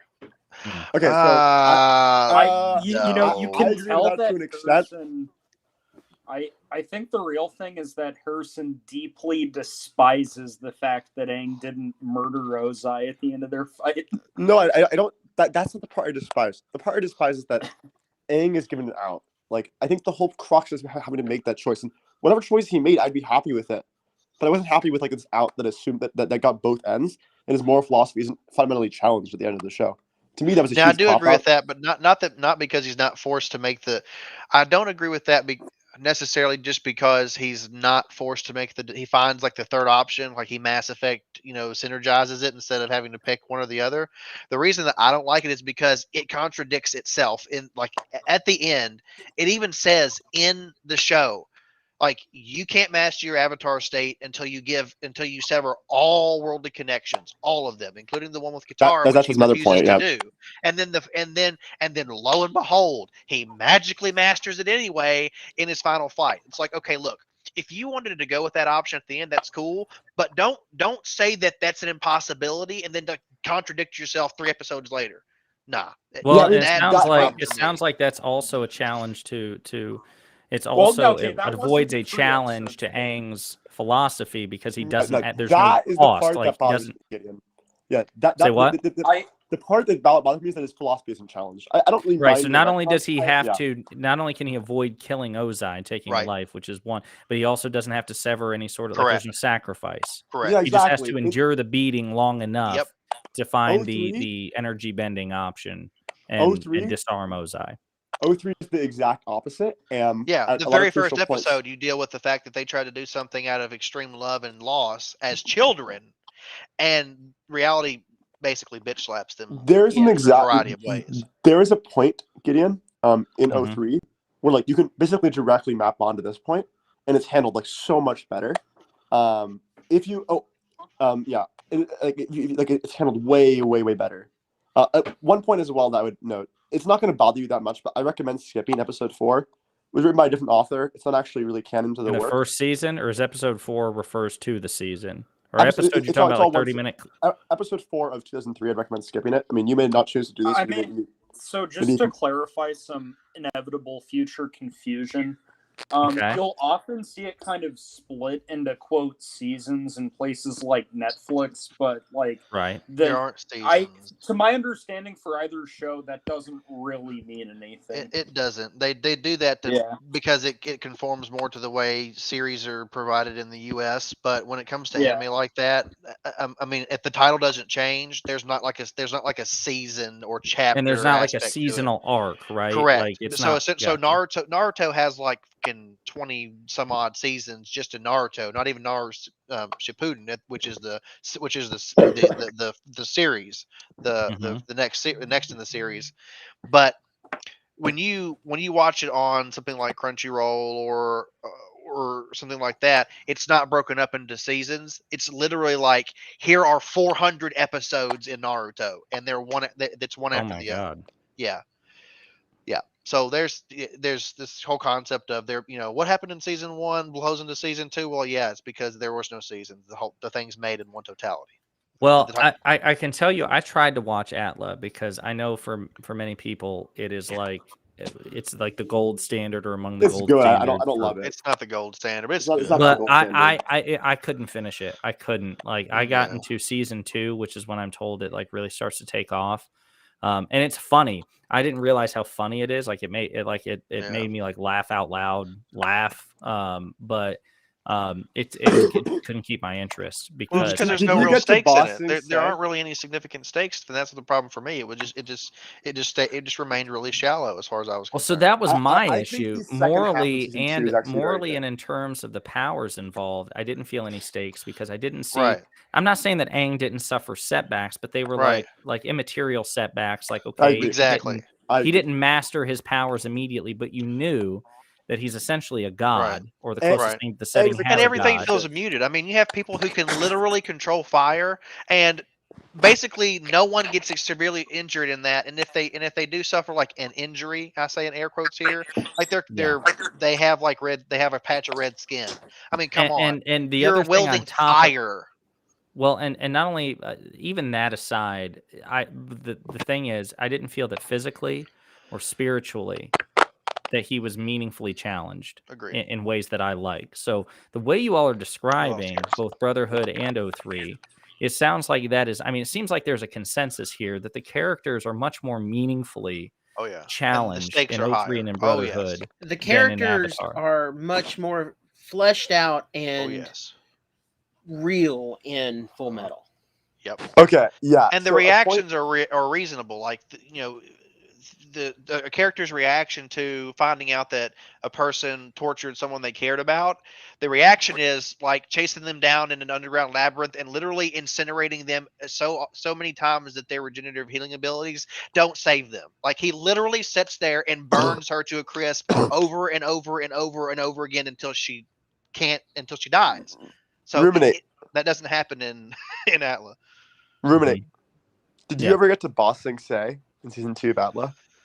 I've seen the arc separately because when I saw the show, but not as part of my rewatch. No, that in my mind is like by far the gold standard. That's when the show is actually very good.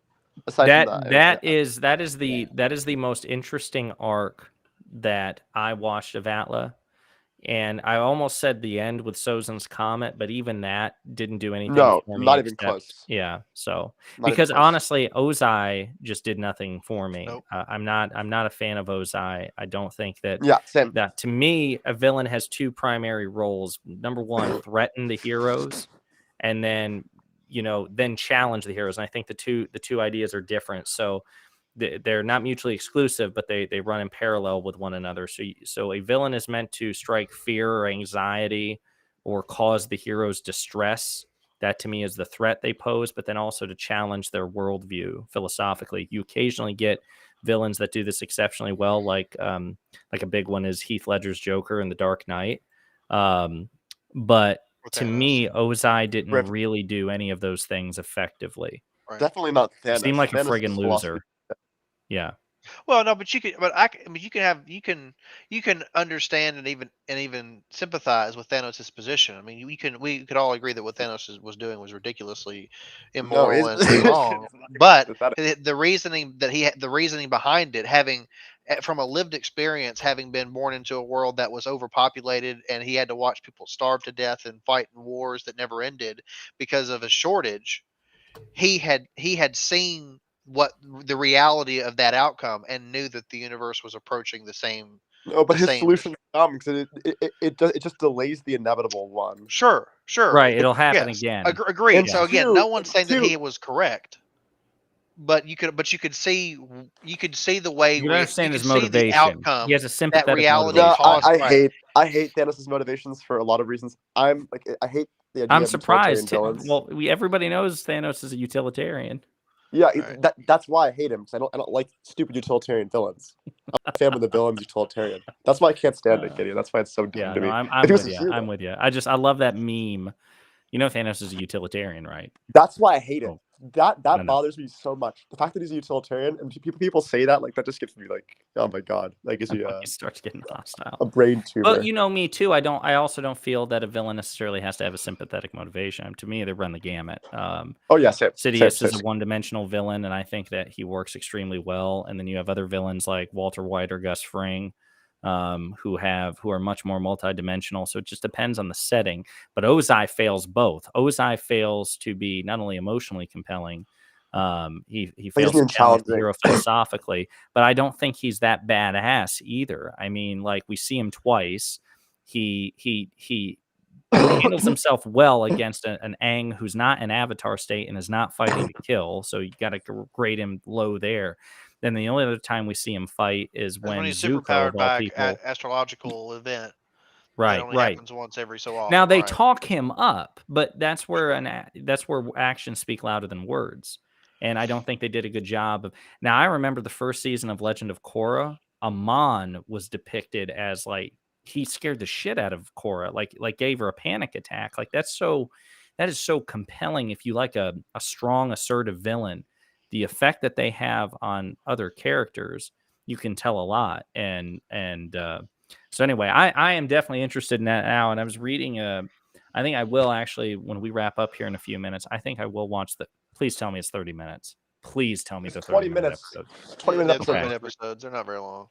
I think I'm actually. I think was the first one a combination? Was the first one a 40-minute? No. Always first episode's 20 minutes. Make sure you skip. No. The only people that are gonna have a problem with that are like the super diehard like manga fans that would notice the difference.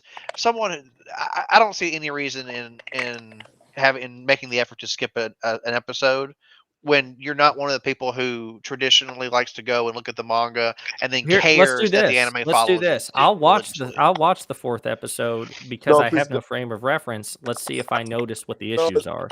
You won't understand it because the thematic. It's exactly. Well, then what's the point in avoiding it? It's just thematically bad for the show, and it's written by a different guy. And it's not really canon. I would just recommend skipping it. But look, it's up to you. You can watch it after the show's over. But there's like a really core character moment that Ed has. Call them the manga snobs. Really diminished by this. Yeah. I do need to start with 03, right? Yes, for sure. Correct. I would go 1. We're all in agreement there, Yoder. Yeah. 03, absolutely. Because again, Brotherhood, the first quarter to a third of Brotherhood is essentially a very condensed summary version of 03. Yoder, BMB, you guys agree? Wait, can you hear me? Yeah, I can. We can hear you now. Okay. I'm going to start with 03, but I think I will watch an episode. I will tell you this, Ruminate. This is one show that my wife has not been able to get through because she gets so pissed off at episode 7 that it just ruins it for her, and she has to step back. It is the best, one of the best episodes. But she steps back, and by the time she's ready to go back to it, she's forgot what's happened. So I will keep that in mind. I hate Star Wars episode 7, if that helps. So I too have. I strongly suggest skipping episode 4. This is coming from someone who's watched the show like 15 I would highly times. suggest not skipping it. For someone I think Harrison is asking you to do like anything that'll make it more likely that you. No. I tell everyone that when they watch the show. Every single person I tell them. Well, yeah, because you have DMB, that you're a same big fan agenda of. with everyone you get to watch the show. You're a big fan of I want him O3, to right? like it. I care about it. I DMB? want him to like it. Right, but DMB, you have to you're a big understand. You have fan to of- understand your of audience too. O3, right? Too, though, Harrison. The thing is, Harrison, not everybody, not everybody has the kind of passion for the manga and anime staying true to the manga, and It's not because of that. only watching things that are canon and made by the original author that you do. And so, and someone like Ruminate, who really is only interested, just purely interested in the plot of the story and the character development of the anime on its face. Character development. It's not. He's not going to notice the differences that you will in 4 and everything else. So it's not going to make a difference for him whether he skips it or not. And the fact that you wanted to skip it's just going to leave him wondering, well, what's the difference? And I have no idea. Okay, so look, you can keep it or you can keep watching it or not watch it. It probably won't affect your viewing experience. So it's not because it's not faithful to the story. It's because it just fundamentally is just a bad. I mean, if I end up watching it, we'll have a conversation about it because now, I mean, one way or another, it seems like it's a divisive I can't episode. tell you why it's bad though. That's fine. Don't because I would go into it biased and there'd be confirmation bias. It would spoil later on stuff. But yes, okay. Well, that's fine. And you know that it's obviously not that he's triggered because it doesn't conform to the manga, considering that the point of O3 is that at a certain point it doesn't conform to the manga at all. So that's obviously not the issue here. So DMB. Now I know you spent a lot of time brawling with Harrison over this. What is fundamentally, because it sounds like you both really enjoy the show. No, where does your enjoyment of it depart from his? And I want DMB to answer this. Where's the contrast? If you guys both enjoy FMA, what is the biggest source of tension between you two? The biggest source of tension is that I prefer Brotherhood and he prefers O3. That's the biggest source of tension. I see. And you, in your own words, prefer Brotherhood for what reasons? I guess in the sense that, well, firstly, I think with both of us, there is a factor of nostalgia that plays into it. O3 was the first one he watched. Broho was the first one I watched. So I definitely think that which one you watch first does play a role there. And pretty much everyone I've talked to kind of falls into that same pattern. I've yet to meet a single person who didn't see. I have. Who saw one first and then preferred the one that they saw second. Hi, nice to meet you. I saw Brotherhood first and O3 better. People who talk about it all the time. So. Yeah. I'm one of those. I'm one of those rare unicorns. Just as an FYI, I started with Brotherhood, but prefer O3 for a variety of reasons. But I can see the notwithstanding. Well, DMB nostalgia notwithstanding. Yeah. What are some other reasons why you like it, or you prefer? I guess I would say there is a part of it that has kind of deeper reasons to it thematically. I think thematically O3 is a bit more unique, but the thematics of Brotherhood resonates it's more with me personally, particularly I mean these aren't explicitly Christian shows, right? But there is definitely some moral themes that are at least somewhat related to Christian ethics. Well, I suspect that it also has a closure aspect too, which if I could just hop in, O3 in O3, Edward Elric is an atheist. In Brotherhood, he's an agnostic. He's not. It's they're again. That has nothing to do with it at all. I would agree. No, I don't think there's any part of the show that's meant to be illustrative of the broader thing that the themes in O3 are much more explicitly anti-religious than they are in Brotherhood. 100%. Well, no, because they treat alchemy and the alchemical rule as in basically its own form of religion. In fact, there are multiple forms of religion because you have why am I blanking on her name right now? She does the alternate form of alchemy that. No, this is Brotherhood. Brotherhood is way less anti-religious than O3 is, without a doubt. That's undebatable, actually. I think.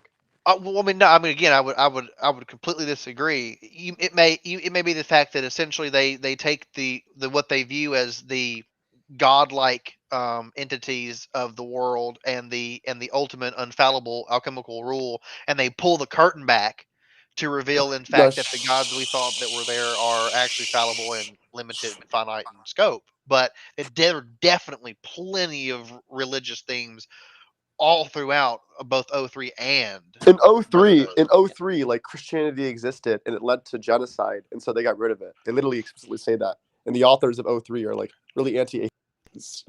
So I mean, I don't know, like or like really anti-theists. Like I don't know. I mean, I think what we're gonna do. Definitely I not think what we're anti-theist, gonna most do, definitely not. and here's actually what I'm gonna do because we're about to wrap up.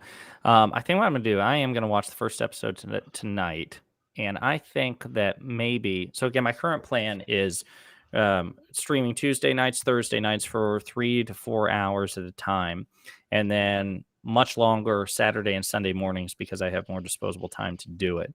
And I've already pitched it to some of the people about more of a concrete template within these episodes, like a politics and review for the week, a weekly review in pop culture, like stuff like announcements, movies, books that were released.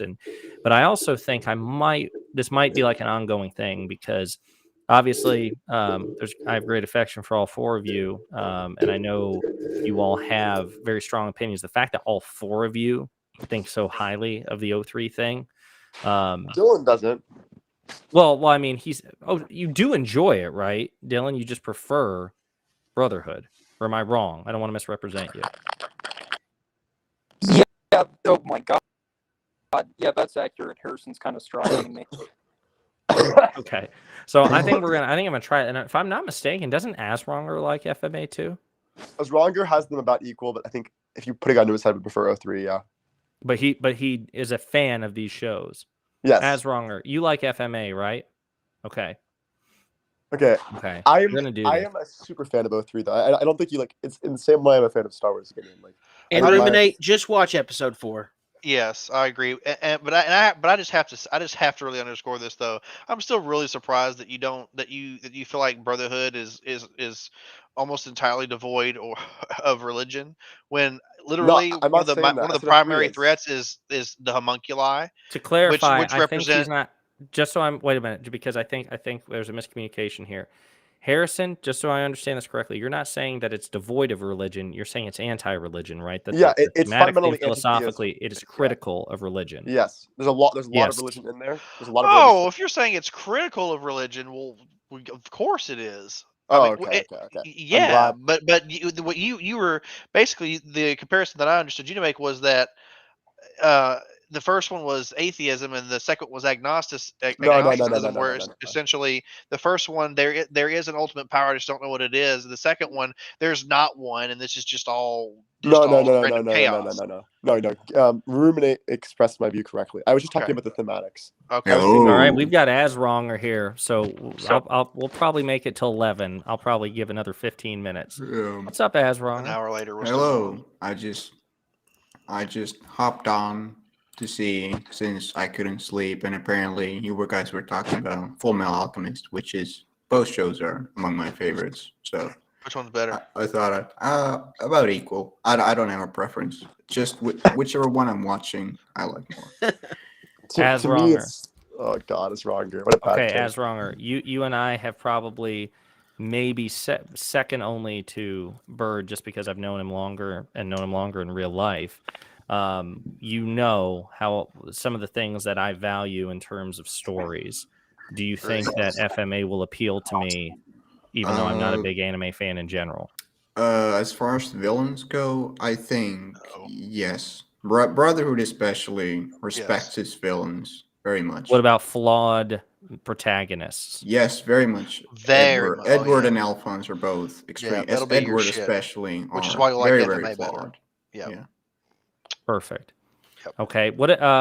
And I don't think as far as the anime dubbed, or are these like both. You can do either one. I recommend dub. Dub is the dub is I prefer the dub in general to the sub. Fullmetal Alchemist is one of those few anime that I actually prefer in dubbed form. So one thing that's important to note is that as far as the strict thematics go, the sub is a little better than the dub. The dub had some the voice actor of Al is a Christian, and it led to some of the Christian themes. The Christian themes. Edward is Vic Mignogna is Sorry. Edward, thank you. Yeah, and it led to some of the anti-Christian themes being massaged a little bit. But for the most part, it's a faithful dub, and it's a really good dub. So I recommend it. But just be aware that it's not like exactly perfect in the same way that the. Harrison, Yeah, but you'll still get. Well, again, get the Harrison, you have to message. keep in mind, Wait, Ruminate has never read the Alex, manga and probably never will. So he won't notice DMB, the let difference. DMB in here, Alex. Hang on. Well, I Go think ahead. Harrison's kind of like somewhat straw manning my perspective on the thematics, where he's kind of turning it into a thing of, oh, well, 03 shits on religion. Like, no, that's never the point. It's just that I feel like the thematics of Brotherhood are a lot more focused on certain kinds of virtues and certain lessons related to virtue, whereas I feel like the lessons of 03 are more kind of about kind of the realism of life versus idealism. And so for me, kind of the more virtue almost related theme of Brotherhood kind of like kicks in more. It's not like because of some I'm pissed at 03. He's mad at 03. He's mad. He's mad. No, mad. I'm mad at you Stop for it. making it sound that way, and that's not. Stop it. God. Major Listen, Armstrong would be you're both disappointed in pretty, both of and you. both of the anime are pretty. But again, Harris, I take your point entirely, and having read the manga and watched the anime, I get all the things you're saying. But this is one of those situations where it's gonna completely escape his notice, and knowing him, there will almost never be a scenario that causes him to go and read the manga, which is the only thing which is exactly what he'll have to do in order to appreciate the difference. So it's not gonna help. Sir. You are correct. Okay. There will be no Like manga. There will be no manga reading in this house. Exactly. So Okay, some of Harrison's complaints are so ridiculous. Where I'm sorry, Harrison. I don't mean to come off that hostile or offensive to you, but You're so one of them hostile right now. literally that instead of Edward saying I'm an atheist, he instead derisively goes, "Oh, I'm a scientist. I don't believe in things that aren't like proven." Which is the same statement. Yeah. No, it's not. It's just different verbiage. No, it's not. Well, it gives off the same like thematic. Okay, it's the same implication. vibe. It conveys the same idea. Exactly. Yeah. Which Conveys is the why same the sentiment. nuance will be entirely lost on someone like Ruminate, because he'll never read the mangas. It won't happen. Point being is that as wronger. Should I avoid episode 4? I'm not going Yes, to. But... yes, you should. thank you. Skip episodes 4 and 10. Episodes 4 and 10 you can skip. Watch the rest. 10 Oh, is here like we go. 10 you can stick with it, but What's 4 going is- on with 10? Okay, hang on. Harrison warns me about 4. Yoder mentions that his wife despises 7. And now you're telling me you're 7's bringing great. 10 into the mix. I'm only 7's just the to be able best to watch episode. episode 1. 7 is a top 5 episode. No, It I is understand the one why that has his Shadow. wife might despise episode 7, but episode Okay. 7 is good. I 10, think you'll 10 like is it. like I a think you'll watch like if you want. 4 is like actually skip, but it's up to Yeah, you. 4 is shit. 10 is like whatever. It's filler, but Yeah. doesn't contribute anything to anything. 4 isn't shit. What do Oh, you, it's so what do you bad. mean? It is ass. It introduces Tucker. I mean, No. No, we're That's talking not about valid. 03. Oh. Yeah, okay. Brotherhood's 4 is like you can watch that. 4 Yeah, it's okay. the is that the doll episode? Is that what it is? Yes, Yes. it is. Yeah. See, I don't think it's a bad episode. Oh, It's horrible. Yes, Oh, it is. fuck. But I don't think it necessarily adds anything either. It doesn't, and that is true. That is true. I do agree with it. But again, the whole point that I was trying to make is for someone like Ruminate, who's not concerned with like faithfully following the manga, and it's not going to make a huge difference for him. Yeah, So- I agree. I think Ruminate should watch episode 4. If at some point in the future he decides this was so good, I'm going to go back and watch it again, then skip the episodes. I'm going to watch it just to see if I notice what the controversy You won't is. notice I it, but know if to you be on do, the it'll be lookout You for won't, something. no, I know you won't. We all know you won't, which is my point. So it's irrelevant. It doesn't matter. I'm gonna be honest. Like I for my first time watching it on like what was it, Harrison? We were watching it with Liam. My Yeah. first time watching it, that was still like fucking weird to me. So It's not a good episode. There's a lot of plot All holes in right. it. And it's not written by the same author. It's really bad. That author it was who wrote this odd. episode. As It wrong. It is It was odd. confusing. Well, I've got Asronger here. Okay, so Harrison has made it was either Harrison or Dylan or both have made the comment before that one of the villains, either in Brotherhood or somewhere else, but in one of the FMA villains, is like a precursor to Valkorion. Is that true? No. No. Okay, let me clarify. Let me No. clarify. The main antagonist of Brotherhood is basically Vitiate done right, or taking those same Done right, tropes maybe. and making them work, basically. That answers maybe. my question, because he said Vitiate done right. So I would say just so done we're all right. clear, any parallels between Vitiate and, is it the father? What's his name? The father, yeah. Is the father superior to Vitiate as a character and as a Yes. villain? Yeah, he is. Dylan? He's not that much Infinitely better. superior. Absolutely. He's not that much better though. He's still not very good. No, fuck you. The engine of the father. Like, All right. That's the father funny. turns Okay, into a joke out of the show, but whatever, it's fine. No, You guys are terrible. he's much more consistently not failure, and like has a more like you can follow the through line of like where he started to where he is now a lot more. Yeah, and he's a much better foil to the protagonist than Vitiate is, and he ties to the themes of the show in a very poignant way. Excellent. Man, I'm glad. I hate the fact, guys, listen, it kind of pisses me off that all 5 of you got in here this late.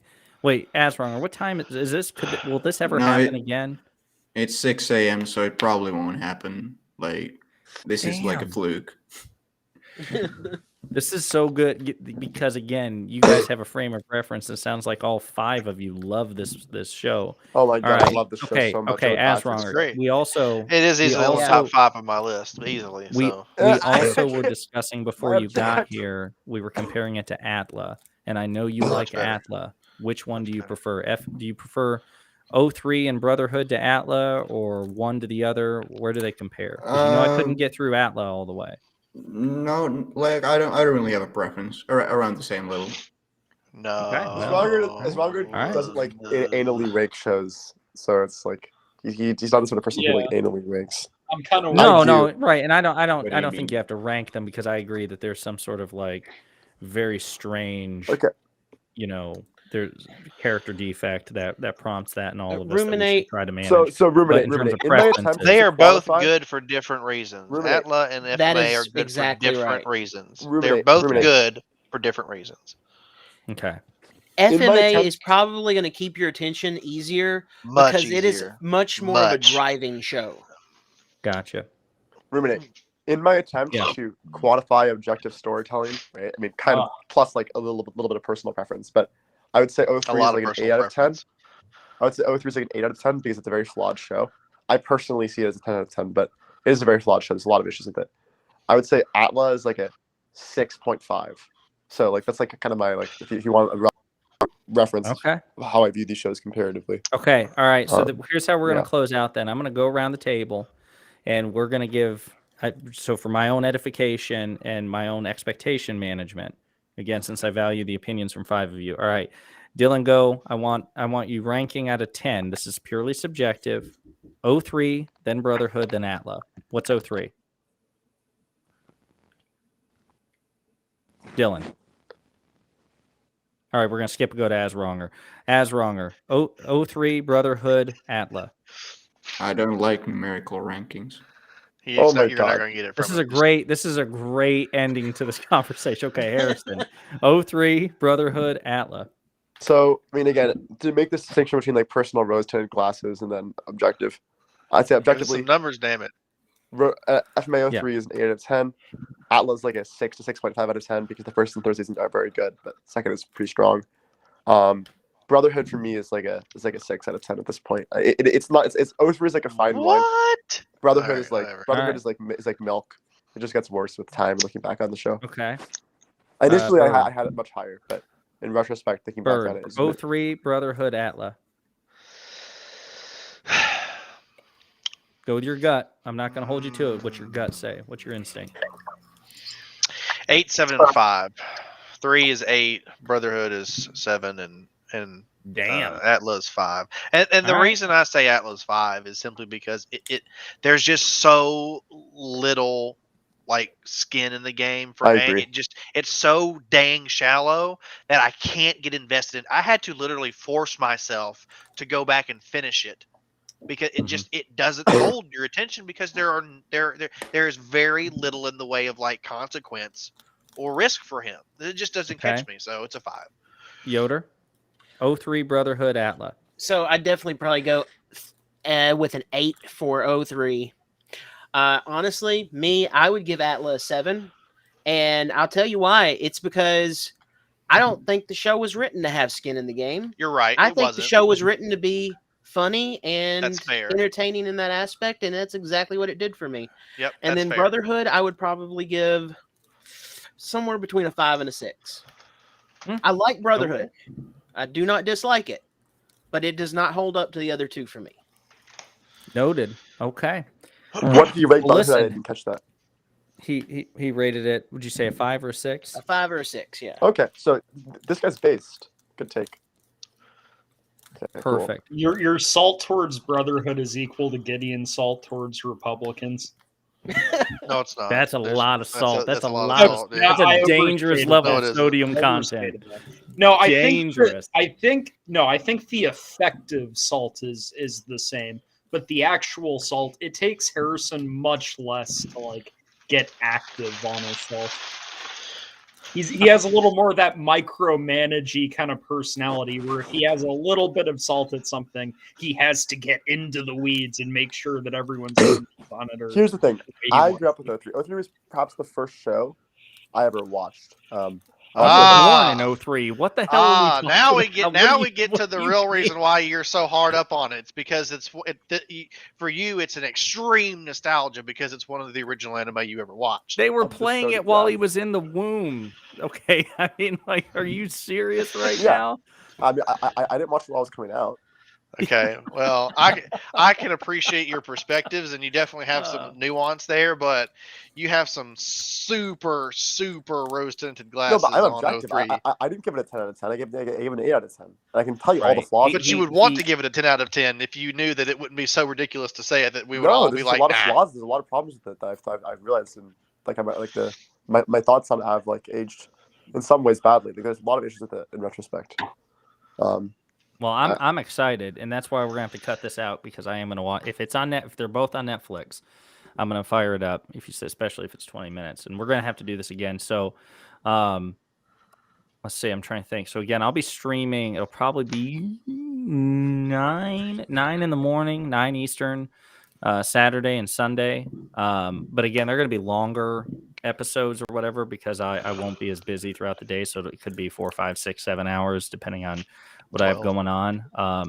But if at any point you guys want to discuss this in more detail and we have more time, I'd be down for it. It's been an entertaining conversation.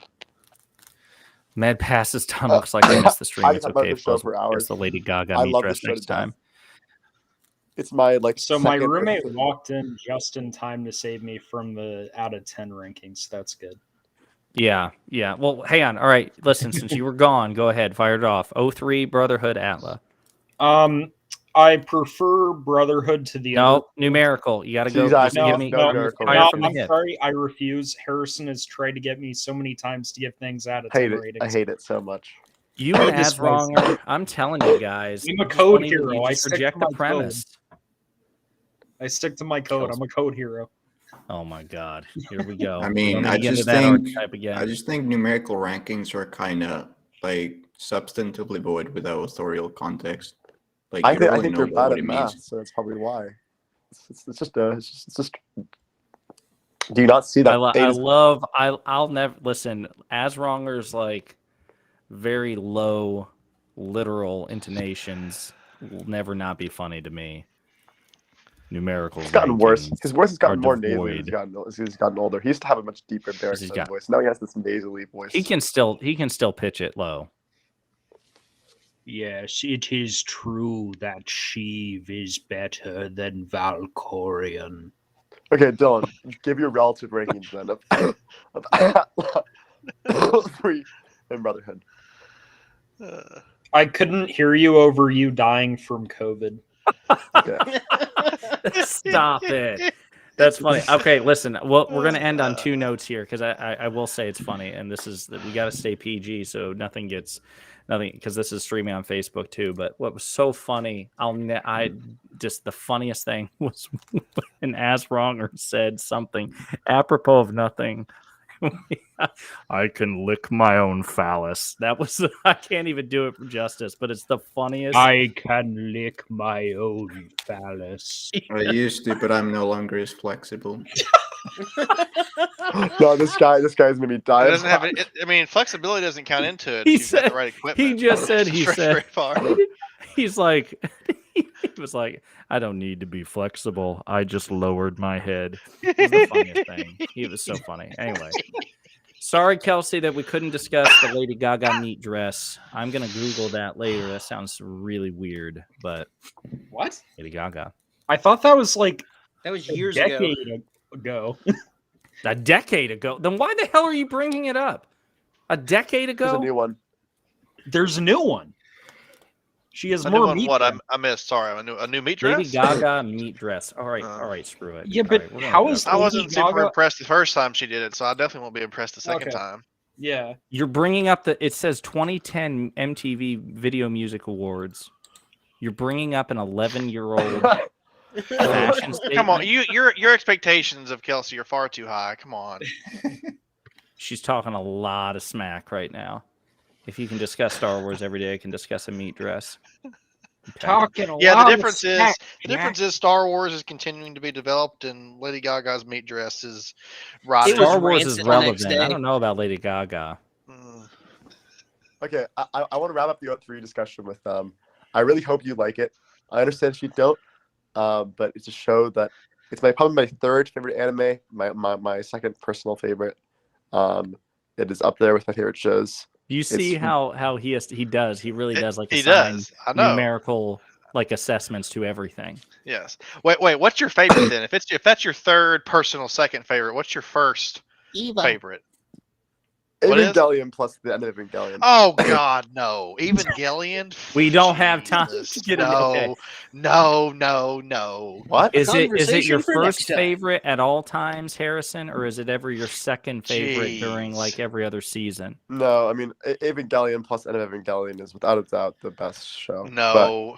The whole man that has got the biggest main character wet Stop noodle it. Gideon would hate trope. it. Listen, I would Just never- I like would never let him every watch it. oh my Yeah, god. Listen, I agree. I'm just I imagining- hated Stand Shinji. it. He was such a bitch. Do you guys Yes. know how died. Oh most my people God. say Not that much of a bitch. things She was like wrong. Literally most every people- other character Hey, other than stop, Shinji was stop. more useful than Shinji. Oh lord. Stop it. What? That's just so not true.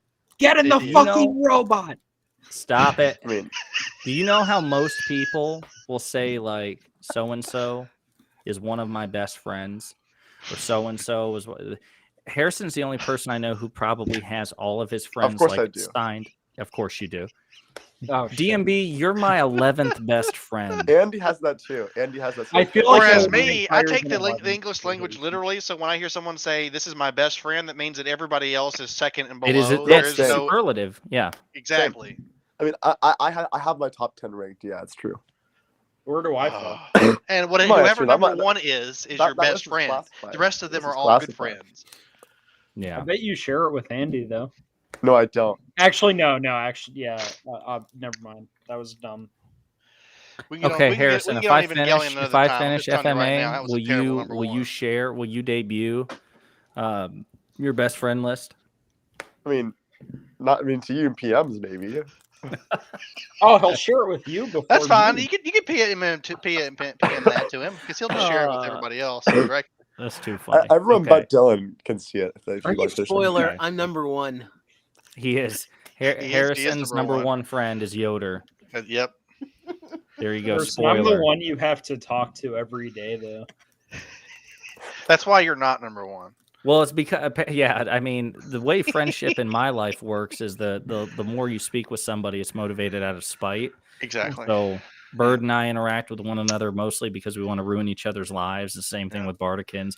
Kelsey, it's the same thing. You know, the objective is always to generate. As We only much keep spite her in around the because person she knows possible. everything about everything. That's the only reason she's Yeah. around. That's why Yeah, she's true. useful.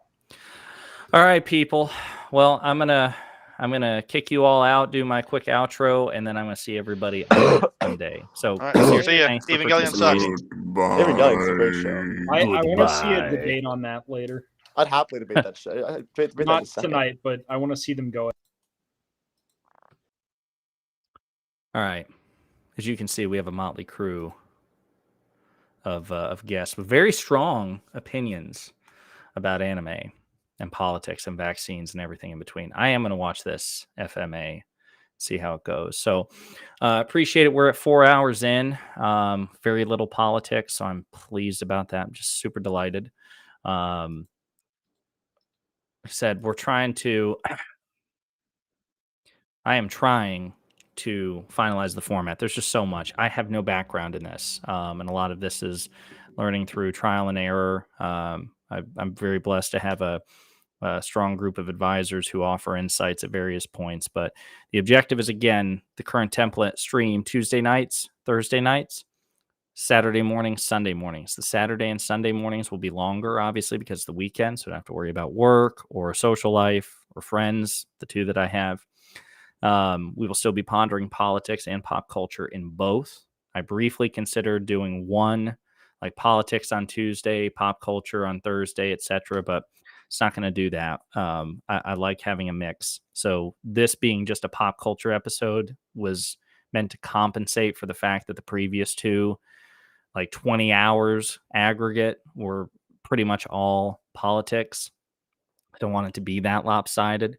Also trying to figure out the fair use situation here, because I would like to stream and actually watch things with you guys and even have friends and other commentators on to give their insights, be it on FMA or Angel or the Marvel Cinematic Universe or Game of Thrones or whatever. So I'm still trying to figure that out. We are also going to start incorporating within episodes specific topics at various points. So for example, I think every week moving forward, and it'll probably be on the weekend streams, we'll do a week in review politics and a week in review pop culture. So like major pop culture events that have gone on that week, like a new movie announced, a new video game release, the latest book that came out. And Kelsey, that probably has no interest to you whatsoever since you're illiterate. But all these things. And then we'll do the same thing in politics. So current events, COVID updates, things like that. That way there can be like a weekly recap in addition to the interspersed topics in between. I also still plan on doing a debate review probably every week. It would be ideally, I couldn't hear you over the amount of lives I just saved. When they tell you that you're a lifesaver, when the physician tells you that you're a lifesaver because you brought him a coffee, I'm not sure that you should read into that any sort of like literal meaning. Okay. You should have said you couldn't hear me over the amount of money that you made in the last 5 minutes. Anyway. So yeah, we're gonna try to have a bit more structure, but not so much like episode by episode basis. We're still gonna talk politics and pop culture, but some episodes will have like a specific section, week in review, a debate review, etc., and so forth. So I'm looking forward to that. And I'm also going to try to start getting on some of these like broader panels and go from there. So anyway, I really appreciate it. Please like and subscribe. So like follow on Twitter at Ruminate. Follow on Facebook at facebook.com/ruminate. And follow on Twitch at twitch.tv. Let's ruminate. So really appreciate it, everybody. Appreciate any sort of support, feedback, likes, comments, subscriptions that you care to offer. And I will see you all in a few days on Saturday morning. So let's ruminate out.